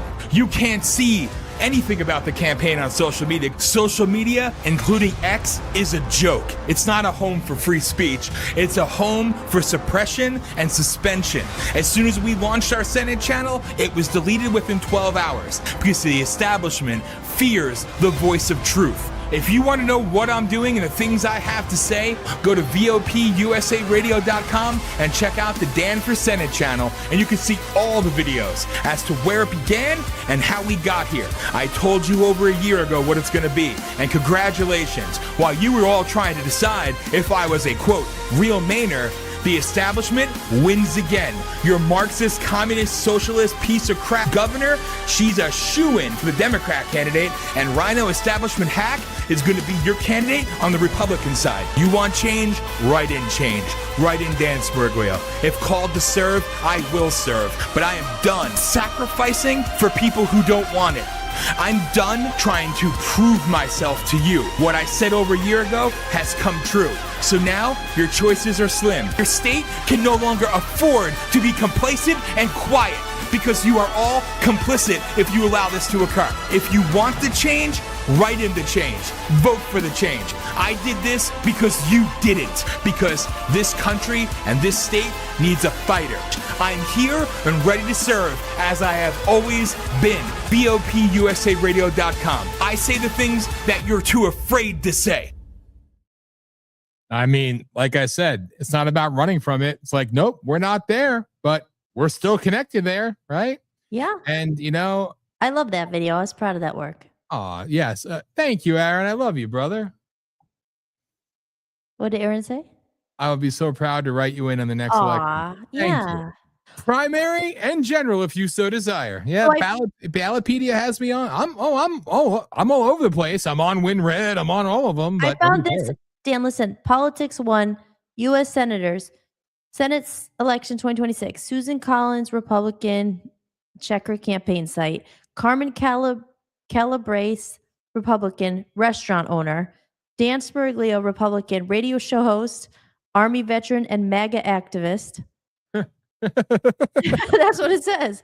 Natasha Alcala, I think she's from Madawaska, Democrat activist and 2024 candidate. She's a dumb bitch. David Costello, ex-Maryland Deputy Environmental Secretary, ex-USAID official and 24 nominee. Tucker Favreau, a Democrat, is cybersecurity professional and Army veteran. Andrea LaFlemme, or Flam, Democrat, college professor and community activist. Janet Mills, Democrat, governor, ex-attorney general, ex-state rep, and ex-district attorney. Graham Plattner, an oyster farmer. Iraq-Afghan war veteran and community activist. David Evans, a retired, an independent, retired Army lieutenant colonel, ex-Defense Department policy writer and chaplain. And then Tim Rich, an independent and ex-restaurant owner. That's for senators. So right now, you should try to find that Carmen Calabrese guy. You should have him on the show. Like, who is he? Where is he? Oh no, seriously. Who where is he? Like, does he go on interviews or does anyone know anything about him? I mean, he's someone else, but does he talk or where do you see him? Does he talk? I don't know. You know, it's funny. It's an interesting scenario. You know, and if the answer to your question is the fairy tale went full circle and we actually won, two things. One, the Senate. We're gonna go back to the house and put a hot tub in. There you go. Don't worry, Manny. Sorry. We'll put a prefab on the behind the house, but we're building a hot tub. And again, the Senate would censure me within my first 12 hours because I know exactly what I would do, and it would be historic because nobody's ever done it before. So that would be interesting. I'd be devastated because who the hell wants to be a politician? Not me. But a part of me would also be proud because I'm like, well, now I could be that martyr and take all the incoming to draw attention to where it's most desperately needed to hopefully use that and highlight and force the evil to actually give back what they've stolen and they hoard from the people who deserve it and need it the most. So that's the best answer I can give, you know? Okay, MAGA Dirtbag. I looked up Carmen. He's a lot of YouTube videos posted. Okay, I think he... I don't know much about him. I didn't know he had a video. He's not a real Mainer. He's from Philadelphia. So... okay. He's not a real Mainer. So he'll be dealing with that too. You're not a real Mainer and a carpetbagger and all that stuff. Never know. You know, again, newsflash, people, when you go to carpetbag, you don't really think of Maine. Not if you're a conservative. You know, some people wanted to move there just because they wanted to actually move there. He does have America First qualities. So tell me, because I don't know as much like the politics as you guys do, but what did they do when you say they have a, I'm not saying he is, because I don't know enough about him, but how they have a, what is it called? Like a, what's the word? Like they're gonna back them at the last minute, like that wrench guy. Whatever happened to him? Oh, I didn't see him on there. Oh yeah, the plant, he's gone. That Philip Wrench guy? Yeah. Oh, he's out? As far as I know. Yeah, well, his name wasn't on the list I just read as Good night, independent. Charlene. We love you. Good We'll night, see you next Charlene. week. So nice to meet you on the screen while I was watching. Briefly. Just brief for a minute. But yeah, what happened to... Yeah, I don't see him on there, but I did see him on another one, but that was an older one. I'll let you entertain. I'll be right back. The pain is spread to the kidneys. Oh, okay. All right. I entertain. I don't think I could play a video. Should I sing a song? Anybody know any jokes? So what do you guys want to talk about in the chat room right there? Let's say something. Say something besides politics for a minute, because let's see. So I feel like I don't know if anyone cares that much about music, because I always go back to talking about that. But just the AI stuff I was talking about earlier. Oh, in the meantime, what do you want me to sing? I should play. I love the Dan Main song. We should play that when he gets back. I can't play anything myself or I don't think I could play videos, because I think, let me see. I might be able to. This song, I made, speaking of AI, I did make this with AI, obviously. I don't know if we have it though. It's a good song. It's like about Dan's main Senate run. Did anyone check out the New World Order book on our Buy Me a Coffee? Oh, this is a good time to say it. I see on Rumble there's like 200 people watching. So if you guys are on Rumble, please do us a favor and subscribe, like and subscribe. And if you want to support the show, we'd really appreciate it. Here, let me see if this will work. Go to buymeacoffee.com. There we go. I can do it. Go ahead and scan that. Take a look at it. We have the New World Orders free. It's not free. If you sign up to be a member, you get it for free then. And it's a download. I have to make it free. Joe, I'll send it to you. Not that you need it, but I'm just saying, like, maybe you need someone you want to send it to wake them up or whatever. But if you go on there, you just scan that, you could go and check it out. There's not that much on there yet. I'm going to add some posts and things like that on there. And you could go and you could do this. You could join that group, the VOP Posse. Okay, this was the book I was talking about, this one here. That's the New World Order. Who are they?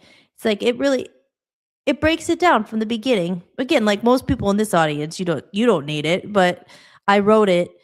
I didn't write it. Dan helped me write it. I put it all together, but I wrote it when I was very frustrated with a very liberal person telling me that there's no such thing as, fake news and disinformation. I don't argue with them, but we were arguing about that. Let's see. Here's some singing. Let's see if I can play this. This is Dan and my beautiful bride, my wife, my best friend, my partner, the co-owner, who's also a freaking literal rock star and has toured the freaking world. She is singing today at Trump International Golf Course in front of a bunch of interesting people. But she's singing God Bless America, and I'm so proud of her. I'm looking forward to that more than anything else here, to be honest with you. Like I said, who would have thought, never give up, keep going, and anything's possible. So today I'll be singing at Trump International Golf Course in front of a lot of people. God bless America. We're the rebels. True Patriots, Voice of the People, USA Radio Network and TV Network. Never give up, ever. Bless America, land that I love. Stand beside her and guide her through the night with the light from above, from the mountains to the prairies, to the ocean, why we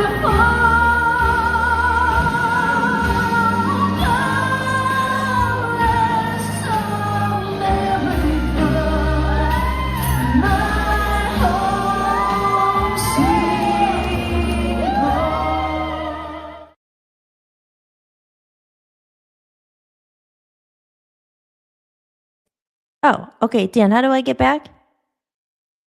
You are back. I'm back. How do I get rid of that New World Order thing? I just click on it. Yeah, just there you go. Okay. So yeah, and I actually just updated my website. So if you want to go to www, that's right, it's under my name there, hollismahady.com.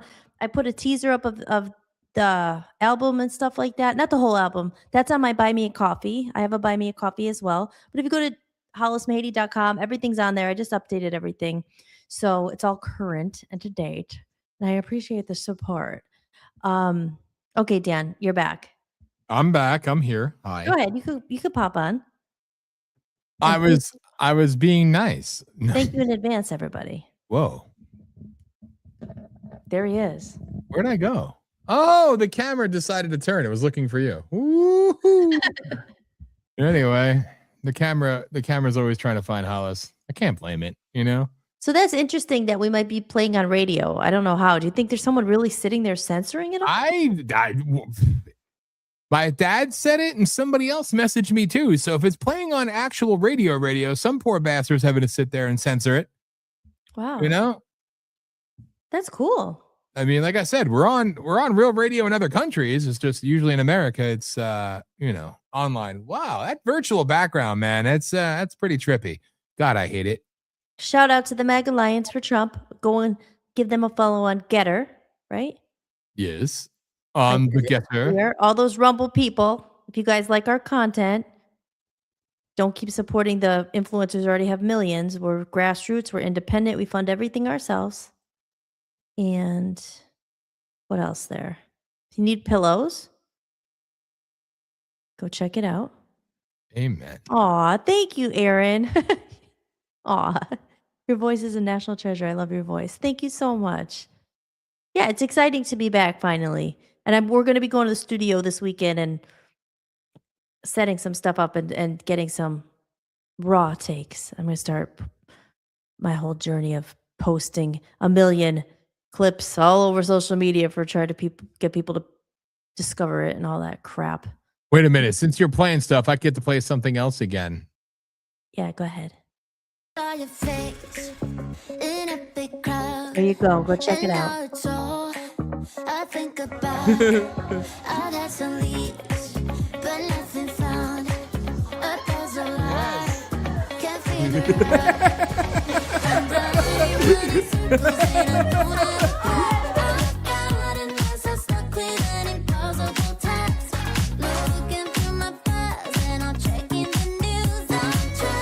Support real music, real art, real independence, and most of all, real humans. Your support means the world. Well, there. I love that. I can't believe that was a week already. God, the time goes so freaking fast. It's cool. Oh, we should. Oh, too bad you don't have the editing video. Well, I'll show it, but I'll get it for next week. Like when you're editing videos, if anyone, well, Joe, you obviously edit videos and you put all that together. Things it just takes so long. I swear, it seems like yesterday, which seems like 5 minutes ago was last Thursday when I was back here after the shoot and everything. But we didn't get the photos back yet, so I think hopefully another week. But that was just so much fun, and I love her name's Andrea. So if you guys ever need some boudoir photos, she does boudoir. I didn't do boudoir. Hey, that's Frenchville boudoir. I didn't do those, but like it was. I loved her vibe, her aesthetics. She just does beautiful pictures. So I told her my story. I was a musician, and she's very deep, and she was just so she's cool. not a lib. So I know. And when you just, it's rare to meet people who like, I don't know, I don't always connect with a lot of people, but just right away, I was just like, oh man, I love you. She was just so freaking cool. I love her. There's a perfect place we could rent literally next door to her in the building. That'd be the greatest studio ever for Hollis. And it's $625 a month plus utilities. And we can't afford it because essentially, you want to know why? Because you haven't scanned that code and made a donation now to buymeacoffee.com/VOP USA Radio, or just scan that code and make a donation one time or multiple donations, join the tiers, whatever it may be, you could help. So that's why. There you go. I wish we could afford that studio. It's a freaking awesome studio. I know. It'll happen. Be her neighbor. Yeah, eventually. I gotta write the guy back. like anything, it's like you want it, but it's just can't bite off all that more than you can chew right now. We're manning a lot here, so we just gotta have patience. Everything will work out. Everything. We have a couple things out there, potential places and everything else, and we'll see. Aaron will get a trip out of the Brown Hoist. He would love that. Yeah, Oh you my would. God, all that 1900, 1800 stuff that's still working. Joe would like it too. He says he has antiques and vintages in the house and stuff. Like, oh yeah, this place is just like a blast from the past. He has a whole room downstairs that Aaron would love it too. It has Nintendo games and just totally our generation of everything. It's really cool. We should definitely go there. It's a trip. So I mean, there's so many cool things, like historical things. Yeah, they and have both. It's crazy. it's an interesting hybrid. Yeah. And you'll see it. You'll see it. And we So have to take Aaron and Amy to the Korean barbecue. Oh my God, yes. Yeah, K-pop. you guys. It's cool. Yes. Aaron said he And would love it. Joe is from Ohio, right? Yeah. He's a little ways away from us, but there's no reason in the world why we can't find him. I'm just saying, Joe.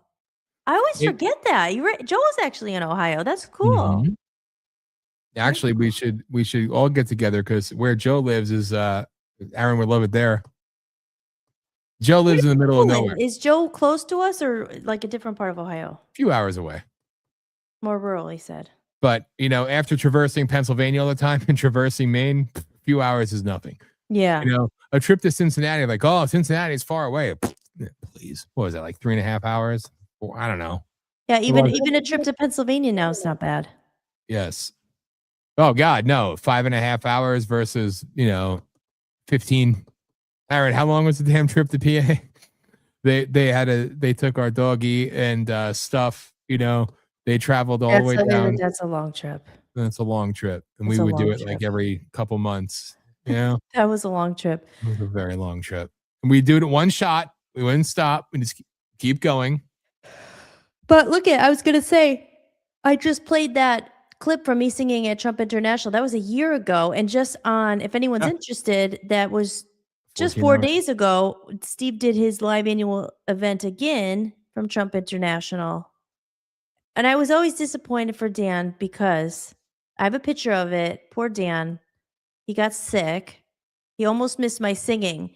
Right when there was all this food, this beautiful food, and there was like a hamburger bun with Trump's face on it. It was like grilled into the bun. I have a picture of it. I was like, and it said Trump on the bun. I want that. I want that right now. But they had, oh my gosh, the food was, but I was about to sing. So I was wasn't nervous, but not really nervous, but more like anxious because I kept saying I was next and I wanted to eat and relax, but and enjoy it. And which listen, I still did, but when you're anxious, you're not really paying attention. You're just kind of eating, and and the I was whole never time gonna I'm like, miss "Where's out. Dan?" And he was like in the bathroom. I'm texting. I'm like, "Oh my god!" I was in the bathroom, talk about the heat and everything, and the Crohn's bad combo got me. But I have to say, I'd rather die than use a public restroom ever. Well, using a restroom in Trump International was like your own private hotel room. Luxury. That was. I still have a napkin from there somewhere. I remember, and I took the water bottle. Water bottles. That was literally one of the coolest. If you're gonna be like death, I mean, talk about luxury, man. Damn. Luxury. But I was fine, and I got out there. I wasn't gonna miss my baby. But yeah, it's crazy. So we drove from Frenchville. We were on the road for like a month.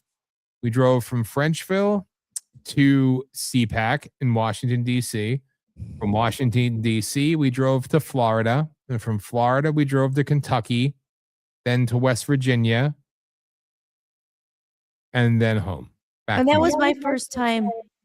Well, my second time in Washington. I was only there one other time in 5th grade for like a school trip to Washington, D.C.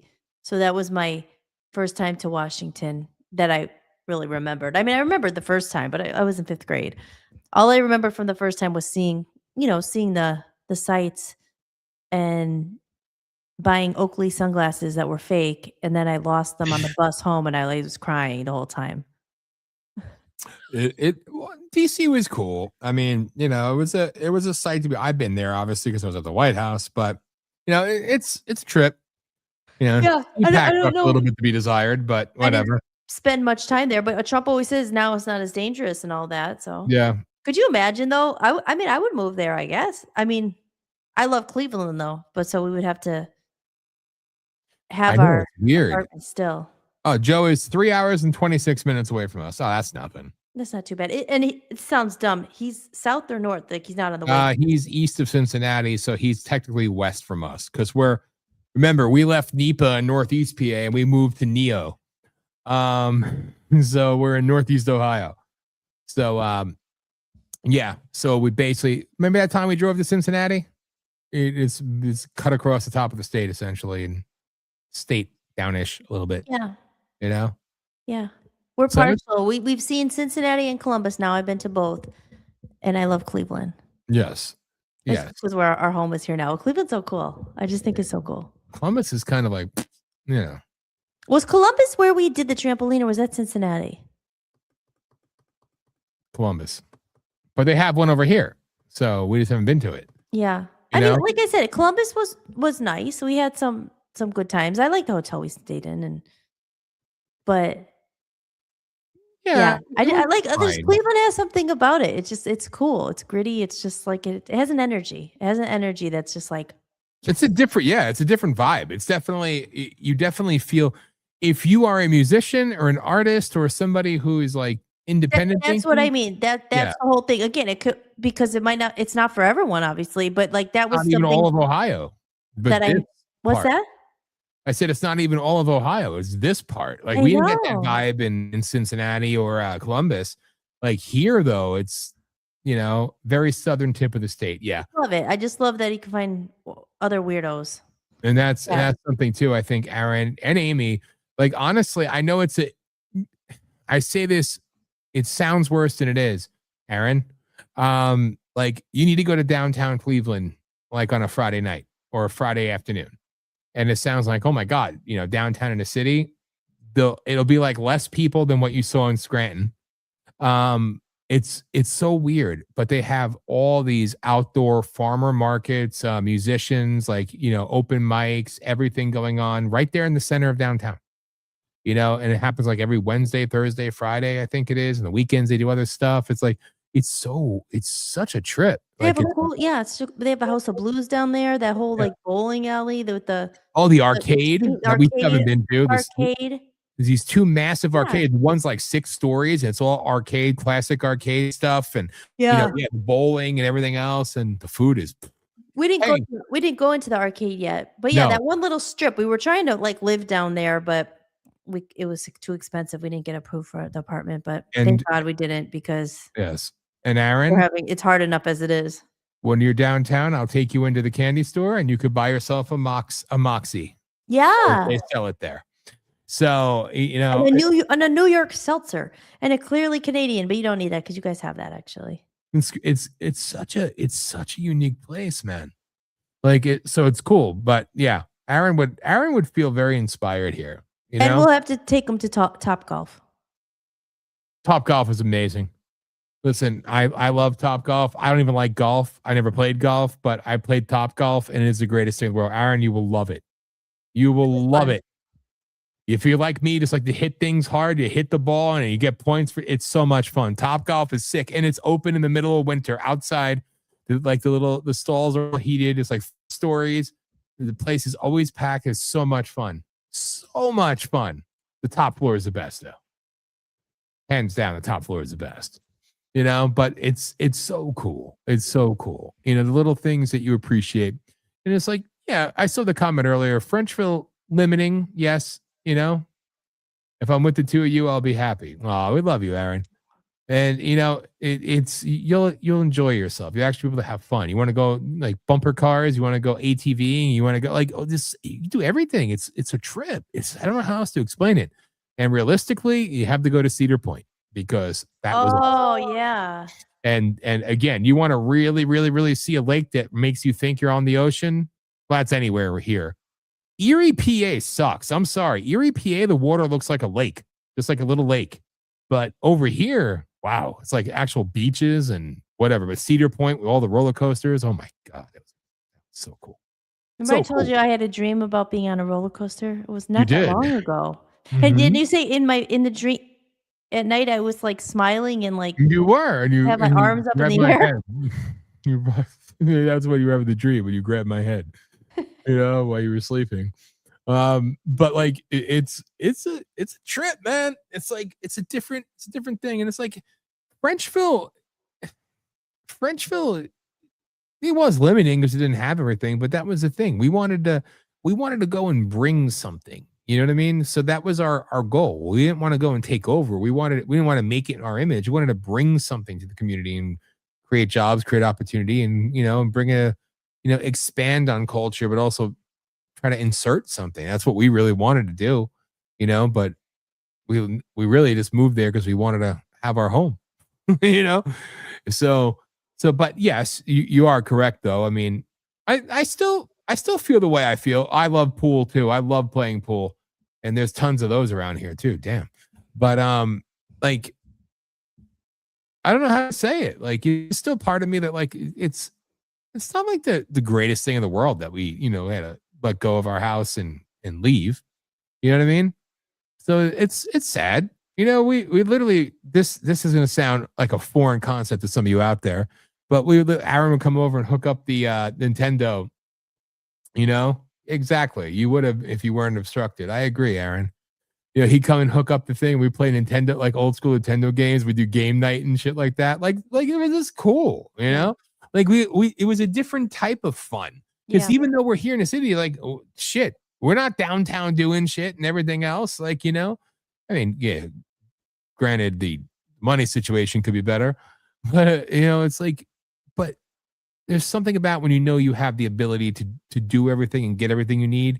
Yes, convenience does help. You know what I mean? So it's crazy. I don't know. It's just I don't know where I'm going with this, Hollis. But Well, let's talk about dreams. that was a very inspired lead-in. Where do we go when we sleep?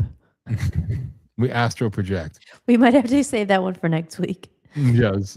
Right. Aw. So do you, dude. Yeah. It was fun. I love playing board games. It was like our thing, in our holidays, the ones that we didn't go back to PA for because we're saving ourselves the drive from hell. Yeah. And Yeah.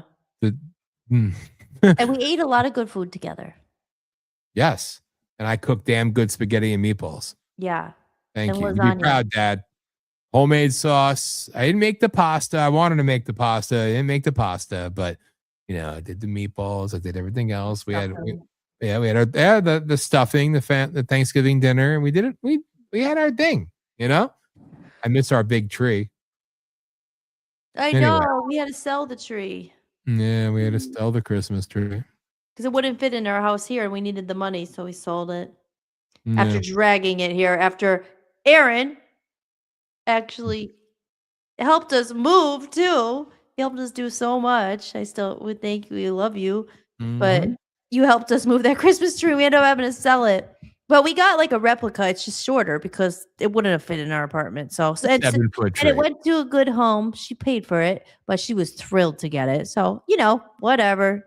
Yes. So it was nice. It was a little sad, but we did get a beautiful tree. Just we really didn't get to do anything for Christmas this year. But Aaron, don't worry. When you come, I'm gonna need your help moving the treadmill. Yeah. There's only 4 flights of stairs. Oh, actually, I was thinking maybe you could bring it with you.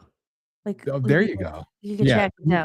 you can find it, and that's right. Aaron was there. We got rid of the treadmill.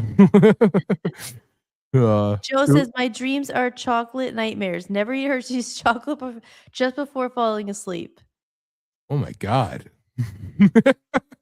Late night radio here at VOP. We're talking about chocolate nightmares, treadmills, Maine and Ohio. It always reminds me of that one. Does anyone else ever see it? That one Cosby episode where he ate like a sausage sandwich or something before he went to bed, and then it was a dream, and he was in like they were playing music in the living room and all that. Did you ever see that one? Do you know what I'm talking about? I'm sure I've seen it, but I don't remember it. No. Is it true that you think if you eat before you go to bed, which I do sometimes, which is a bad habit, you gain weight, but try not to, but I do sometimes. But anyway, is that true? That gives you weird dreams? I've heard that before. You just I have never know. no Dreams idea. are so free. We could have a whole different show on that. Maybe it's not for POLITI-SHOCK or whatever, but dreams are freaking crazy, right? Yes. Dreams are, you really, really wonder, where do you go? I mean, I know you're still there, but like, where do you go? And to have dreams with some of the weird dreams you have, it's just, I have weird dreams. Some of them I remember. What was the one I had the other day? I was telling you. I had the roller coaster one. That's With not Trump. that. Oh, I have a lot of dreams about Trump. And in the one dream, and it's always kind of the same theme. I'm always like I'm like, I find him, I like run into him, and there's so many people around, but for some reason it's just me and him. And I'm always like, you got to talk to Dan. You were at his rally in 206 or whatever it was. I'm like, you're gonna remember him. He did those those rallies, and I'm talking to Trump in the dream, and it's like, I've had that dream like 7 times. It's weird. That's funny. It's something there. You know? I know. I would, maybe not 7, but like I've had at least 5 dreams about him. And like I said, 3 of them, they're like, we've met him and we're talking to him about what we're doing, and he's listening. And I'm like, it's kind of crazy. And then there's the flying dreams. Dreams may be an out of body experience. Yeah. Lucid dreaming. It's fascinating. Aaron, you'll like this one. My flying dreams. I haven't had one in a long time, because flying dreams are the best. So I love flying dreams. And in the dream, a lot of times I'll realize in the dream, does this happen to anyone else? You realize in the dream, you're like, I'm dreaming. You know you're dreaming. Like in the dream, you're actually saying, it's okay, I know I'm dreaming, but you could fly. And in the dream, I'm always like, gosh, why don't I remember I could do this in real life? Like, why don't I do this more often? And then the real flying dreams I would have a lot, where I was running like in Mario Brothers with the tail, and I start flapping my wings and I'm going up, just like when you get the tail in Mario Brothers. That would be my dreams. And then I would have a dream that I would be on the ceiling, trying to get above the ceiling, So obviously there's all those symbols and what it means and everything. But dreams are very interesting. It's a trip. I don't know if that's true about eating food before you go to bed, and if certain foods do certain things. But I don't know. You would think, right? I guess. And I have no idea. I have no idea. Weird. Do you remember any of your dreams, Dan? Oh, God. We should write them down. But you know how you'll have a dream and then you'll totally forget about it. And then maybe something triggers, something says something during the day, or you see something, you're like, remember that dream I had? Yes. You remember it later on sometimes. You know what I mean? That's what happens to me. I remember it later. Yeah. I won't remember it like initially in the 2 hours I sleep. But and did you ever have anyone else out there? You have a reoccurring dream that you had this dream a lot. I always used to have the dream that, and I think, Dan, you said maybe you did too. My dad told me he used to have it too, where I was always in college and I was about to pass, and I thought everything's good, and they keep coming back and saying, you failed that math class. You failed that. It was always math. And I would have that dream like a lot, like even like last year. And it was always like you're back in college and you think you're moving on, everything's, and then they keep coming and saying, you didn't pass that math class. And I think I had that not that long ago. That's funny. Dreams are just so weird. Levitation dreams. I don't know if I had those. Oh. Flying though, and then realizing you're dreaming. Those are rare, but they're really cool when you have them. It's funny, Joe. My one biggest fear is like being stuck on like a rowboat with no rows in the middle of the ocean. I used to have a lot also, because in real life I'm not afraid of heights, really, but I had those dreams a lot where you're like all of a sudden up somewhere really high and there's nothing around you, like you're just like on not a tightrope, but you're on something very small, like just standing there up really high. I don't know. They were those height dreams or whatever. But again, I'm not afraid of heights in real life. So, yeah. Anyone else? Aaron says, I remember floor plans of schools I attended with classrooms that were symbolic of something. Dreams of being an animal. Really? That I never had that I remember. Maybe. What animal were you in your dreams? You remember? Yeah. We could have a whole show about dreams, and just and because there's books and everything. I used to have a book about lucid dreaming. I think when we moved, I sold it, or I was missing a whole case of books, Dan, remember? Yes. Did you ever find it? No. No. I had a couple really cool books that I was missing. That human anatomy book I can't find. See, when we moved, we lost a lot of stuff. Yeah, we did. We a lot sure of did. stuff. Yeah. Unfortunately. Chased down to become prey. You were chased down? I don't know what I was, but I was chased. Huh. Yeah, that's interesting. Because, it always people say, like, interpret dreams, like, you can look something up. There's so many books and things written about it that I used to always have. This was, and some of them you obviously, the symbolism, I think, it's kind of obvious. But when I was in the music industry, years, I would have dreams about snakes all the time and alligators. Imagine that. And reptiles. And there was like two. Ooh, I just got the chills thinking about it. I swear.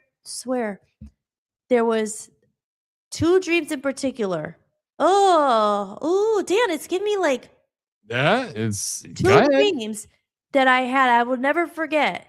Oh, one was like I was sailing on a boat, or I was on a ship or something. We were above the deck. And I was on the deck sailing, but somehow, like, I don't know, was a dream or in the dream, it was like I could see the whole boat, and underneath there was all these snakes and alligators that were not visible to me. We were up on the deck having a good time, and underneath there was all these snakes and alligators. And then another one was a pool. I was in my backyard when I was a kid. We had a above ground pool, and you know how a lot of dreams are. You think you're in one location in your dream, you're at mom's house, but it's not really mom's house. It's like different. But I was in my childhood pool, and those pools, they're above ground, Dan. They're like, the big circles. They kind of like look like a octagon or something. Yeah. And I was in a tube in the middle, and all on the sides. If I floated, there was alligators. Like, how you're floating close to the side. That's crazy. Those are two that stand out. And I would always have dreams about snakes in a ball pit, and they were turned into snakes. Imagine that. Yeah. You were surrounded by them. Yeah. Yeah. Is that crazy? And I swear, I'm not just doing this for effect. Why would I? I haven't had them since. I don't know the last time. I shouldn't say that. I think if you watch a movie or something, you also know why you have certain dreams. Like, you're like, oh, I watched that episode and I saw that actor, and then he was in my dream or something. Yeah. That's nuts. Some dreams you see people you haven't seen in years, and you wake up thinking about them. Yeah. How about dreams where you wake up crying? Did you guys ever have those?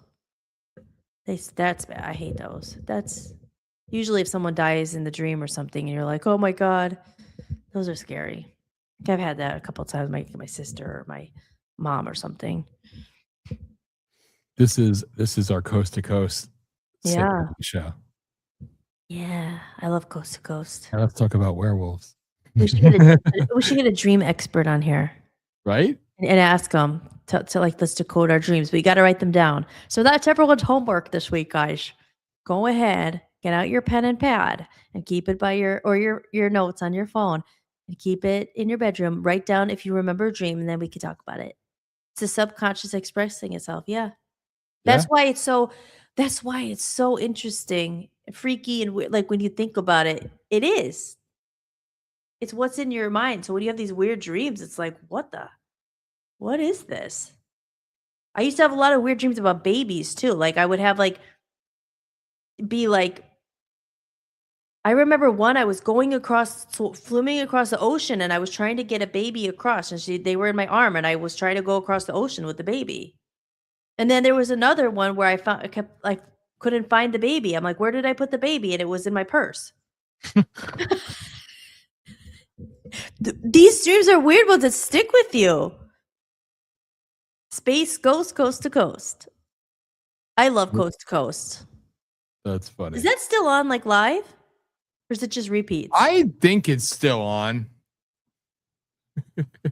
Joe says I will do that. I've been eating lots of milk balls for the past half hour, so I'm That's going to funny. have a doozy tonight.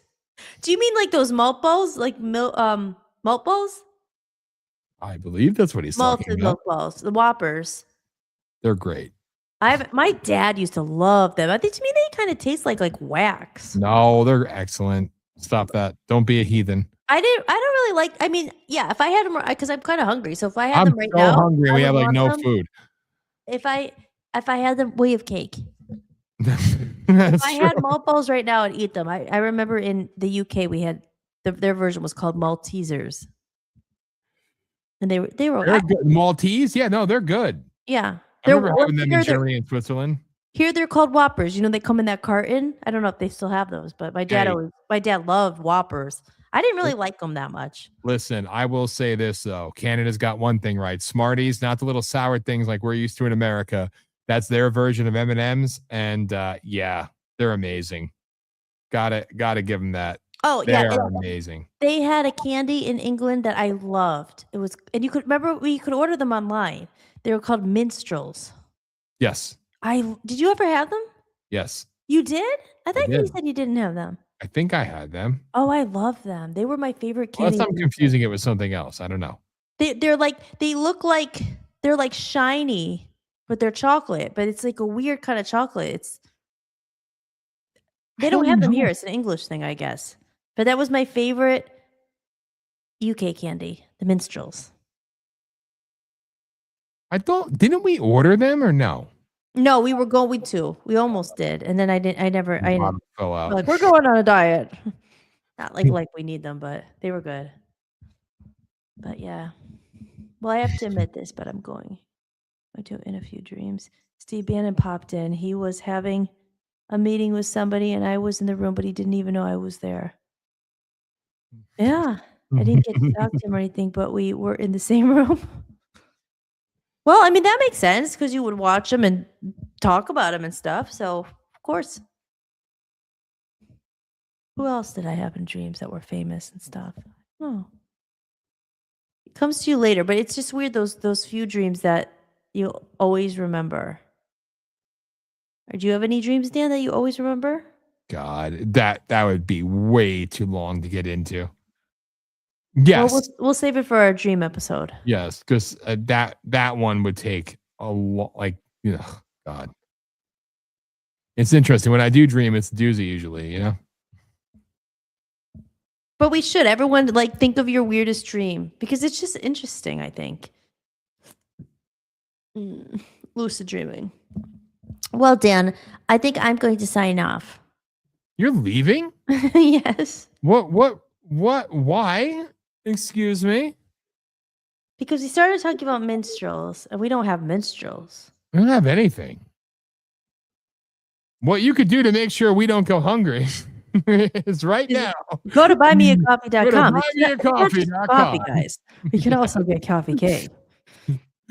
That's funny. We don't have any food. Well, I have carrot souffle You do. and carrots. I have no food.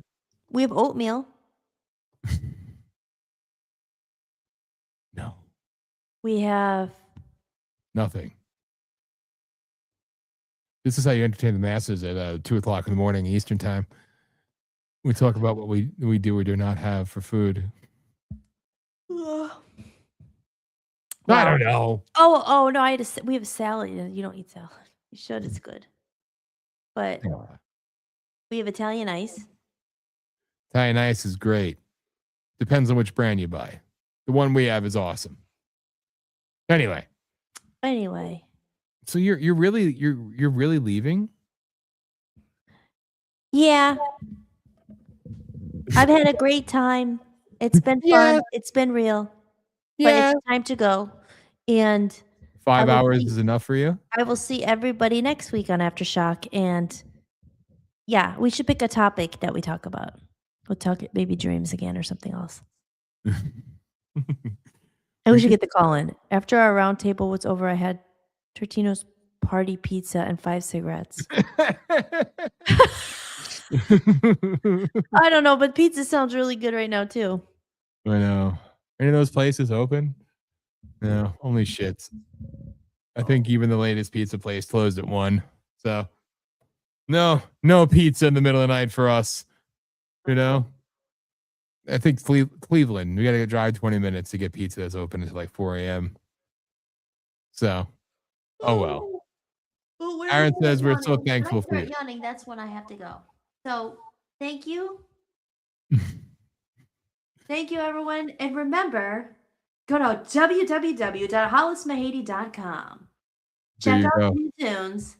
And if you need creative work done, I do commercials, I do editing. Please, if you have a small business or anything, go to my website. There's links to my work. And if you need anything for your business promotions, I do so much stuff. Video editing, I do a lot. So if you're going to pay someone, pay a musician, pay an independent media owner, because that's how we fund what we do. So I need work. So if you need anything, just let me know and we'll talk. So hollismahady.com. Go to buy me a coffee. If you're interested, there's a lot of free stuff to watch, and you could also support. It means a lot. And see all the cool photos that I have a whole video that's for members only, and some digital downloads, and so much more to come. So join the community. We're gonna have fun. My new podcast, Holistics, is coming very soon. I'm working on just a couple things for it, but I'm hoping by next week I'll be launching the first episode. So, and then we'll be doing lots. But with that said, Dan, I'll let you do your thing, and I'm going to go to the kitchen and see what we have. Well, you're going to be coming right by me. So, love you, Hollis. I'll see you momentarily. And Joe says, good night, Hollis. I'm so glad I was able to entertain you tonight with that compilation video. I loved it, Joe. You're awesome. We all love you both.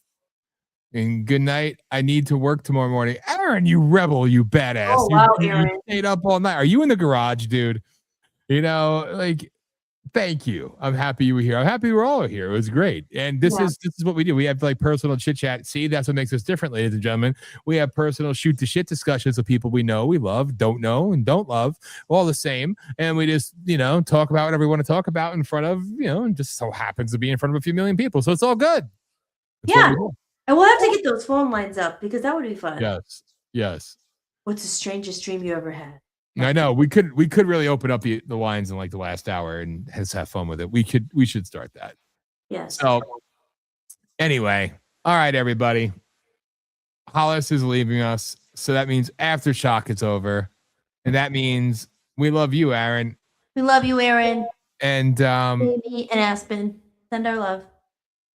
So we're gonna call it a show, I guess. 5 hours is acceptable, Oh, look at you watched all of Holly's Playhouse last week. You did. That's so awesome. That's so cool. Aw, see? Yeah. And that's what my mom still lives in Holly's Playhouse, but it's not so much Holly's Playhouse anymore, but Sally's Playhouse now, but that's okay. I'll make my mom happy. I'm glad she's happy. It's all good. But yeah. And Aaron has been to Holly/Sally's Playhouse, so he's seen it. Not all right, well, different version, but Jason, it's right. It's on our website. If you go to POSAradio.com, you see the different channels. You'll see the politics were that channel, and then it'll say arts and entertainment. It's just like 2 down, and it says Holly's Playhouse. It's like a collage. It says a little COVID miniseries. If you click on that, there's it's all right there. There you go. Oh, check it out. You can watch all the videos on there. So have fun with it, people. Yeah, that's cool. I'm glad you watched it. That took me so long to do. That was my first really editing. Not editing. I've done it before, but it just took a really long time. Yeah, Jason, this series is her from YouTube thing from years ago. So, but it's cool. It's like a whole series, a whole journey of Hollis. but now Yeah. she's going to launch her new shows next week. So, Yeah. she's got a whole bunch of new stuff It was coming. basically it was the first episode, kind of in a nutshell. In 10 minutes, it tells you like literally from how I went to Hollywood, everything in between, and back to Scranton when COVID hit, and then it was like the rebuilding, pretty much of my life, and then so I got to do a new series because we got to do a new series, but we have some stuff in the works. That would be cool. We have a lot of stuff in the works. So, Yep, that's right, MAGA Dirtbike. Yep, that was what it was. It was after COVID hit, when the whole world shut down, and my dad passed away, and I moved back to Scranton. I hadn't been back besides Christmas. I hadn't lived in Scranton for like 15 years, and I went back to live there with my mom after my dad died and after COVID hit, and then that's when I met Dan. But I finished that before I met Dan. I hadn't even met Dan yet, and then it was shortly after that I met Dan. That's why there's a new series in the works. Indeed. yes. Yes. Definitely, because there's a lot to document. In case people don't realize this, Hollis and I haven't even been married for 3 years yet, right? November will be 3 years. Yeah. So, and I've only known her for probably, it's March, 3 years now. So we met December. We became male friend and lady friend in March, and proposed in August, got married in November. And what we've done in the amount of years is kind of insane. We do a lot. We did a lot. We bought a house, lost a house. It's crazy. It's absolutely, it's insane. We think about that sometimes. All the shit that we've done in like 1 year is more than most people do in their entire lives. Not because we're so wonderful, just like fuck me. You know, we do a lot of stuff. So it's crazy. Oh, that's funny. Exactly. Yeah, that's right. That's what the vision of Holly's Playhouse was. But yeah, I'm glad I have it documented. And like I said, my mom still has the house and stuff, but it's all good. You know, you could always revert it back. But you know, after my mom ended up moving, when I did Holly's Playhouse, she wasn't living there, but then she was living in a little town, 15 minutes away. But the house was becoming too much of a burden for her. Smokey, who's in Holly's Playhouse, he's older, and it was just too much for her to be on her own in that house. So she ended up moving into Holly's Playhouse because you see how big it is on the one side. But I was like, I can't have like rock and roll bands up here and doing all this stuff. Now my mom's downstairs. So I was just like, you know what? And then I met Dan, and I was like, the journey's not over. I wasn't meant to be in Scranton all that time. So that's what happened. But it's funny. The rooms and everything, those are like, remember the room with the license plate lamp? I ended up selling that. Aw. That's I'm crazy. trying to replicate like my city room. It kind of still looks like that. That room's still there. And now my aunt is living on the other side. So it's still definitely a playhouse. There's still a lot of musical instruments in there. So, but anyway, thank you for bringing it up. Thank you for taking the time to watch it, and check it out, Jason, if you want to. You learn. It's entertaining. Pee Wee Herman died.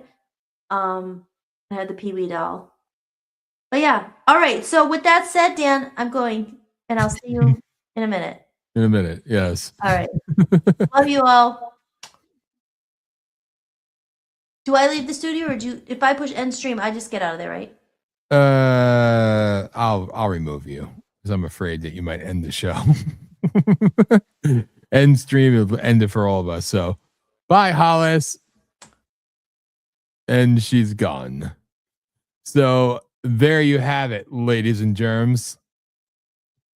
See, we talk about everything. We go deep, we go personal, we go not so deep, not so personal. But tonight was fun, from kicking off the show with my dumbass messing up to my Iran rant to have the MAGA Lions for Trump. That was awesome. And I can't wait to have them back on next week. So thank you, Jason. Thank you, Joe and Charlene, because damn it, you tried and you were successful. It was just the wrong time. And we love you guys and can't wait to have you back on. So next week, count on that because we have a lot to discuss. And then the man, Josh Bernstein, joined for the POLITI-SHOCK Hour of Rage, which was fun. You could catch that tomorrow. And 8 p.m. Eastern time. That'll be the airing on. I mean, you all don't need to watch it because you've already seen it. But, for the rest of the people, And then it was just us. It was just us, all of us, having a conversation, and doing our aftershock. So I had fun. It was a quick 5 hours. How about that? So, and I finally peed at 4 hours and 30 minutes. So there. Love you, Joe. Love you, Jason. Love you to everybody. Shout out to everybody watching on the YouTube. Again, I don't know how you all found us, but apparently there's a lot of you over there. I'd love to go check it, but I don't know how, and just whatever. So thanks. Thank you. And to whichever radio station's airing us, I think in Pennsylvania or something like that. Thank you. And everybody else all around the world, we appreciate you as always. And Rumble, thank you for featuring us. And thank you for everybody who joined us from there. Again, I can't reiterate it enough. Go to VOPUSAradio.com, VOPUSAradio.com. Enter that email, follow what we do, sign up for the mailing list. And also, if you're a broadcaster, an artist, or anything else, and you want to be a part of the network, you can click that link there in the tab and find out how you can become a part of the Voice of People USA Radio and Television Network. Like I said, we have more shows coming, more broadcasters coming, more talent coming, more everything coming. So original broadcasting, everything else, but it's made possible because of us. But it could be made possible a lot easier and quicker. If you're able to donate, please feel free to do so. I hate asking, but hey, every bit counts. So again, buymeacoffee.com/VOPUSA Radio. You scan the QR code, you can go there, make a one-time donation, make a reoccurring donation, or join one of the tiers. $2, $7, and $20 for the VO Posse tier. And there's going to be a lot of fun stuff with that. So as soon as somebody signs up, they'll get to experience it. And hopefully we're going to build a whole little alternative community, if you will. So it's going to be something really fun, something really cool, something unique, something different. So please join. In the meantime, feel free to download that app on Apple, Android. Make sure to search for VOP USA and you will find it. Also search VOP USA on Roku, Fire, Amazon, Apple TV. You will find us on there. Watch us live. Tell all your friends. The socials, you know where they are. If you're watching on Rumble, give us a follow. We would definitely appreciate it. If you're watching on the YouTube, whatever channel that may be, subscribe. Wait, smash that like button. Hit subscribe. There you go. Got to do the little catchphrase there. And that's it. So, and somebody asked before, am I going to have guests on again? Like, any names or anything? Yeah, inevitably. Not in a rush to do it because I just enjoy shooting the shit with all of you and talking about real stuff. And, we'll have guests on again. Other guests. They're referring to like, what big name you're going to have on next? It's inevitable. We'll have somebody on, but the bigger names that we have on are the regular people, like a Joe, like a Jason, like a Charlene, just us. We matter more than name notoriety. Damn it. Real gets real. And that's why all you freaks decided to stick with us this long. And a lot of people watched it again. So thank you. I appreciate it. And other than that, again, you can catch the replay if you so desire of the Hour of Rage tomorrow night, 8 p.m. Eastern on all the channels. And then on Sunday night, I might re-air POLITI-SHOCK, possibly. It's a pain in the ass to do, so there's no guarantees there. But yeah, you want to see it, go to the website, all that good stuff. But Sunday night, Rage of Aquarius with Josh, live, 9 p.m. Eastern time. And then, of course, I'll be back with you next Thursday night, 9 p.m. Eastern time.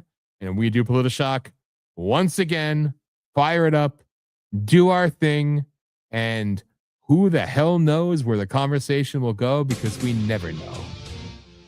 And that. There we go. I've got nothing else to say to you all. Nothing at all. Other than thank you. And I appreciate you. And hope you all have a wonderful night, afternoon, morning.